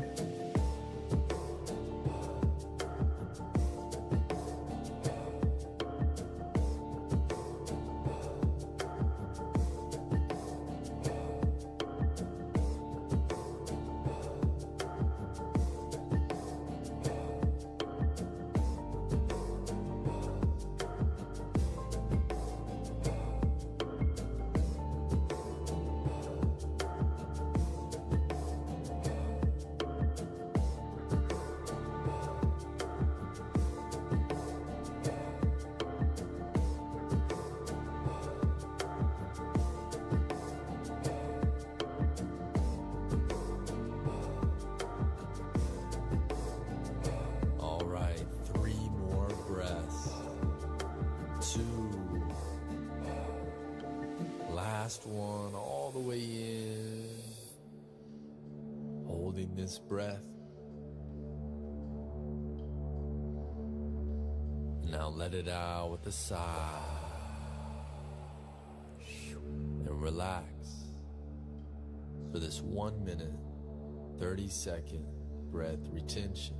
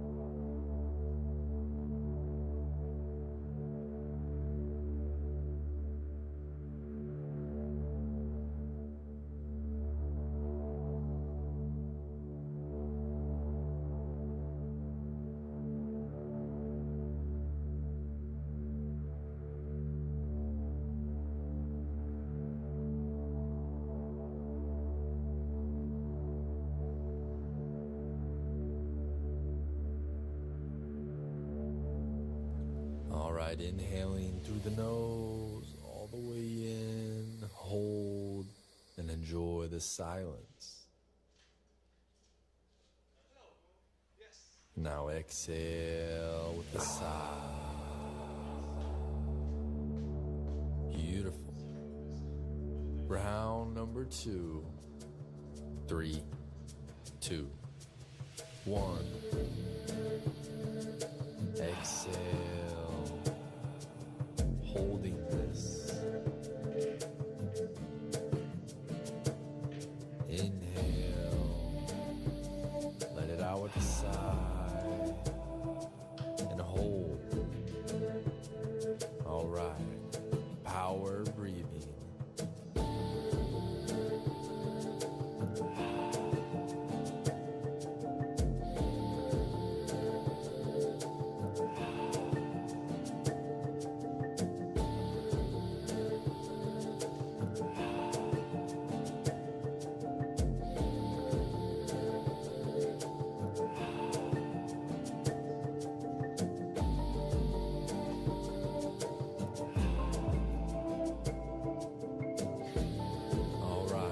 Finishing the round with 2-part inhale, 1-part exhale.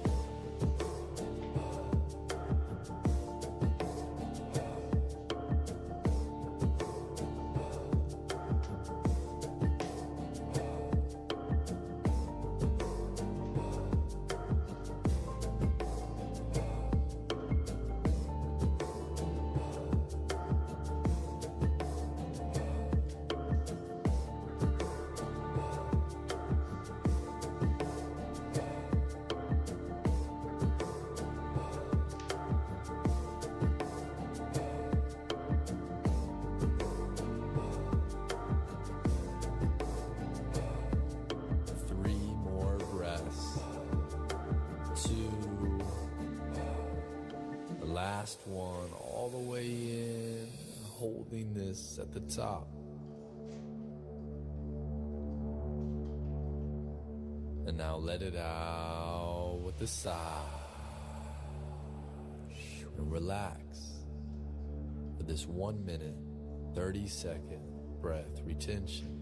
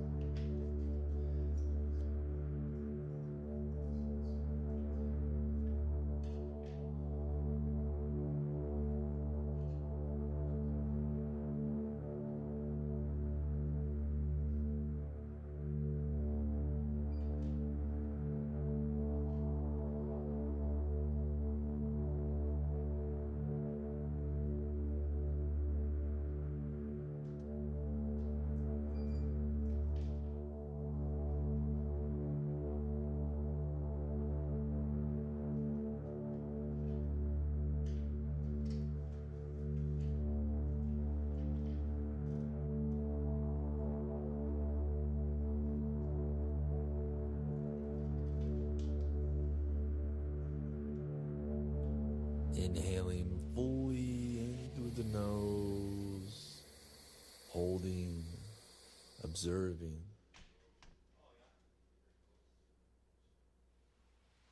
Now let it out with a sigh. Yeah, beautiful work, my friends. Final round of this journey in 3, 2, 1.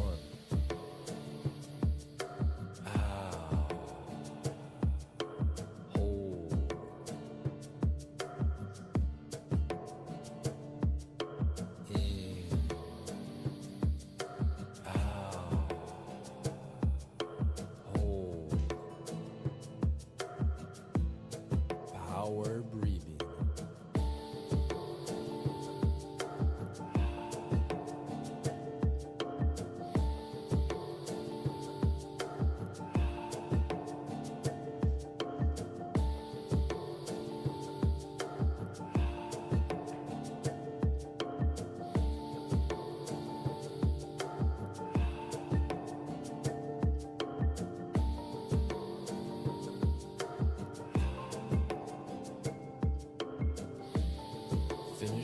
journey with 2-part inhale, 1-part exhale.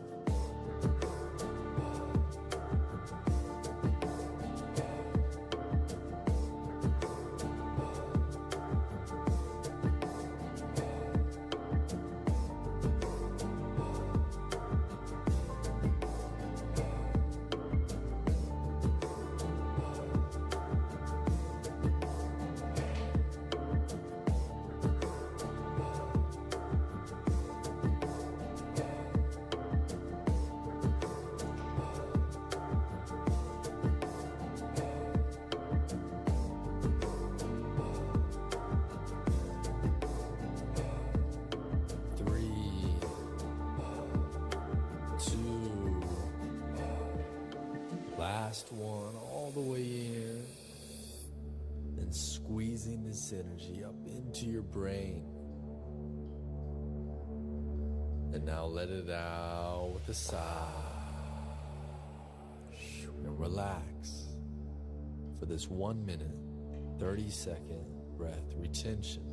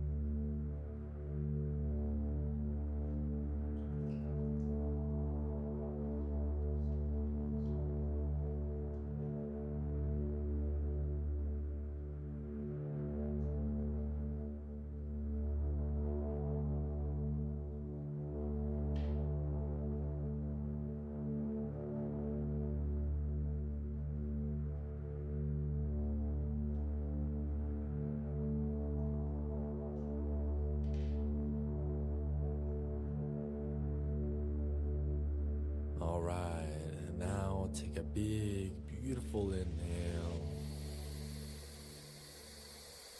Holding, being still. And let it out with a sigh. Another inhale and a sigh as you smile. Returning to nasal breathing. Staying in this moment, this precious, beautiful moment. Coming into a state of gratitude before you go on with the rest of your day. Much love to all of you. Remember to breathe. And remember to laugh. Peace.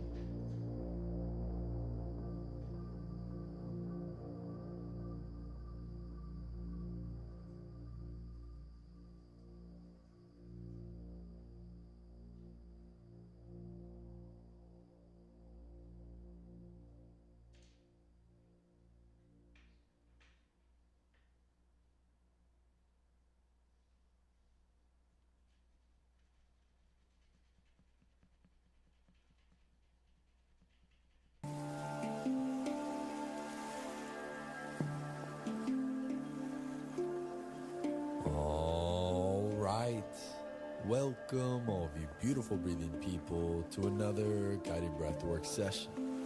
In today's journey, we're going to be doing 3 rounds with 3 different techniques. The first 2 rounds are down-regulating breathing techniques. The first being samavriti, or box breathing, which is inhale through the nose for a count of 2, holding for a count of 2, exhaling out the nose for a count of 2, and holding for a count of 2. Beautiful. And in the second round, we'll practice extended exhales, inhaling through the nose, then exhaling out the mouth through pursed lips, like you're blowing out through a straw. And then a natural pause at the bottom of the exhale, and then we repeat.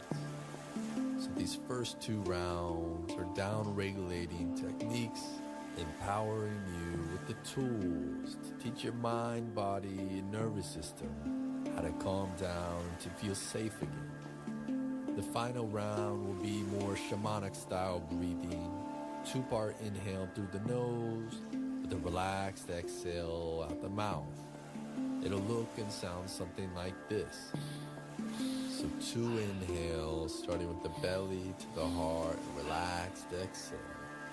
And this technique is a little more activating, giving you the power to stimulate and to activate your nervous system in a safe and controlled way.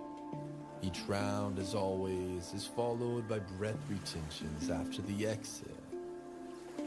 So find your way to a comfortable position. You can do this seated, you can do this lying down. Just do what feels right. And once you've found your comfortable and safe position, just take a big, beautiful inhale, filling your entire being. And now let it out with a nice sigh. Beautiful. One more inhale. And a nice sigh. And we'll begin with samavriti, or box breathing, in and out of the nose. In 3, 2, 1, 2. Hold.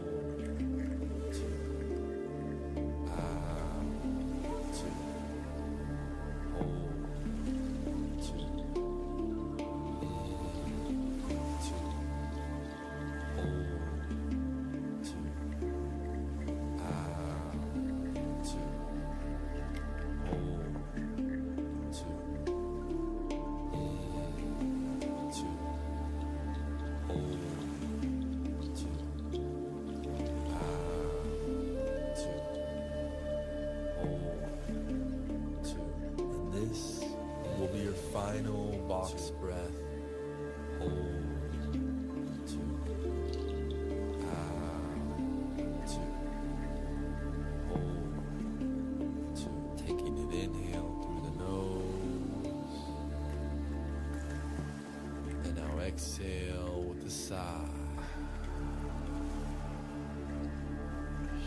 And fully relax for this 30-second breath retention.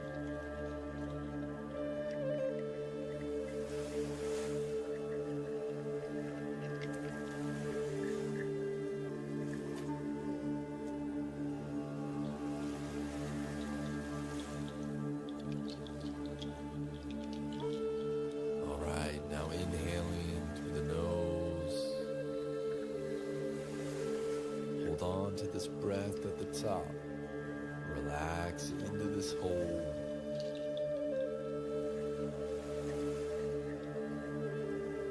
And now we'll exhale with a hum.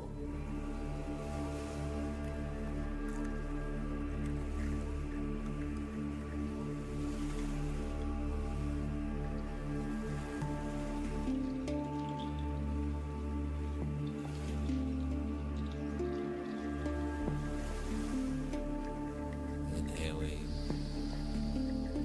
Exhale with a sigh.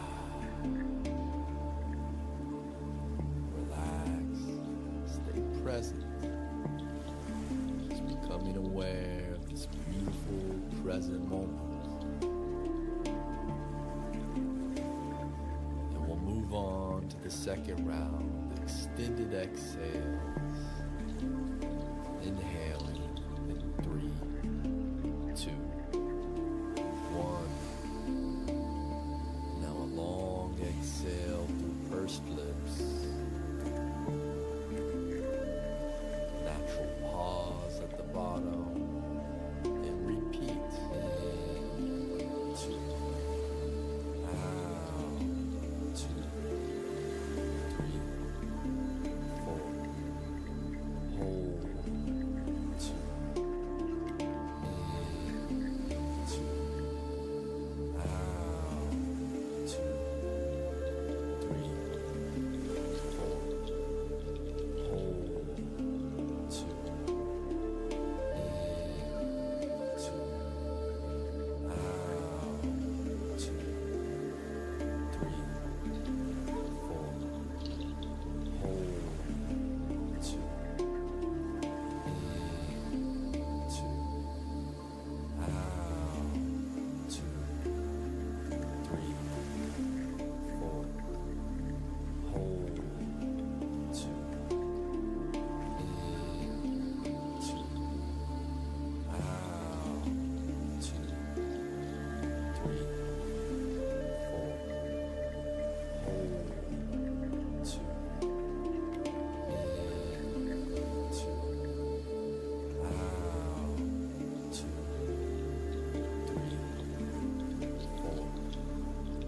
Hold. 2. In,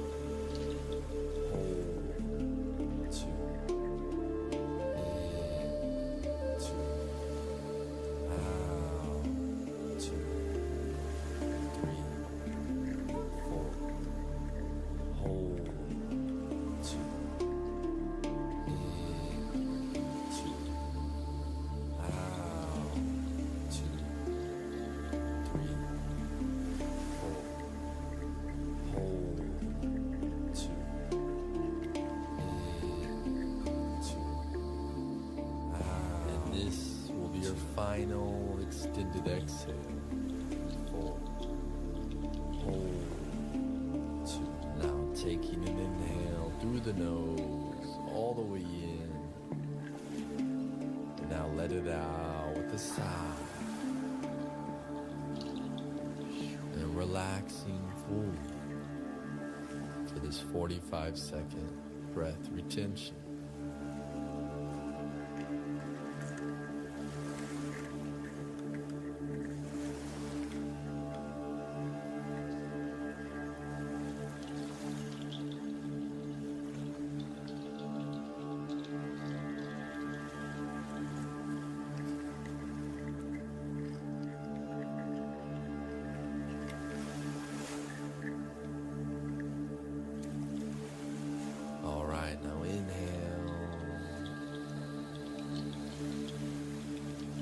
holding this at the top, staying present.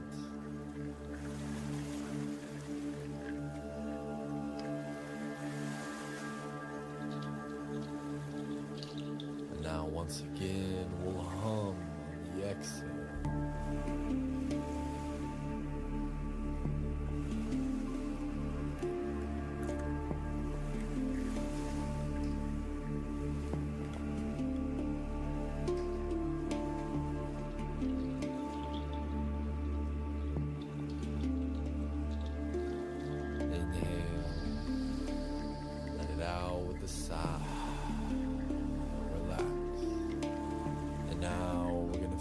The journey with a little activation. We'll take 30 breaths, 2-part inhale, 1-part exhale, 3, 2, 1. Belly, heart, placing your full awareness on each breath.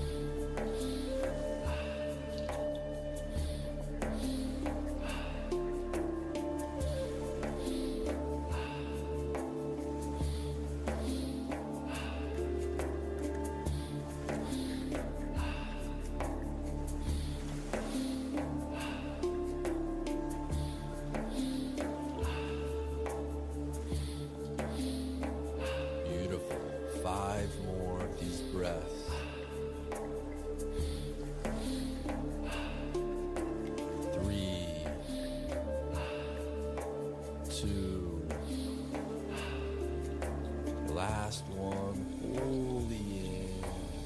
Hold this at the top.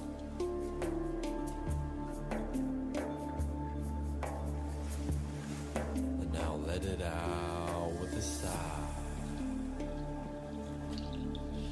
And relax for this 1 minute, 30-second breath retention.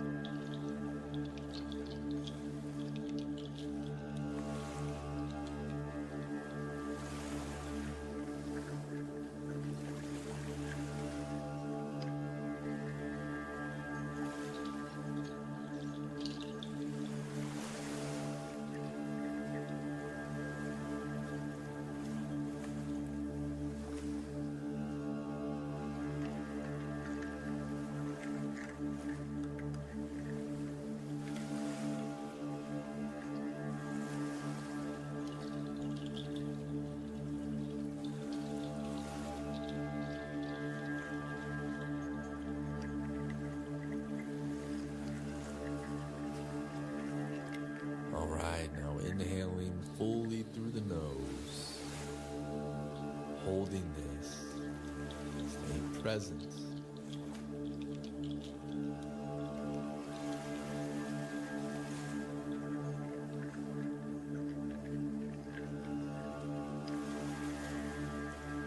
And now let it out with one final hum.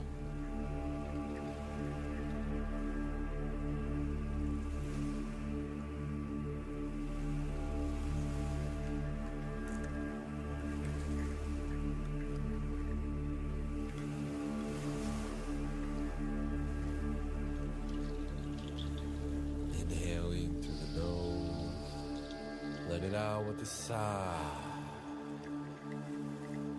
Relaxing, returning your breathing to in and out of the nose, very gently. Just becoming aware of how you feel. I recommend staying in this meditation for the next few minutes. Much love to all of you. Remember to breathe and remember to laugh. Peace.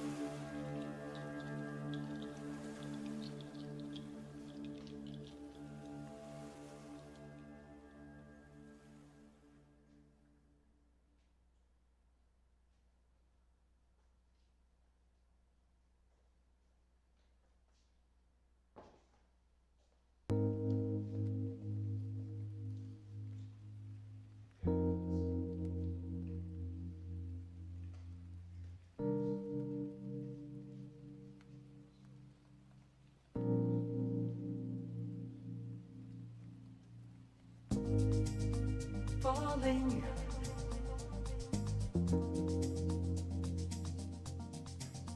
falling, falling. The rain is falling, falling. The rain is falling, falling. The rain is falling, falling.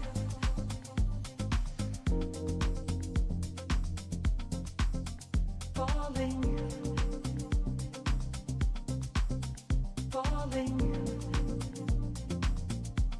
The rain is falling, falling.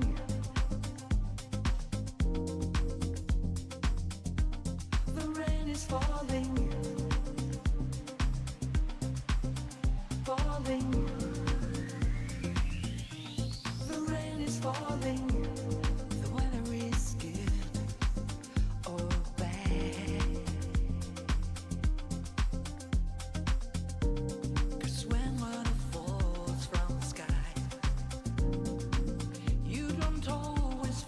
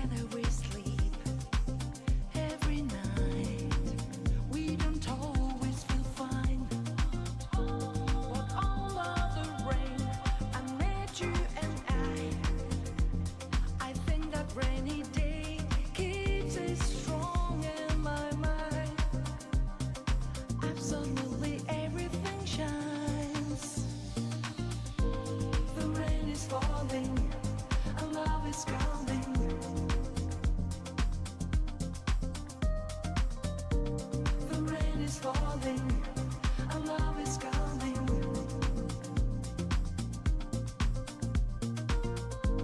The rain is falling, and love is coming.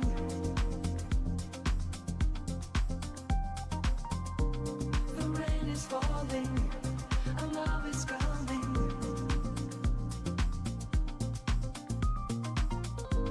The rain is falling, and love is coming.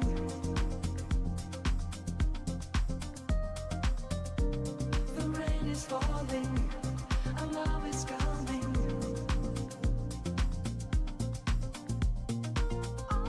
The rain is falling, and love is coming. Love is coming. The rain is falling, and love is coming.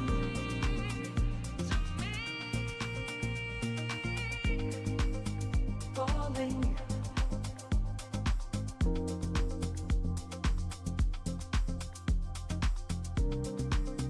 Falling.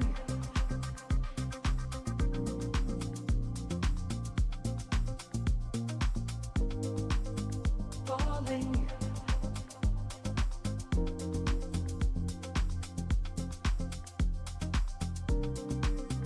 Falling.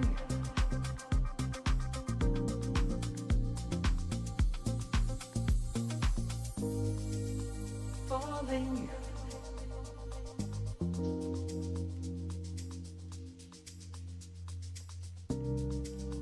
Falling.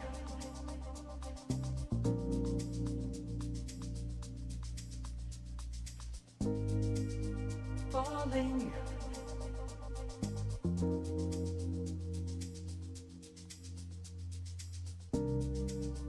Falling.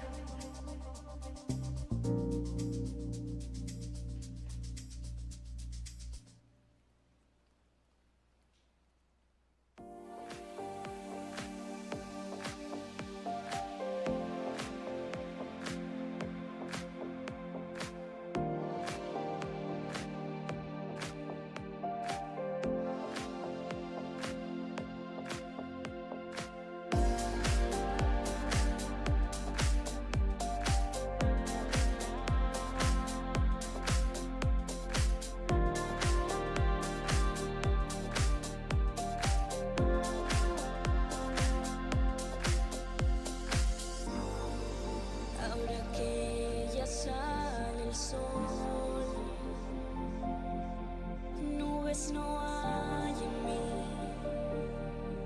ya borra el color gris, atrévete a soñar, tus alas a volar, yo ya me elegí, me elijo a mí.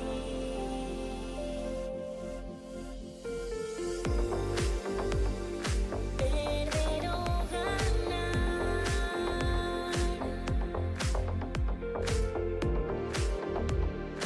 hoy toca triunfar.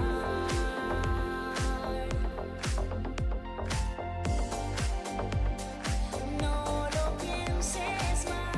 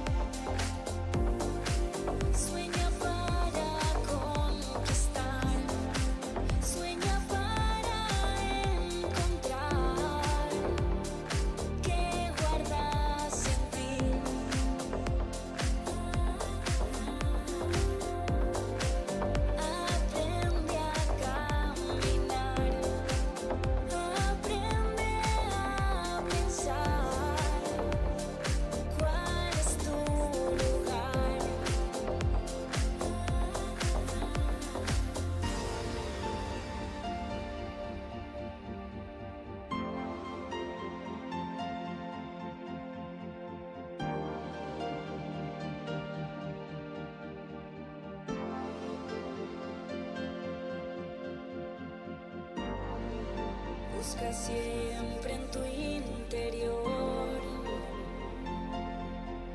No hay límites en ti para brillar así.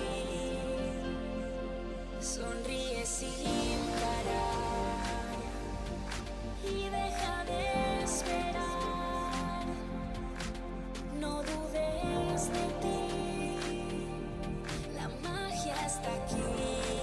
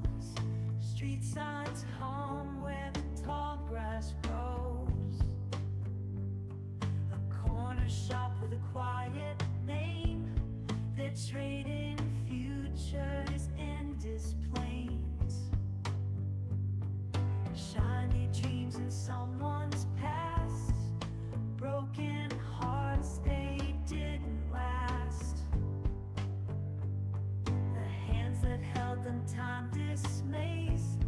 Their cash in gold in displays. Costs for gold and coins collide. Soulful memories won't divide. Hold them tight until you trade. Stories sold where debts get paid.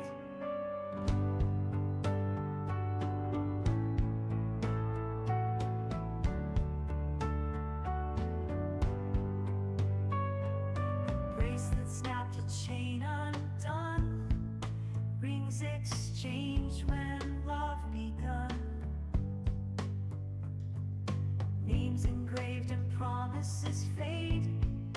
Memories melt beneath the spade. The bell still chimes when doors swing wide. Hear the tales within they hide.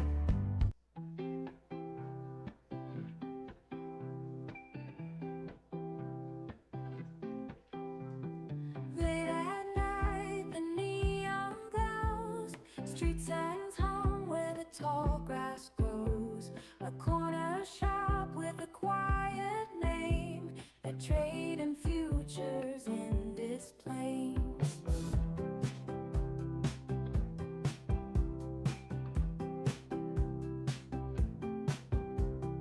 Shiny dreams in someone's past. Broken hearts they didn't last. The hands that held them time dismays. They cash in gold in displays. Costs for gold and coins collide. Soulful memories won't divide. Hold them tight until you trade. Stories sold where debts get paid.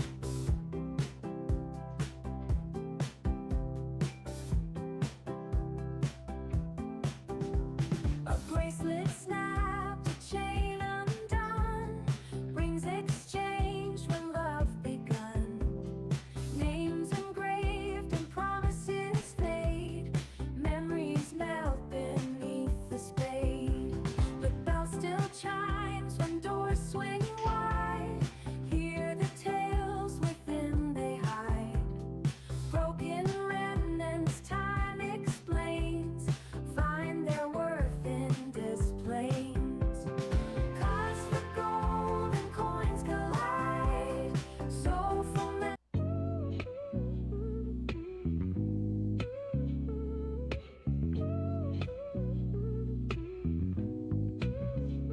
cash for gold up in Des Plaines, turning dreams to dollar chains. Silver shines in the pawn man's hand, trading weight for a future plan. Cash for golds, the signs don't lie. Silver for a vision, no tears to cry.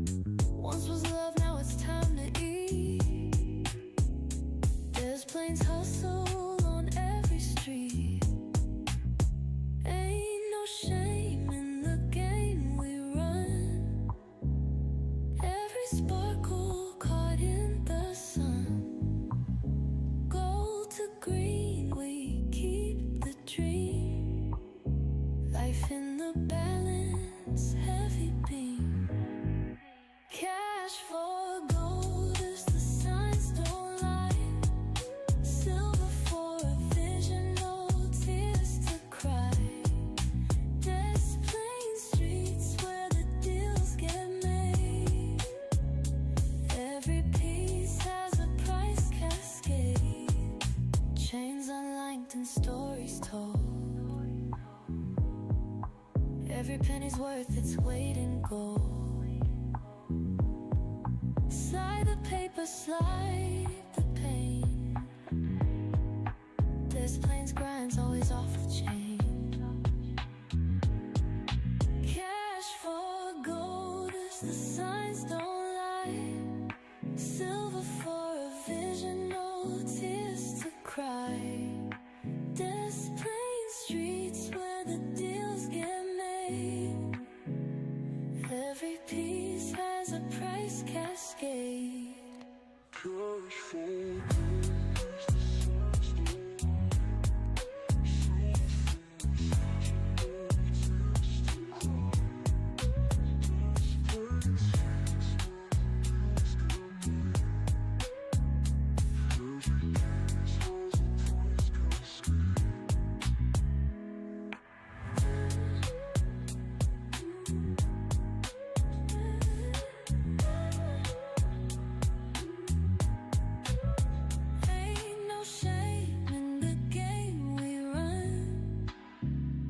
every sparkle caught in the sun.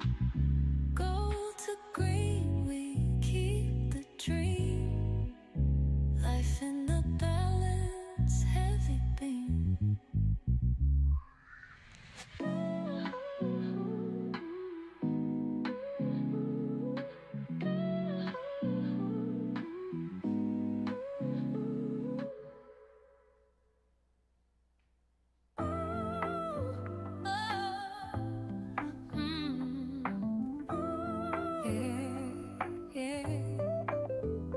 Cash for gold up in desk planes, turning dreams to dollar chains. Silver shines in the pawn man's hand, trading weight for a future plan.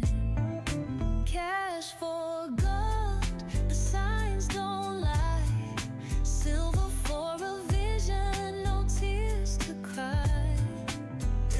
Plain streets where the deals get made. Every piece has a price cascade. Broken watches and dusty rings, got stories wrapped round all these things. Once with love, now it's time to eat. There's planes hustle on every street. Ain't no shame in the game we run. Every sparkle caught in the sun. Gold to green, we keep the dream. Life in the balance, heavy beam. Cash for gold, the signs don't lie. Silver for a vision, no tears to cry.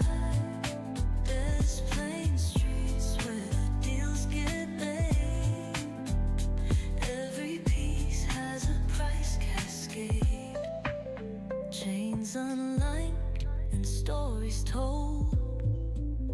Every penny's worth its weight in gold.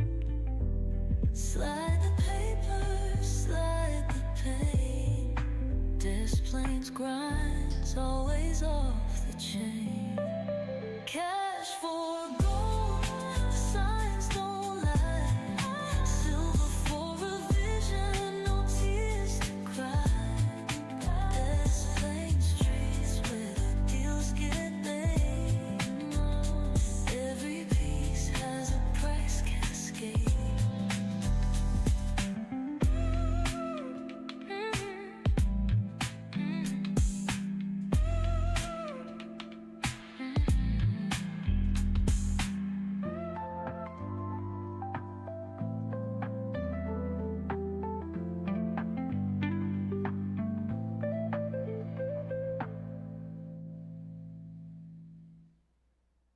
The lights gleam on the street, no refrain.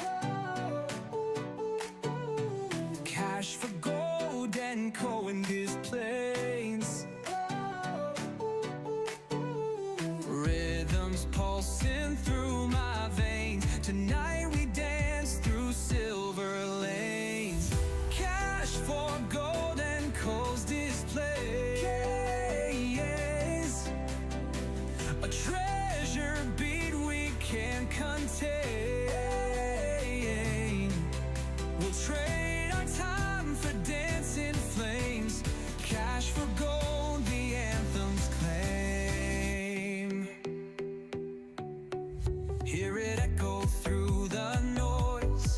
There's plain streets where we rejoice. Cash for gold among the choice. Coin by coin we lift our voice. Glitter sparks the golden chain. Cash for gold and coals deep plains. Feel the heartbeat, pure untrained. Life's a dance we can't restrain. Cash for gold and coins these plays.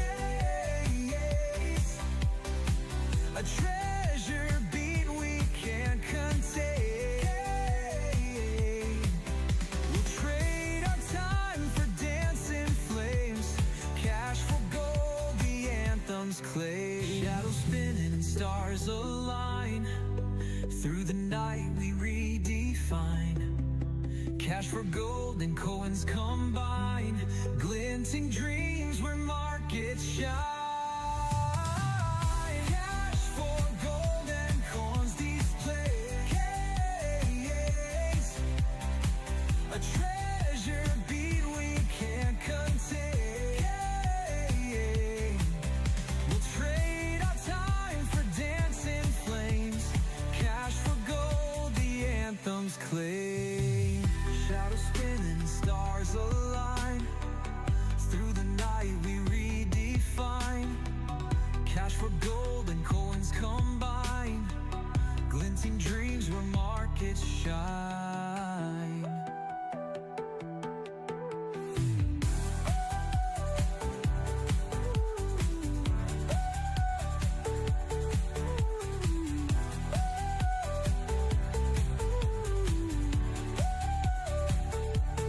Cash for golden coins, these plans. A treasure beat we can't contain. We'll trade our time for dancing flames. Cash for gold, the anthem's claim.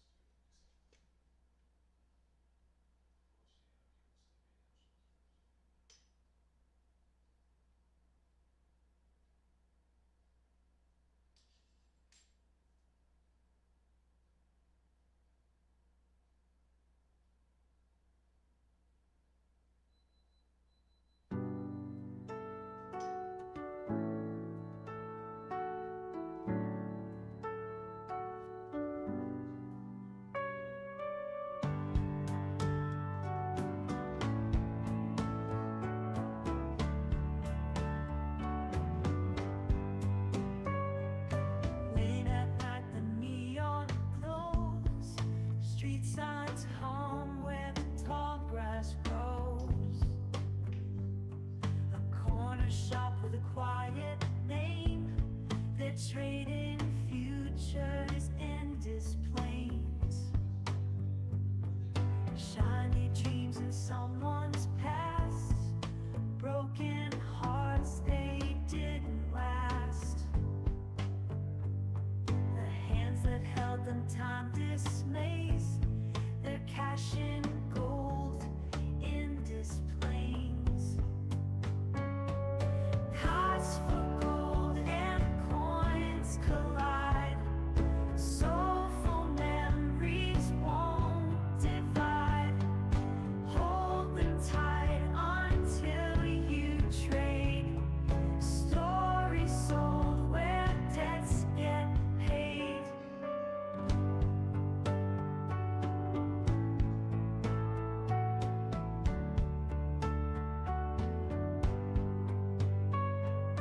Bracelet snapped, a chain undone. Rings exchanged when love begun. Names engraved and promises fade. Memories melt beneath the spade. The bell still chimes when doors swing wide. Hear the tales within they hide.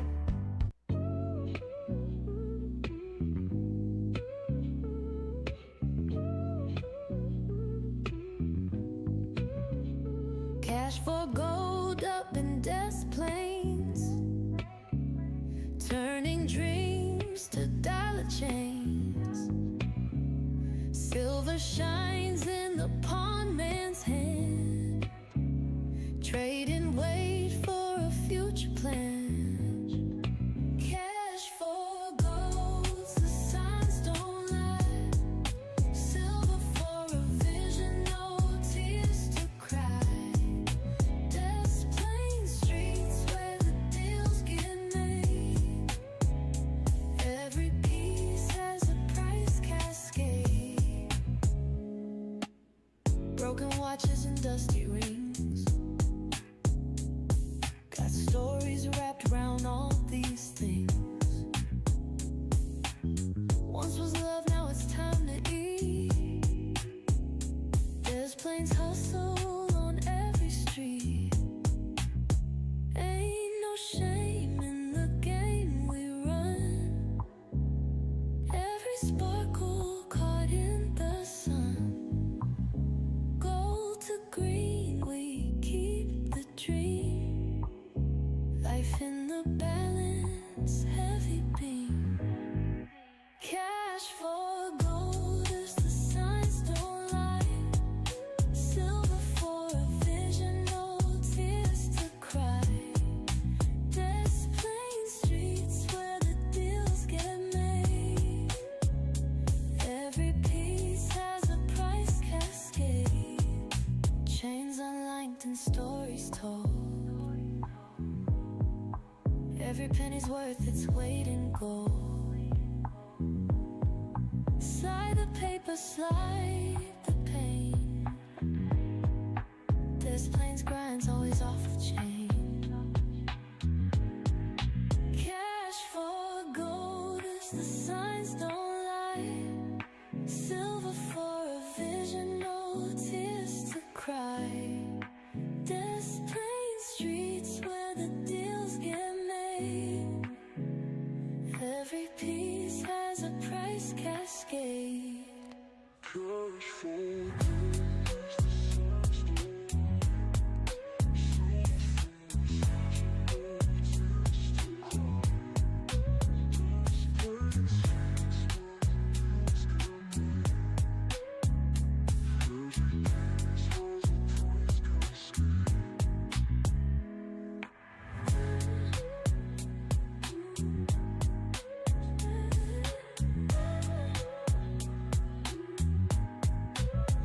ain't no shame in the game we run. Every sparkle caught in the sun. Gold to green, we keep the dream. Life in the balance, heavy beam.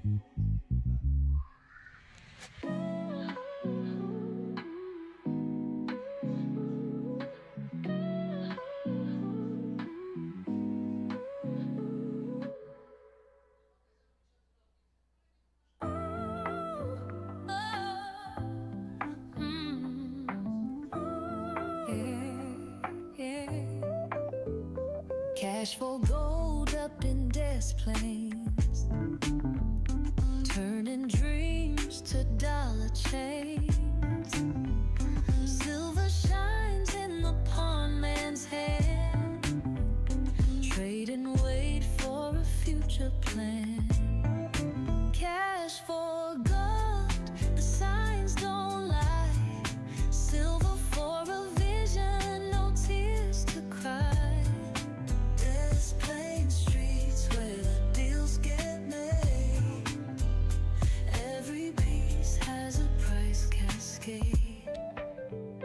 Broken watches and dusty rings, got stories wrapped round all these things. Once with love, now it's time to eat. Des Plaines hustle on every street. Ain't no shame in the game we run.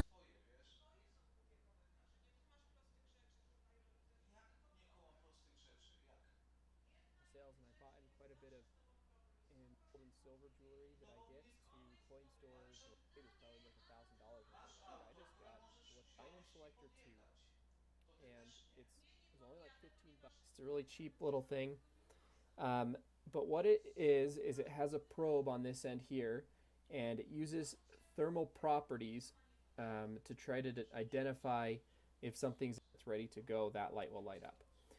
It came with a carrying case and also this slot, and that's all you have to do with it. But your one hand has to be touching this metal plate on the back, and if like the piece of jewelry is in or if the stone is in a piece of tray, and then your other hand temperature of the room, and also well, what a point and shoot kind of thing. So I've been using 4. And to show you how this works here, first off, I have a stone here that I know to be a cubic zirconium. So let's set that right there. And you want to, if you touch the metal, it's going to beep on you. But you want to touch it straight on the top of the stone. And cubic zirconium, usually I have it go up like just 1 or maybe 2 notches. And I have a ring here that I know the stones in this are diamonds. So let me show you what happens when I touch it to that stone. So it identifies it as a diamond. So I have used it on all of the clear stones that I have that I know are cubic zirconia or something else, and all of the ones that I have that I know are diamonds, and it's worked out pretty well. And so then what I did is I went through all the different little bags of jewelry I had and whatnot, and pulled out everything that was a clear stone. Even the ones that I was like, oh yeah, I know this one's plastic or definitely not real, like one like this, or like where they have a ton of these things, just a necklace where I know they're fake. And I just tried it on a bunch of different things to kind of get a feel for how it works and what things to try it on. And so I tried it on all that stuff, and this thing's already made its money for me in my perspective, because I only paid $15 for it. If I would have bought it a long time ago, I may have found some diamonds or different stones in jewelry that I've already sold. But when I was looking through everything, I found a little tiny earring with a purple or bluish stone on it that is white gold, 14 karat white gold. And so I already got that off my adventure through this. But then I did end up finding 4 little tiny diamonds. And let me show you what I found. And I removed them from what they were in. The one is very, very small, and then were 3 of them that are about, I think, 5/100ths of a carat. They're very small. I don't have a scale where I can weigh them, but I just measured their size to try to get an idea of what their carats are. So they're not very valuable, but the piece of jewelry that had the 3 larger of them, was this piece, and I saw this and I thought, I should check that if it's gold again, seeing as it had diamonds in it. And I retested this. Lots in there, and I only have 2 of them in here. So, so I found a few diamonds, 2 ones that are a decent size and one itty bitty tiny one with using this, just with the stuff that I already had. And I was able to verify that these diamond rings I have up here actually do have real diamonds in them. And I was able to find 2 different pieces of jewelry that I hadn't already identified that were 14 karat gold. So this thing, which cost me $15 on Amazon, easily paid for itself by now. And I'm really enjoying it. They have all kinds of different sellers for them on Amazon, and I'd like to say that this product does not meet its full potential. You know, I paid $15 for it. I saw different ones that were $200 plus, where it used either the thermal properties or electric properties of the different gemstones to identify what they were, but it could identify basically any type of gemstone rather than just diamonds, and this is essentially only for diamonds. So like here, I have a bunch of these little colored stones that are all different colors that came out of a 14 karat gold bracelet. So I have some expectation that they may be not just glass. They may be, but I can't test these with this device because they're not diamonds. They're potentially some other less precious stones. So maybe someday I will cough up the money to get a better device, but for its money, I'm pretty happy with this. I'm pretty satisfied with it. What I will do is, you know, when I get like little stones like this, I probably won't take these little ones in, but if I do get a stone in a ring or something that it identifies as a diamond, after it does that, I'll take it in somewhere where they can verify it by someone who's more of an expert than me, where I'm just a novice at this. But great for its money, and unfortunately I did drop 1 stone that I don't think I'm going to be able to recover. But hope you guys like that. Kind of a little bit different thing. Cool device that definitely worth my money. And I hope you all enjoyed the video. And if you want more videos like this, and especially videos about coins, subscribe to my channel and look through the videos that I already have posted. Thank you for watching. Have a great day.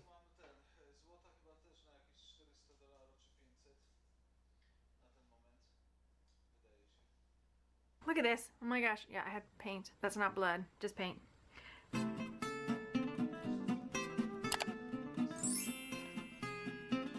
Hey everybody, it's Margaret. Welcome to my channel, Texas Gal Treasures. In today's video, I am unboxing a Presidium gem tester. I got this PG2 Gem Tester 2 from Presidium.